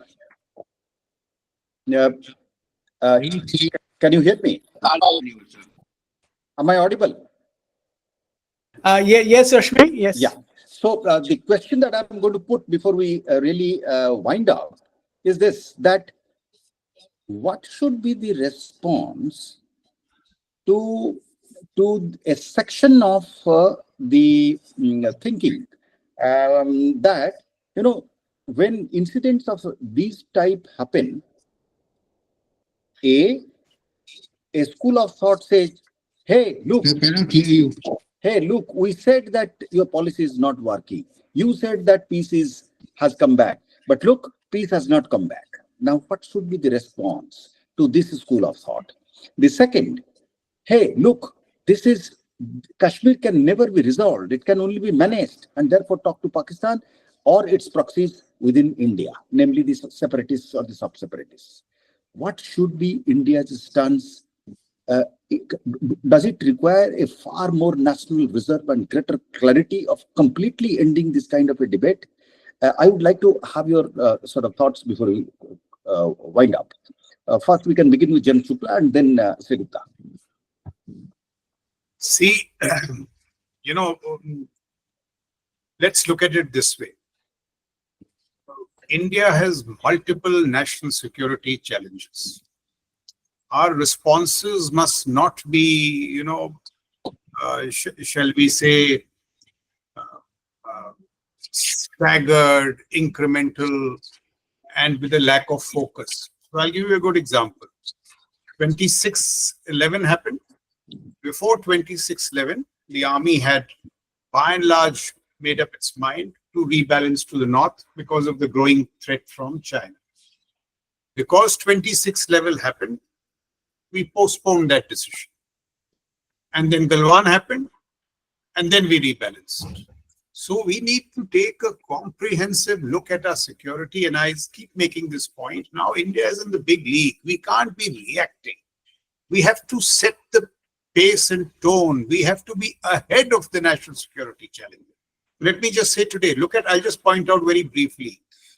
People say Israel has got national security challenges. Look at us. On the northern borders, it is $450 billion with China year on year. Look at what they are doing in technological terms. And there's no time, mind-boggling. You've seen Pakistan. Not only terror, see what they are doing with Turkey in terms of drones and all that. Look at the challenge in the IOR. There are 400 Chinese ships. They are not being built to patrol the coastlines. They'll be here. And if that was not enough, see what's happening in Bangladesh, air base in Lal Monir Hat. The statements of Muhammad Yunus. Look at the Chinese inventory. If this were not enough, look at the great changes in the character of war in Ukraine. So this whole national, as I said, We have to step up our game in national security. We cannot have a task force report and then 10 years for implementation. Just has to go. You look at what Trump has done. After taking, in all these trade wars, it got lost. He has signed an executive order for revamp of the Pentagon. He says that in 60 days, we will review all projects which have gone between 6 years, pinpoint responsibility, hold people to account. He says innovation will prioritize deregulation, given us a whole lot of measures. Look at what China has done. So though this is not the time, this is a different time, these questions are irrelevant. The fact of the matter is that this attack has happened because normalcy was returning. Tourism was back. The economy was growing. And he will do this. And if you hit him back nice and proper, he won't do it for 10 years. If all these debates now take over, that this is wise, that is not wise, it will happen again. Look at the regularity with which it has happened. Where shall we begin? Parliament attack, Nagrota, Uri. Look at Parakram. Take your mind back to Parakram, those of us who were old enough. When we were mobilized, he hit Kaluchak, the families of serving soldiers in Kaluchak. And we did nothing. So therefore, this whole business, striking not just, because I'm a military man and I'm excited by it. What is this instrument of force if it is not to be used? And he knows it very well. So hit because it will deter. Now, in all these military things, do things go wrong? Yes, we keep talking of Israel. They've had 6 successes, 4 blatant failures. These are the costs of becoming a big power. It's not easy to become a big power. There is no way of becoming a Viksit Bharat, a big power, without getting into military muddles and national security muddles. Internal security is such a big issue. All this was pointed out. I mean, now, if red tape came in the way of recruitment, people should be held to account. Look at what it leads to. So, there are a whole lot of measures, but the larger issue is this. I'll give you one last point. This is the time for action. We must act. We must come together. But when the crisis subsides, look at our ideation. How weak our ideation is in national security. In the 3rd week of December, a report comes out on PLA. The whole world reads the report. But where does it come out from? CSIS, Pentagon. Why not India? There is a whole technology tracker which the whole world reads. Who is where? USA, China, India. It comes out from Australia. Now, if our ideation is so weak, where will the action come from? So I'm saying national security is a seminal challenge. Look at Ukraine. National security is now becoming an arena of high-grade talent. Elon Musk, Alex Karp. These innovators are delivering, Boeing, Lockheed are not. I think Mr. Sinha spoke about surveillance. You should have, Starlink's kind of systems, which give you this tactical surveillance. ISRO will not give you tactical surveillance. There are a whole host of measures. The larger point is that our national security, our ideation, our outlook is weak. And therefore, these things happen. And we have to get them right. A lot of changes have happened with this government coming, CDS, DMA. I know in MOD, a lot of stuff has happened, Atmanirbharta in defense and all. But we have to step it up. आज आप पाकिस्तान को कर रहे हैं, कल LAC में कुछ होगा फिर. Look at Bangladesh.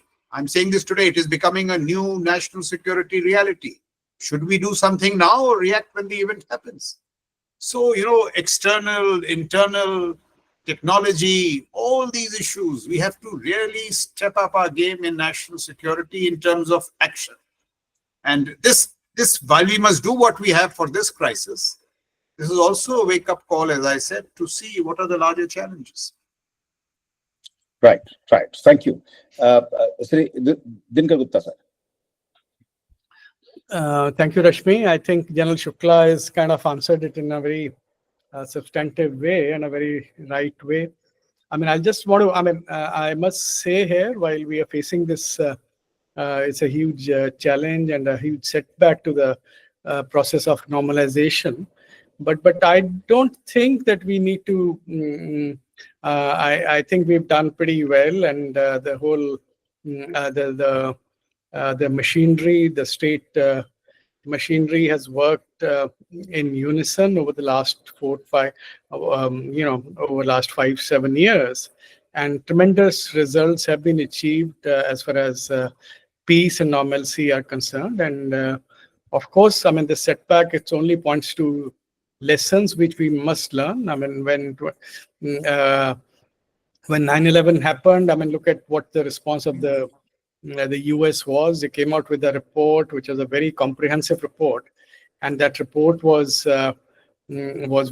implemented, and their systems were strengthened, and so I mean, so my emphasis would again remain on strengthening our apparatus. While I mean, democracies will always, I must again reiterate, that will always remain vulnerable to such threats, and with such enemies on our borders, and with unfenced borders, and with technological challenges, etc. So we have to keep preparing and strengthening our systems. Thank you very much. I think we have overshot. With this, I think we'll close where we covered that both we need to spend time, energy, money, resources, national reserve, technology induction to be where we are as a big power, and not take it as a challenge, and squarely face it by upgrading our national security apparatus, both in terms of external ability to take the hit to the enemy, as well as internally strengthen ourselves to make it as hard as possible for the enemy. With this, we close this session. My sincerest thanks to Sri Dinkar Gupta ji, General Shukra, and Sri Sinha for having contributed. Thank you. Jai Hind. Thank you, sir. Thanks for this esteemed session. Although some of the questions which were asked by the audience are still unanswered, we'll try to get them answered during the next 2 sessions, because they're quite common in the nature. And it was an excellent session. And of course, I would reiterate the statement of General Shukla, that what is the use of having such a power if we are not able to fight it out? We have to fight it out with Pakistan, of course. There's no point because we are at a crossroad. If we keep on ignoring these kind of attacks, there'll be much more attacks in the future. And with this, we'll move on to the next session, session 3. It is with respect to the strategic communication, media narratives, and youth engagement. So such kind of media narratives, youth engagement, social media things becomes much more important in case of today's scenario, where everything is running on social media. We have seen many times when just rumors are being spread on social media, fake narratives are being peddled on social media, and media narratives, people are often taking it as truth. So without wasting the time, we have a very, very esteemed panel today for discussing the media narratives and the youth engagement, and as far as strategic communication is concerned, with respect to the current scenario. So we have General D.S. Huda, Param Vishish Seva Medal, Uttam Yuddha Seva Medal, Ati Vishish Seva Medal, VSM and Bar. He has been the former Army Commander of Northern Command. We have Mr. Swain, R.R. Swain is the former DGP of Jammu and Kashmir Police. We have Tara Kartha, former Director of NSCS. We have Aditya Raj Kaul, he's an Executive Editor with the TV9 Network. And we have Syed Junaid Hashmi, is the founder with the State Line. Do we have all the panelists with us? We have General Huda is there. Do we have General Huda here? Tara Kartha, no. Can somebody check from GCTC who all panelists are there with us? We have Mr. Swain who's there with us, of course. Do we have Syed Junaid Hashmi? Should I check, Amit, with Aditya? Aditya is also there. Aditya is there online. Aditya, we'll check. I'll just check with Aditya, sir. I think we'll have to have some kind of some of the panelists are not there. Major Bansal, he is joining in 5 to 7 minutes. Maybe we can have initial remarks, the opening remarks from DGP, sir.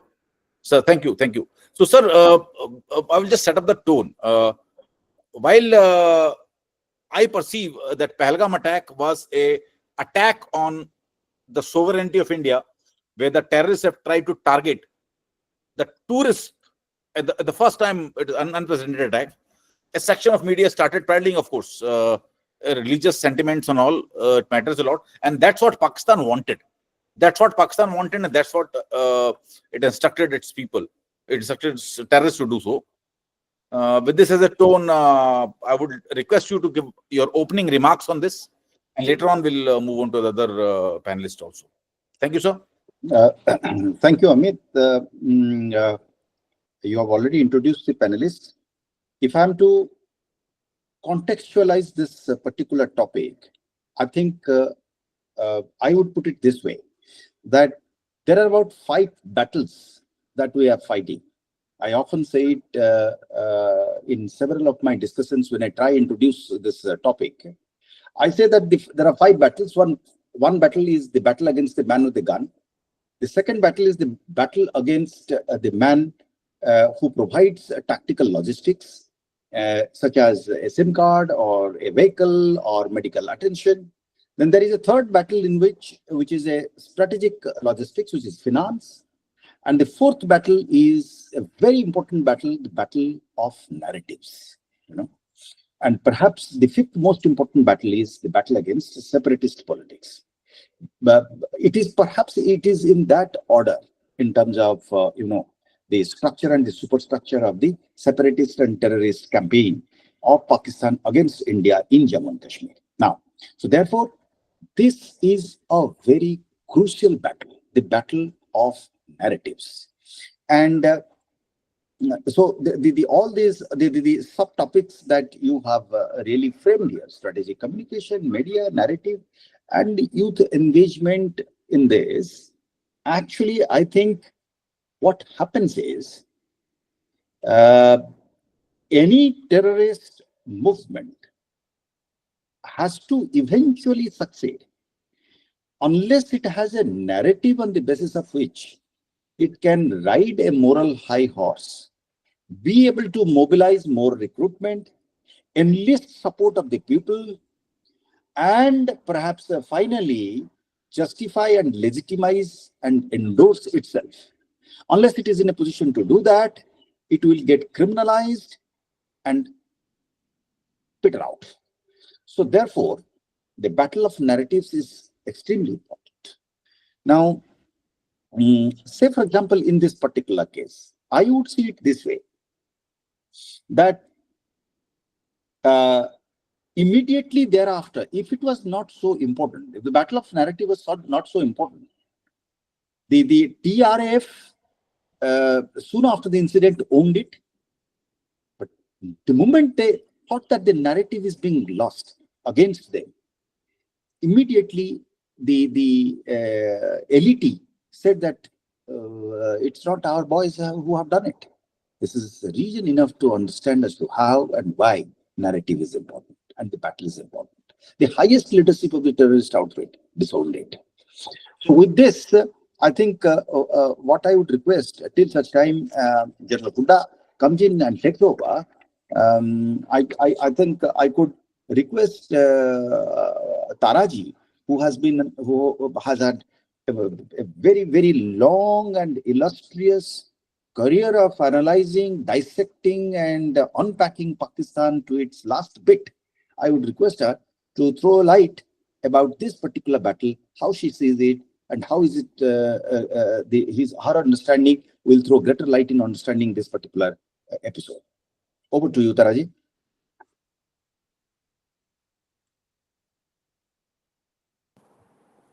You can hear me?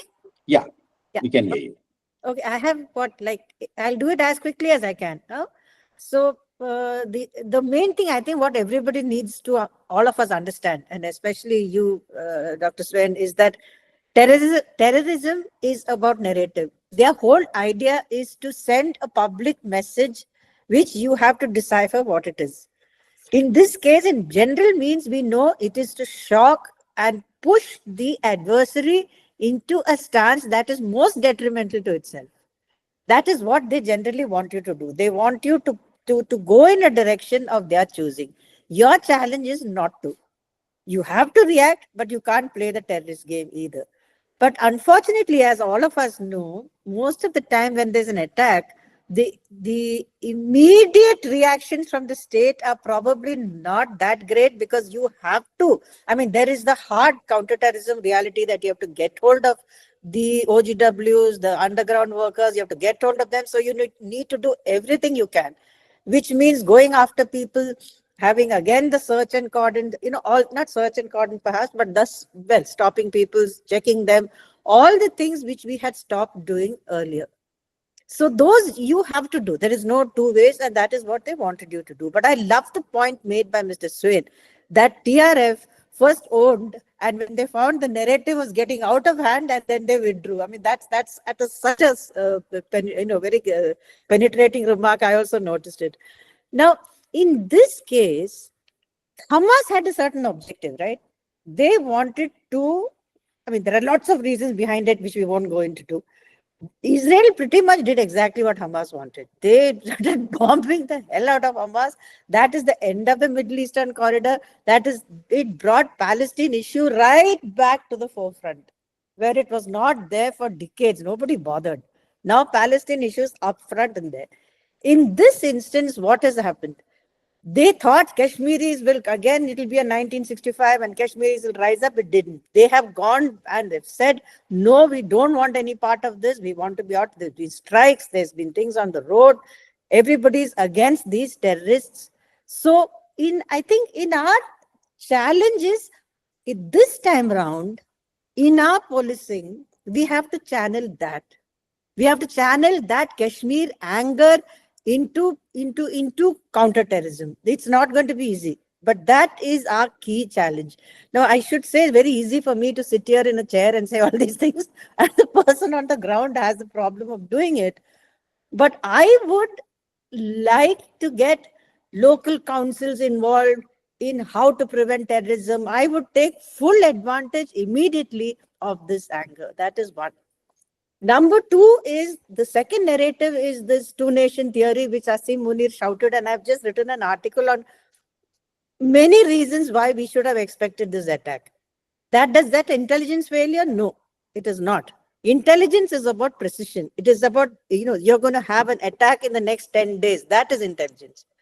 That is difficult to get. It's given the new terrorist communications, which bypasses the towers, which is completely gone into, I can't even say underground. I think it's even more than that, because, and that's a different narrative. So the point is that when we are this Hindu-Muslim divide, we have to be very, very careful, because this attack is aimed at worsening that divide. So what do we do next? I think in the last discussion which we had, Mr. Swain, I had suggested that they have attacked tourism. Let's go to Kashmir. Kashmir chalo. That should be the thrust of a counterterrorism policy.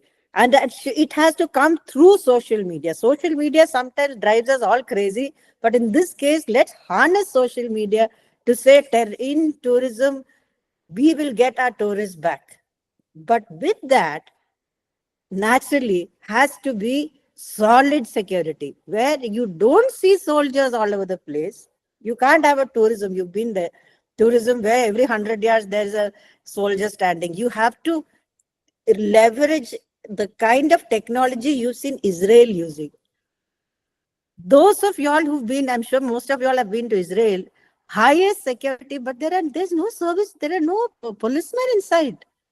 You go to the airport, there's nobody. But you do one little thing wrong and they'll grab you within seconds. That is the kind of security we need to look at. And from that, Israelis are there, they are our friends, they are there to show us how to do this. So one, get the anger against terrorists harnessed into counterterrorism. Number two, get the desire for tourism back into counterterrorism narratives. Kashmir chalo, that should be what we should be pushing. When I suggested this, I think during the seminar that there was a lot of comments, ma'am, don't say like this, and don't link jihadis, don't link these people with this kind of thing. But that is precisely what we need to fight. Kashmiris are our people. This message has to go home. In short, use this incident to bind this country together. Pakistan has tried to divide us. Use this so that everybody stands together, and Delhi, everyone says we are with the Kashmiris. You will not lose out on tourism. Then your counter narrative is complete, and they cannot. There is very, and as we progress on that line, the OGWs will be easily identified, because by and large the public will be supporting your. If you can carry this narrative, they will support you, and your intel capability will also increase. I mean, all of you, I don't need to tell anybody in this audience that support of the people is key, absolutely key to counter-terrorism, something which Pakistan has never understood in Balochistan. They've killed themselves, and then of course they'll blame us. By shooting, killing, disappearing people, we can't win this that way. So this I think is of immediate need. The last one is I'll just do 2 minutes. The fact that Pakistan has been deported. I think I didn't know there were so many Pakistanis here, but I think about 5,000 plus people have been deported. Out of those with medical emergency issues have been allowed a little bit longer to stay. Those, I think, who have married here, I think they're not being acted against. I'm not sure, but that is what is the general perception. Play up that you are still acting on humanitarian basis. You're sending out the Pakistanis, but we're still, our battle, the final the point of the narrative. Your battle is not against the Pakistani people, it is against the Pakistani army, not even the Pakistani state. Your battle is against the Pakistan army. That message has also got to go through. So your counter narrative addresses the Kashmiris, it addresses the larger Indian public, and it has to address the Pakistanis themselves. I'll stop there. Sir, you're on mute. Thank you, Tara. Can I now switch over to one aspect of the counter narrative is also about people sitting inside and trying to portray something which is untrue. Say, for example, saying that, I'm not too sure, but the initial reports are that the targeting of the Kashmiri students, I was told that there were people who were deliberately trying to exaggerate it beyond proportions and out of context. There are records which are flowing.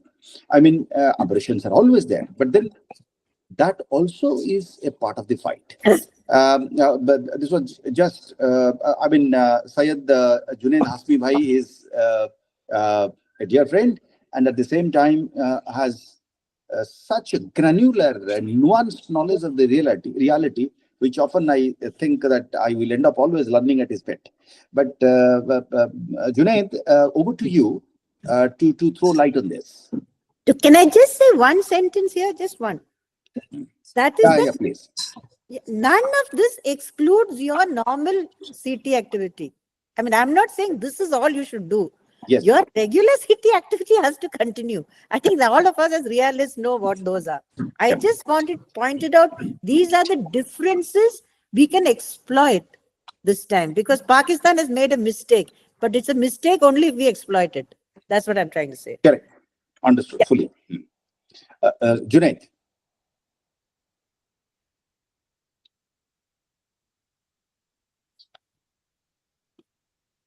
Junaid, you are on mute.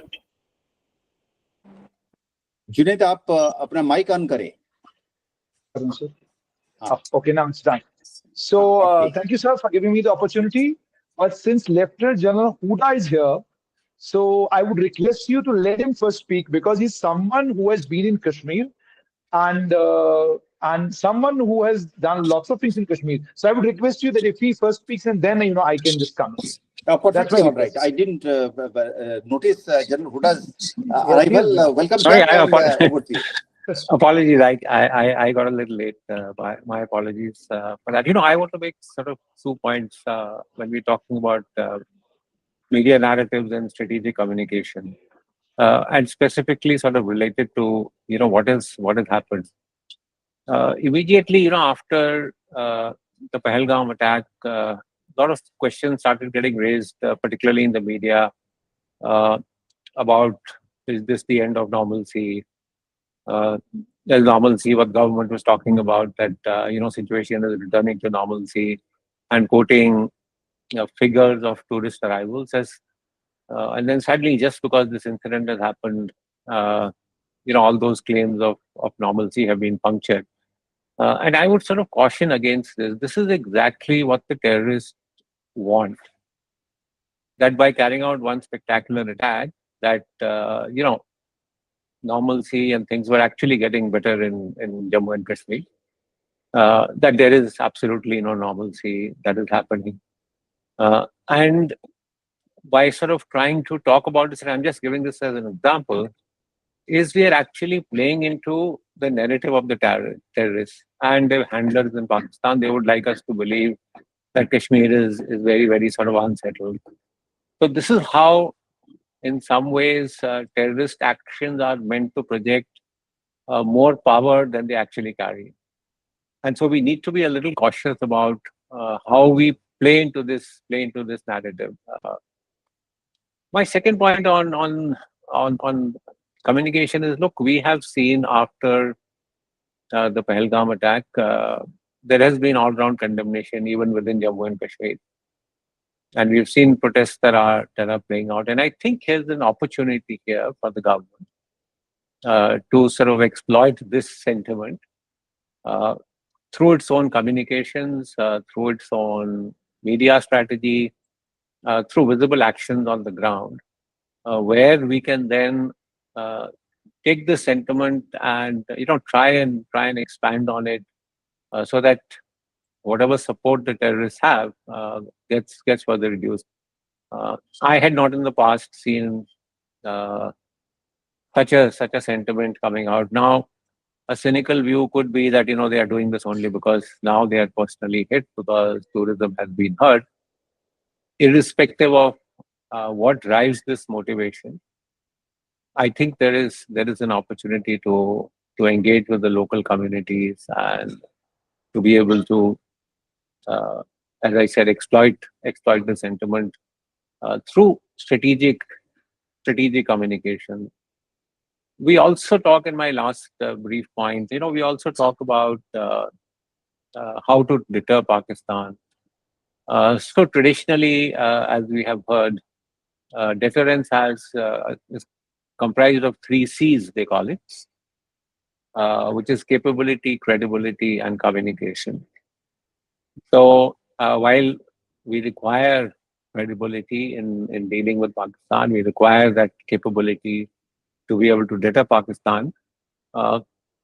Communication is an absolutely critical element of deterrence, and we shouldn't forget it. So the ability for us to specify our red lines, to credibly act when those red lines are crossed, a very clear communication of our intent as far as Pakistan is concerned, also goes a long way into establishing deterrence against Pakistan. So these are some brief points I wanted to make, and then we can take this discussion forward. Thank you very much. Thank you, Mr. Huda. एक तो पहली I would be speaking a bit थोड़ा हिंदी में और थोड़ा English. पहली बात तो ये कि मैं पिछले लगभग 1 महीने से कश्मीर में हूँ, and I'm almost on ground and I'm almost watching every activity that is happening here. अब सबसे बढ़िया बात, I think it is because of the work that has been done in the last say 6 years, पिछले 6 साल में जो काम हुआ है, उसका नतीजा ये है कि that पहलगाम में एक स्पॉन्टेनियस प्रोटेस्ट होता है जुमा नमाज के बाद, एंड उस स्पॉन्टेनियस प्रोटेस्ट में पौनीवाला, आम पहलगाम के कारोबारी और आम तमाम लोग आते हैं और नारा लगता है पहलगाम में. Lieutenant Hooda will he understands why I am mentioning Pahalgam specifically. तो वहां पे क्या होता है, नारा लगता है कि हम हिंदुस्तानी हैं, हिंदुस्तान हमारा है. और ये तब भी नहीं हुआ जब अमरनाथ यात्रा पे हमले हुए, ये तब भी नहीं हुआ जब सिविलियंस पे हमले हुए, लेकिन ये पहली बार हुआ.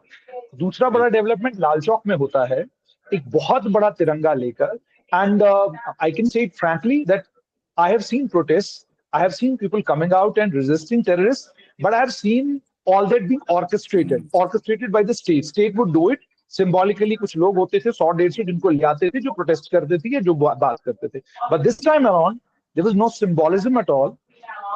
वो जितने भी नौजवान बच्चे आए थे, they are all from Kashmir Valley, they are all from Srinagar, they are all from different districts of Srinagar, and then they have tricolors in their hands, and then they are saying कि हम हिंदुस्तानी हैं, हिंदुस्तान हमारा है. So this is something which has never happened in Lal Chowk.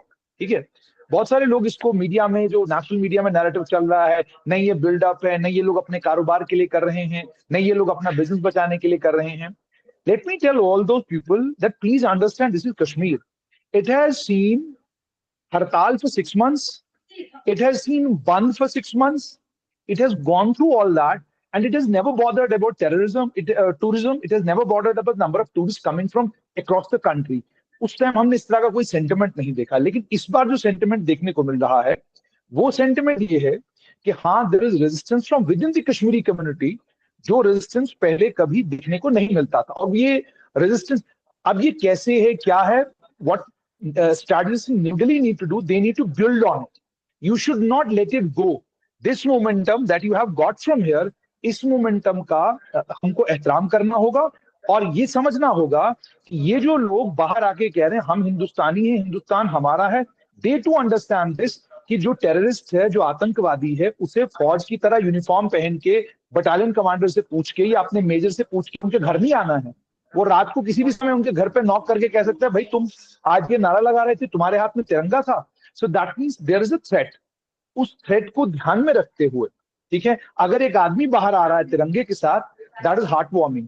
आज भी मैं लाल चौक में देख रहा था, इंडिजिनस कश्मीरी वहीं यहीं के रहने वाले, they were holding you know tricolours in their hands and they were repeatedly saying. और कल तो एक दृश्य था वो मतलब दैट इज मतलब हार्ट रेंचिंग, आपका दिल टूट जाता है वो दृश्य देखकर. नेशनल मीडिया का एक एंकर खड़ा है और उसके पीछे एक आदमी खड़ा है और वो रिपीटेडली चिल्ला चिल्ला के कह रहा है हम हिंदुस्तानी हैं, हिंदुस्तान हमारा है, हिंदुस्तान जिंदाबाद. And I am so sorry to say that the anchor did not bother to कि वो मुंह करता और उस आदमी के सामने माइक रखता और पूछता उससे क्या कहना चाहते हो आप. ठीक है, I understand all of those who have worked in Jammu and in Kashmir Valley understand that only populars are straight here. All of them understand this thing. Lekin, what we need to understand is that if we have got an opportunity, we need to work on it. One.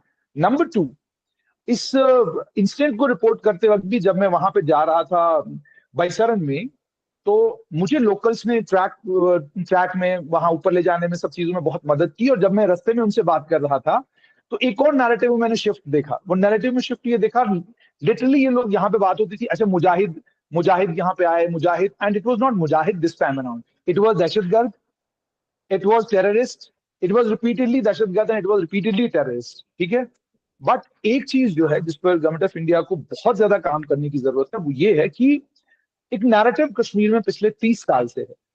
छत्ती Singhpura में सिखों के साथ कुछ हो जाए, कश्मीरी पंडितों के साथ कुछ हो जाए, सड़क पे किसी ड्राइवर को मार दिया जाए, या जो पिछले दिनों यहाँ पर टीचर्स को मारा गया, प्रवासी मजदूरों को मारा गया, then there is a narrative. You ask any ordinary Kashmirian, he will tell you यार ये तो एजेंसीज का काम है. ठीक है, और कल जब मैंने एक इंटरव्यू में बड़ी बेबाकी के साथ ये बात कही कि हाँ, जो लोग टेररिस्ट थे जिन्होंने बैसरन में किया, they were Muslims, yes their religion was Islam, there is no doubt about that. But जिस स्कूल से वो पाकिस्तान में पढ़ के आते हैं, जो उनके हैंडलर हैं, जो लोग उनको वहां ट्रेन करते हैं, वो उनको पढ़ाते ही वही सब कुछ है, उनके दिमाग में वही सब कुछ है. And when they came, they did not see who they are. For them they were infidels, for them they were Hindus and they wanted to kill them, that's all. But जब आप इसको कनेक्ट करते हैं कश्मीर के साथ, which is bled through these 30 years, और पिछले 5 सालों में इतना ट्रिमेंडस चेंज आया हुआ है, we need to build on this change. As journalists, our responsibility is multifold. जहां हमको इस बात को बोलना भी है कि हाँ टेररिस्टों को सपोर्ट है, सब कुछ है, वहां हमको इस बात को भी एक्सेप्ट करना होगा कि 5 सालों में जो हमने बिल्ड किया, कि हमने व्हाइट कॉलर टेररिस्ट आइडेंटिफाई करे, हमने वो लोग आइडेंटिफाई करे जो नैरेटिव बिल्डर्स थे, हमने वो लोग आइडेंटिफाई करे जो प्रोपेगेंडिस्ट थे, उन सबको आइडेंटिफाई जब हमने किया, दैट इज वाई आज आपको कश्मीर की फिजाओं में ये सारी चीजें देखने को मिल रही हैं. तो अभी भी गवर्नमेंट ऑफ इंडिया को अंडरस्टैंड करने की जरूरत है कि जो नेशनल मेन स्ट्रीम मीडिया के ऊपर जो कुछ चल रहा है, वो एक्चुअली सिक्योरिटी के उस बेहतरीन और बहुत अच्छे काम को खराब करने का काम कर रहा है। मैंने आपको बोला ना कि पहलगाम का एक protest, I have posted it on my Twitter and more than 2 lakh people have, watched it on my Twitter. 2 lakh लोग इसको देख रहे हैं वहां ट्विटर के ऊपर कि पहलगाम के लोग प्रोटेस्ट कर रहे हैं। तो मुझे लगता है कि कम्युनिकेशन की स्ट्रैटेजी है, उस स्ट्रैटेजी में ये बहुत ज्यादा जरूरी है कि जो सीनियर एलिमेंट्स हैं, सीनियर वॉइसेस हैं, और जो लोग इस समय इस नैरेटिव के साथ यहाँ पे चल रहे हैं, जितना बड़ा स्क्रीन आप उनको देंगे उतना बढ़िया होगा, बजाय ये जो पुश एंड पुल है टेलीविजन के ऊपर कि आपको उसको गाली देना, इसको गाली देना, इसको हिंदू मुसलमान करना, इसको ऐसे करना, इसको वैसे करना है। मुझे लगता है we need to stop that. And as a journalist, it is our responsibility also that we also start saying what I've already said. Yes, terrorists in Kashmir, they were identified as Muslims. Terrorism was Islam, there's no doubt about that. But let us also accept this, that they come from Pakistan, they come from those laboratories and from those libraries and from those institutions and from those madrasas where 24/7 they are taught exactly what they did in Baisarang. पिछले दिनों एक उनका video भी एक आतंकी commander का viral हुआ है। You hear that video. जब आप उस वीडियो को सुनते हैं तो आपको जनरल याहिया खान याद आते हैं कि यही लैंग्वेज जनरल याहिया खान की थी, वो भी यही कहता था। तो मैं I do not like to use those words, वो जो मतलब they are very bad words, I cannot even use them. So effectively I must give credit to Mr. Swain Saab and Lieutenant General Huda is already here. So I must give them credit for वो जो reframe की यहाँ की media strategy, वो जो change किया यहाँ का मीडिया नैरेटिव, इसमें इन दो लोगों का बहुत बड़ा रोल है। And I find that if we continue with this strategy 5 years down the line, 10 years down the line, ये जो नैरेटिव बिल्डर होंगे ना, वो बिल्कुल अलग तरह के लोग होंगे घाटी में। और आपको तिरंगा, आज एक बहुत बड़ा तिरंगा अगर कश्मीर के 40 या 50 या 100 150 बच्चों के हाथ में था, वो तिरंगा आपको यहाँ हर एक घर पर, हर एक आदमी के हाथ में मिलेगा। और मैंने ग्राउंड पे जहां जहां जाके रिपोर्ट करा है, मैं आपको बता रहा हूँ, स्वयं साहब को भी पता होगा, जैसे मैं बटेंगू में गया हूँ, मैं पुलवामा के इंटीरियर्स में गया हूँ, मैं त्राल में गया हूँ, रटसुन की क्या इंपॉर्टेंस है हुड्डा साहब को पता होगा, रटसुन में गया हूँ, रटसुन के बाद जिस त्राल के इलाके में एक टेररिस्ट के घर को उड़ा दिया गया, वहां मैं गया हूँ। सो मैंने वहां लोगों से बात करी है। यूनानिमसली लोग एक बात के लिए कह रहे हैं कि हम थक चुके हैं, बहुत हो गया, गवर्नमेंट ऑफ इंडिया पाकिस्तान के साथ करे जो करना है, वंस एंड फॉर ऑल के लिए teach him a lesson so that these things do not happen, because we are being hit in so many ways. ये कह रहे हैं कि देखिए हमारा कारोबार यहाँ आपने हिट कर दिया, टूरिज्म, आप पूरे देश भर में हमारे बच्चों को मार पड़ रही है, हमारे कारोबारियों को मार पड़ रही है। कल को अगर टूरिज्म इंडस्ट्री हमको बाइकआउट करती है तो कश्मीर का जो सारे का सारा इकोनॉमिक बिल्डअप है, दैट्स ऑन टूरिज्म, तो हम लोग कहाँ जाएंगे? तो ये सारी बातें आपको ग्राउंड से यहाँ पर मिलती हैं।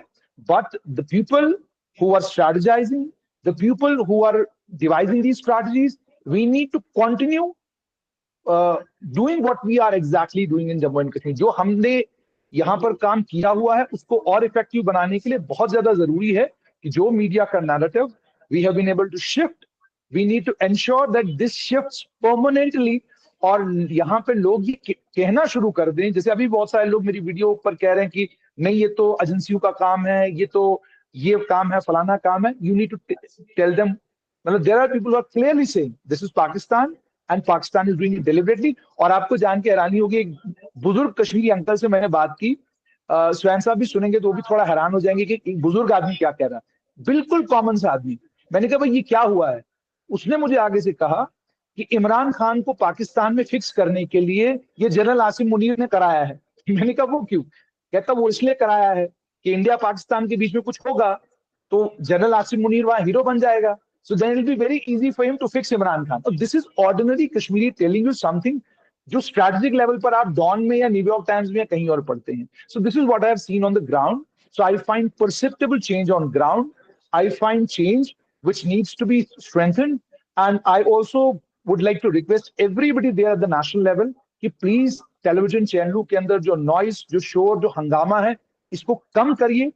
और उस ऑर्डिनरी कश्मीरी ने जो तिरंगा आज हाथ में पकड़ा है, मतलब आफ्टर सो मेनी इयर्स, वो जो दिल से पकड़ा है, मुझे लगता है कि that is what we need to build on. That's my belief. That's what I've seen on ground, and I'm exactly giving you the ground report.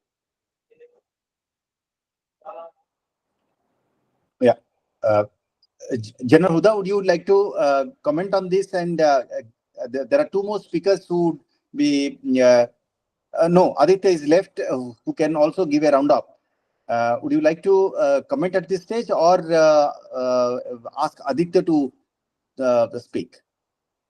No, let Aditya speak. I just want to very briefly say I completely agree with what Hashmi is saying. There is a need to build on this narrative. There is a change on the ground. People have seen.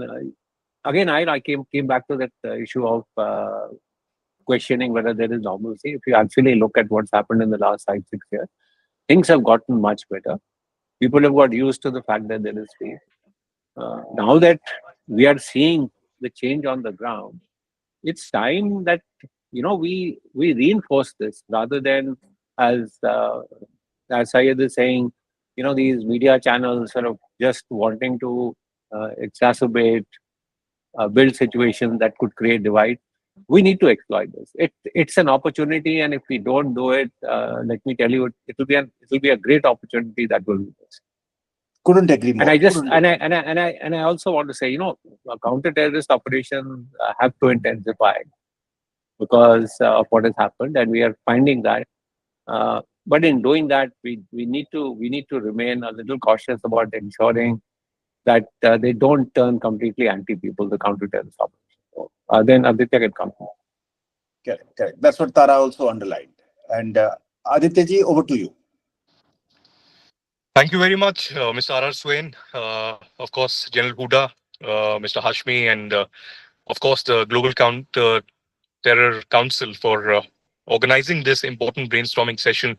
Very timely, very important, very significant. And some of the best people on Pakistan, on Jammu and Kashmir, I can see in a single frame. That's very important and critical. My 2 cents on the subject, I had written an article on the 18th of Feb. And it's not just me. I'm pretty sure that whoever follows Pakistan very closely, whoever follows developments in Jammu and Kashmir very closely, was of the opinion that Pakistan was up to something. And the summer of 2025, there was something going to happen. There was an increasing desperation and frustration within the Pakistani deep state. And that only became more clearer when Asim Munir addressed that speech. And that should have been the cue for our agencies also, but pretty much maybe it was. But it was a cue for the agencies to see that something was in the offing. And now you can do 2 and 2 together and completely connect this attack with Asim Munir's speech. But I wrote an article on the 18th of Feb where I said that India must be prepared for a new wave of jihadist terror in the Kashmir Valley. What I really meant was that there's a growing frustration within the Pakistani deep state that you have choked them in the Kashmir Valley. You have created this narrative of a Naya Kashmir where you are speaking about restoration of democracy, elections, massive tourists, investments, revival of arts, sports, etc. across the Kashmir Valley. And of course, the tricolor flying high all across. Now, this was a change that Pakistan, one, did not expect in this short span of time and does not want to, continue with it for a very long time. So it wanted to burst this bubble of Naya Kashmir and a new Kashmir that we have been witnessing at least over the last 3 to 4 years.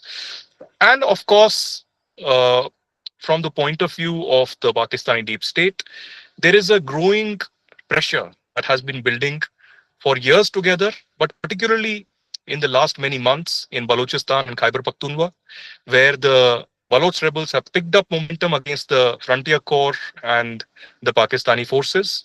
And the TTP on a daily basis has been conducting attacks. Unfortunately, it's not visible to the public because the Pakistani media does not report it. But it happens on a daily basis. There are killings happening. There are camps of the Pakistan Army Frontier Corps that are attacked almost on a daily basis. And this is one of the other reasons. From the strategic communication point of view, and I have spoken about it ad nauseum, one of the things that I wouldn't say and use a harsh word like failure, but I would say that lesson that we time and again don't realize is that this is a narrative of, narrative war is also on the social media or otherwise. And it's very important to counter this narrative. I know that when such a terror attack happens, there is a shock. And there is, of course, administration's priority is to save people and, of course, see what our countermeasures would be. But one of the significant countermeasure has to be the narrative to keep on feeding to the social media and also to the larger national media and international press. Because silence does not help in such a way. One, it took time for us to admit that it was not one killing or five killings, but it was 26 people who were killed and killed in the most brutal fashion. It took time for us to convey to the international audience and media the brutality of this attack. 24 hours had almost passed when we saw and told the people that there were headshot injuries, there were identities that were checked. Initially, there was, I remember, because I posted the first video of the attack on social media, and I was the first to put out that 26 people had died. I got phone calls from Kashmir कि आप immediately video delete कर दीजिए, ये हमारे tourism industry को जो है impact करेगा. तो मैंने बोला टूरिज्म इंडस्ट्री ज्यादा इम्पोर्टेंट है या फिर हमारे जो लोग मारे गए हैं वो ज्यादा इम्पोर्टेंट है. I know that the biggest people who suffer after this attack is the tourism industry. Unfortunately, we can't help it. That is the agenda that Pakistan has had. And there was this hidden kind of a rule or a hidden understanding till now that tourist spots will not be attacked. And I feel that the JNK police and the army were also of this notion and perhaps understanding that maybe tourist attacks will not take place. And Pahalgam, of all the places, I visited this place only last year with my family, the same place. And I couldn't expect, although even I didn't notice any security forces in Baisran. I only saw them in the main road of Pahalgam at that particular time, massive security, but not at the top. So I think there were faults, but this is not, of course, the time to go through those faults immediately. This is the time to, of course, keep our guards very strong, intelligence, of course, very strong, and of course, calculated, measured response that will happen in a step-by-step manner. But I would only urge the government that for a positive narrative to be there, you have to have a communication strategy, both, for our public and for the international audience, and internally within the government also, to communicate what to speak, how to speak, where to speak. After the 370 abrogation, there were these wild statements coming in that up to Atangwad khatam ho jayega. And these were politicians who were making it. Ki terrorism khatam ho jayega. And, all of this. Terrorism had nothing to do with 370. I mean, who will explain this to the common people? And this time around also, I'll just end it by saying that there has to be acceptance, honesty, and truthfulness, both from the Indian government, from the Kashmiri people, and from the Indian media. I completely agree with the previous panelist that there needs to be a course correction by the Indian media. And this kind of a jingoism by some parts, where they, do not report things in Kashmir accurately or blame a section of the people, etc., is not helping. We need to have mature reporting, mature journalism on display, particularly in such trying and sensitive times. Secondly, the Indian government also, of course, needs to be honest and forthright. As I said, it took 24 hours to admit and come out with a statement on the terror attack, which is sad. It shouldn't have happened. The same evening, there should have been a formal statement by the government of India or by the JNK police in this particular case. And finally, there needs to be honesty by the Kashmiri people. You can't go on media and say कि कश्मीरी लोगों का तो इससे कोई लेना देना ही नहीं है, पाकिस्तान से आए हैं और पाकिस्तान से आकर ये करके चले गए, हमने क्या किया, आप बताओ हमने क्या किया. This is not going to help. Be truthful. Admit that there are some minuscule minority, maybe a few, but these are Kashmiri Muslim OGWs. These are Kashmiri Muslim terrorists who are involved in this entire operation. And, I understand this messaging of blasting the houses of Kashmiri terrorists of Lashkar-e-Toiba or few terrorists who are there in POK right now. Couldn't we have done it before? And how is this messaging going to help in the long term? I understand people are angry, people are seething with rage right now, and they want to avenge this. But there needs to be a very calculated, both diplomatic and kinetic action that needs to be there. Blasting houses may gain you an attraction for 24 hours to 48 hours, but nothing beyond that. Thank you very much.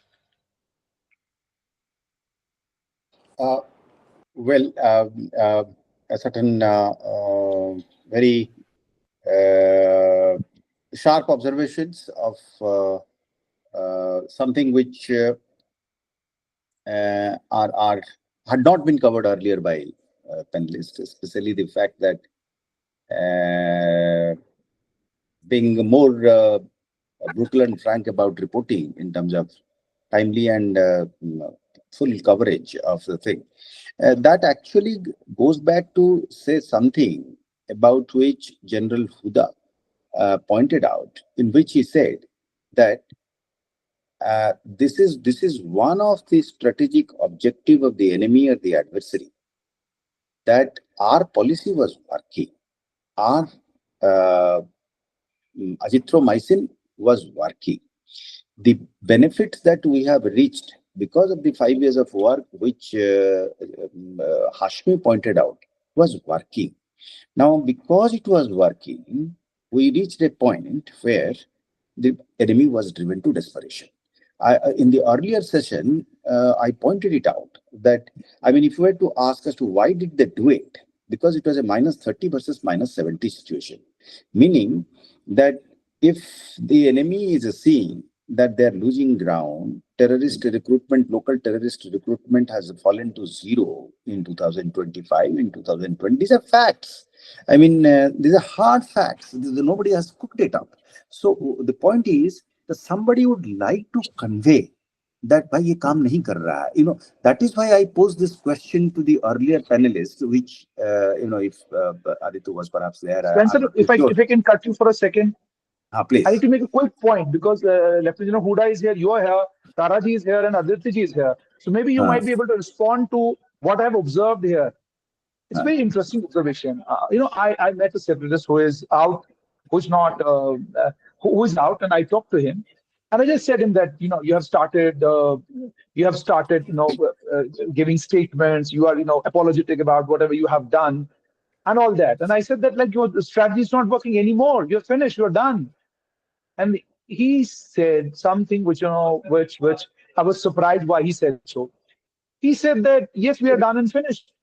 But what is the mainstream doing these days? They're exactly saying the same thing which we have been saying since the last 30 years.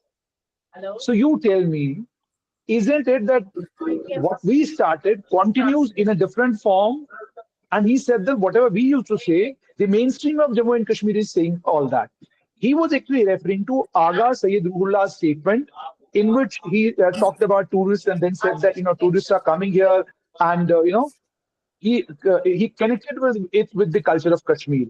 So a separatist telling you straight away on your face that yes, we are apologizing, yes, we are not there anymore, but the job that we used to do, the statements that we used to make, the statements that would make international headlines, they are now being made by the mainstream. So I need to understand from the panelists what actually the separatist meant when he said that what we used to do is now being done by the mainstream. Very, very apt observation. Actually, I mean, before I request anyone to actually speak about it, is that many colleagues have distressingly pointed it out that if you put the statements of Mr. Ruhollah, the MP, and the TRF's statement, there's striking similarity between the content. So when you are saying that tourism is a cultural invasion, and you are saying that it is with a purpose, it is with a design, it is about a particular set of community of people being brought. And so, or somebody, another MLA saying that the fear of demographic change impliedly to tourism is real. Now, he's not saying cleverly, he's not saying that actually the demography is changing because of the tourism. Now, how much of utter falsehood can you resort to? I mean, 1 crore visitors coming from all over the country. Is there a sinister design? Some kind of an Indian agency is manipulating and orchestrating such kind of a thing from all over the place. I know for sure that about a week ago, 2 Muslim friends of mine, colleagues who studied along with me, they went and visited Pahalgam, and they were happy, and they have come back. Now imagine they succeed in doing it. And the other gentleman is saying that, see, if you are saying that there is a fear of demographic change, you are saying that it is not real, but it is a fear only. Eh? So who is creating that fear? Now this is where, as Junaid has pointed it out, very unfortunately, the narrative is being built by people who are supposed to be sworn on the Indian Constitution on our side. I cannot but be very, very passionate about this aspect. That, I mean, just as a little while ago, Taraji had very clearly pointed out that while we go out to on our counter-terrorist measures, we have to be very clear that we do not actually touch the larger population. We segregate with intelligence as to who is to be hit. She went to the extent of saying that, well, hitting Pakistan also if you can. You know, General Huda also pointed it out that this is very important in our approach, because we want to win the game. We want to win the tournament. We just do not want to win a match or two here. Now, in this particular case, this is something which the Indian state has to take cognizance of. You cannot close your eyes. If you do, you will have consequences. On this issue, of course, it is open now. If anyone else could throw some light or have comments. So I just want to make a brief comment, and I just want to reinforce the point that was made by Aditya. Look, narratives are going to come out. There are some standard narratives that are being peddled since a very, very long time. And one of these is that the Kashmiri culture, Kashmiri identity is in danger.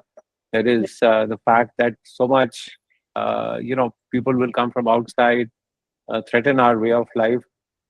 We know that these narratives exist. Do we have a strategy and a plan to counter these narratives? Has the government of India, as Aditya pointed out, developed a strategy for countering narratives that exist? Unfortunately, sometimes you feel that the mainstream media, particularly the television media, is actually achieving the opposite effect to what we want that should be achieved. So unless we craft a proper counter narrative strategy, and it has to be at all levels. Look, you can't develop counter narratives merely sitting in Delhi. It has to be at all levels because local conditions are different. Your narratives for Jammu, for example, have to be different from narratives which are in Kashmir. Even within Jammu, depending on the demography, you will have to have separate sort of narrative. And you need to bring in people who are experts in this field. And unfortunately, I don't think we have employed enough experts. I know, for example, in the army, we are primarily using uniformed officers in our PI departments. That there is a definite need to firstly have a sense of what is the kind of messaging we want to send, and then bring in experts who are going to develop that. Unfortunately, I think we haven't been very successful in doing this. Most of our social media strategy is around, so and so commander went here, so and so commander went there. All seems to be around personalities rather than around themes. That's what I wanted to say. I'll just come in quickly before Taraji, if I can just finish in 1 minute.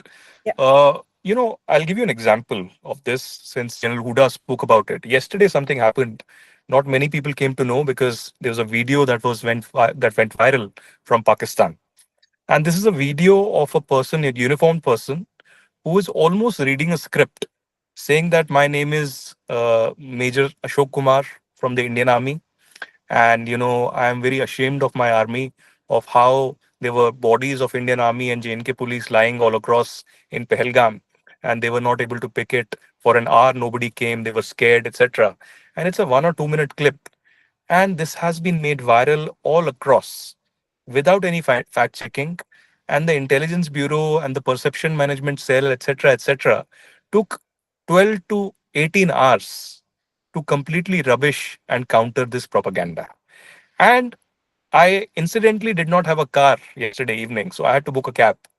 So I booked the cab and I was listening to that video on speaker. So my driver said that, sir, दिन में तो मेरे पास भी ये video आया था. An Uber driver. Now imagine the penetration. Imagine how many people have received this video of, and finally the intelligence bureau came out with a report saying that this was a person sitting in Pakistan. He's a Pakistani actor who is, roped in by the Pakistan army, and on his official CV there are references of 4 Pakistani military officers. So this is what is happening. And I mean, we don't know how to scuttle this misinformation and disinformation in this digital age. And with this AI coming in, unfortunately, it's becoming even more tougher. And finally, on this topic where Mr. Swain, referred to 2 recent speeches, there's an article that Jammu-based journalist Sant Sharma has written for News 18, the 3 musketeers responsible for the carnage in Pahalgam. Apart from Asim Munir, he has referred to the Srinagar Aga Rahula MP, and of course, the PDP MLA. My only submission is that when 370 happened, and in the next 3 years after 370, there was a fear of law.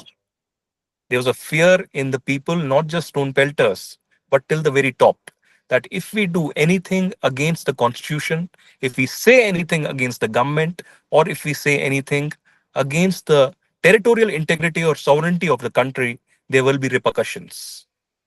I suddenly feel that after this, Pahalgam attack, there are attempts being made also that this fear goes away. There are law and order situations again. And, the same repetition of pre-2019 or pre-2017 happens again. And finally, I do see a change. First time, yesterday somebody asked me in the foreign press, I did an interview with a news channel in Saudi Arabia.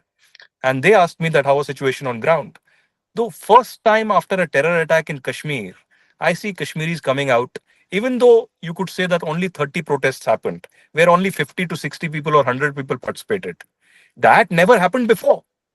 Even if a candlelight vigil is happening in Baramulla, in Shopian, in Anantnag, at Lal Chowk, I think it's a great change. We need to push this further. And ground level changes have happened, and that's why there is a frustration within the Pakistani deep state to make changes. Thank you very much. Cannot agree more. Cannot agree more. Taraji, over to you. Ma'am, you are mute. Kindly unmute yourself. Ma'am, you are mute. Sorry. Yeah. So I was just quickly wanted to say this whole, like I said earlier, our key narrative is to defeat what Pakistan wants. Pakistan wants tourism to stop. We have to go against that. Pakistan wants to create a Hindu-Muslim divide. We have to go full-fledged against that. And that includes people in the mainland. Let's be very clear. People who are trying to take advantage of this, you have to block those handles. And finally, that, like I said, that demolition of houses and all, maybe you had to do it. But if I were Kashmir police, I would not publicize it. This is not the way you want to go. You have to get Kashmiris on your side. That is the key. You have an opportunity. Okay, I have to leave. I'm so sorry. Yeah. Thank you. Would General Huda would like to speak, or could we close this session? The mic, please. The mic is muted. Yeah. Sorry. No, I'm saying unless there are some questions from the others. Yeah, I think the points have been made already. Correct. Amit, if there are questions, the panelists can take. Otherwise, we can wind it up. Okay. So I think I need to very simply. I only was on a call with Aditya. So there are some questions. I would just go through them. Okay. So they are basically the generalized questions. So I think we'll skip them, and because they're related to doctrine, not related to media, not related to the session. So maybe we'll take them into the session, sir. So with this, I think we can move on to the next session. And many thanks to our panelists, Aditya, Jalhuda, Mr. Swain, Tara ma'am, and Junaid. Welcome, sir, and many thanks, sir, for the session. Thank you. Thank you. Thank you, sir. Thank you. Thank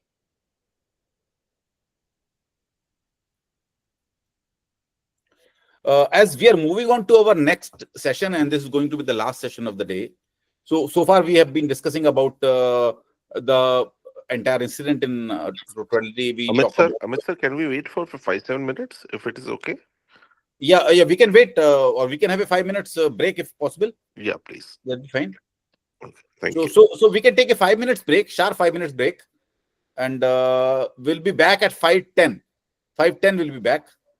Another 5 minutes, and we'll start the session. Thank you.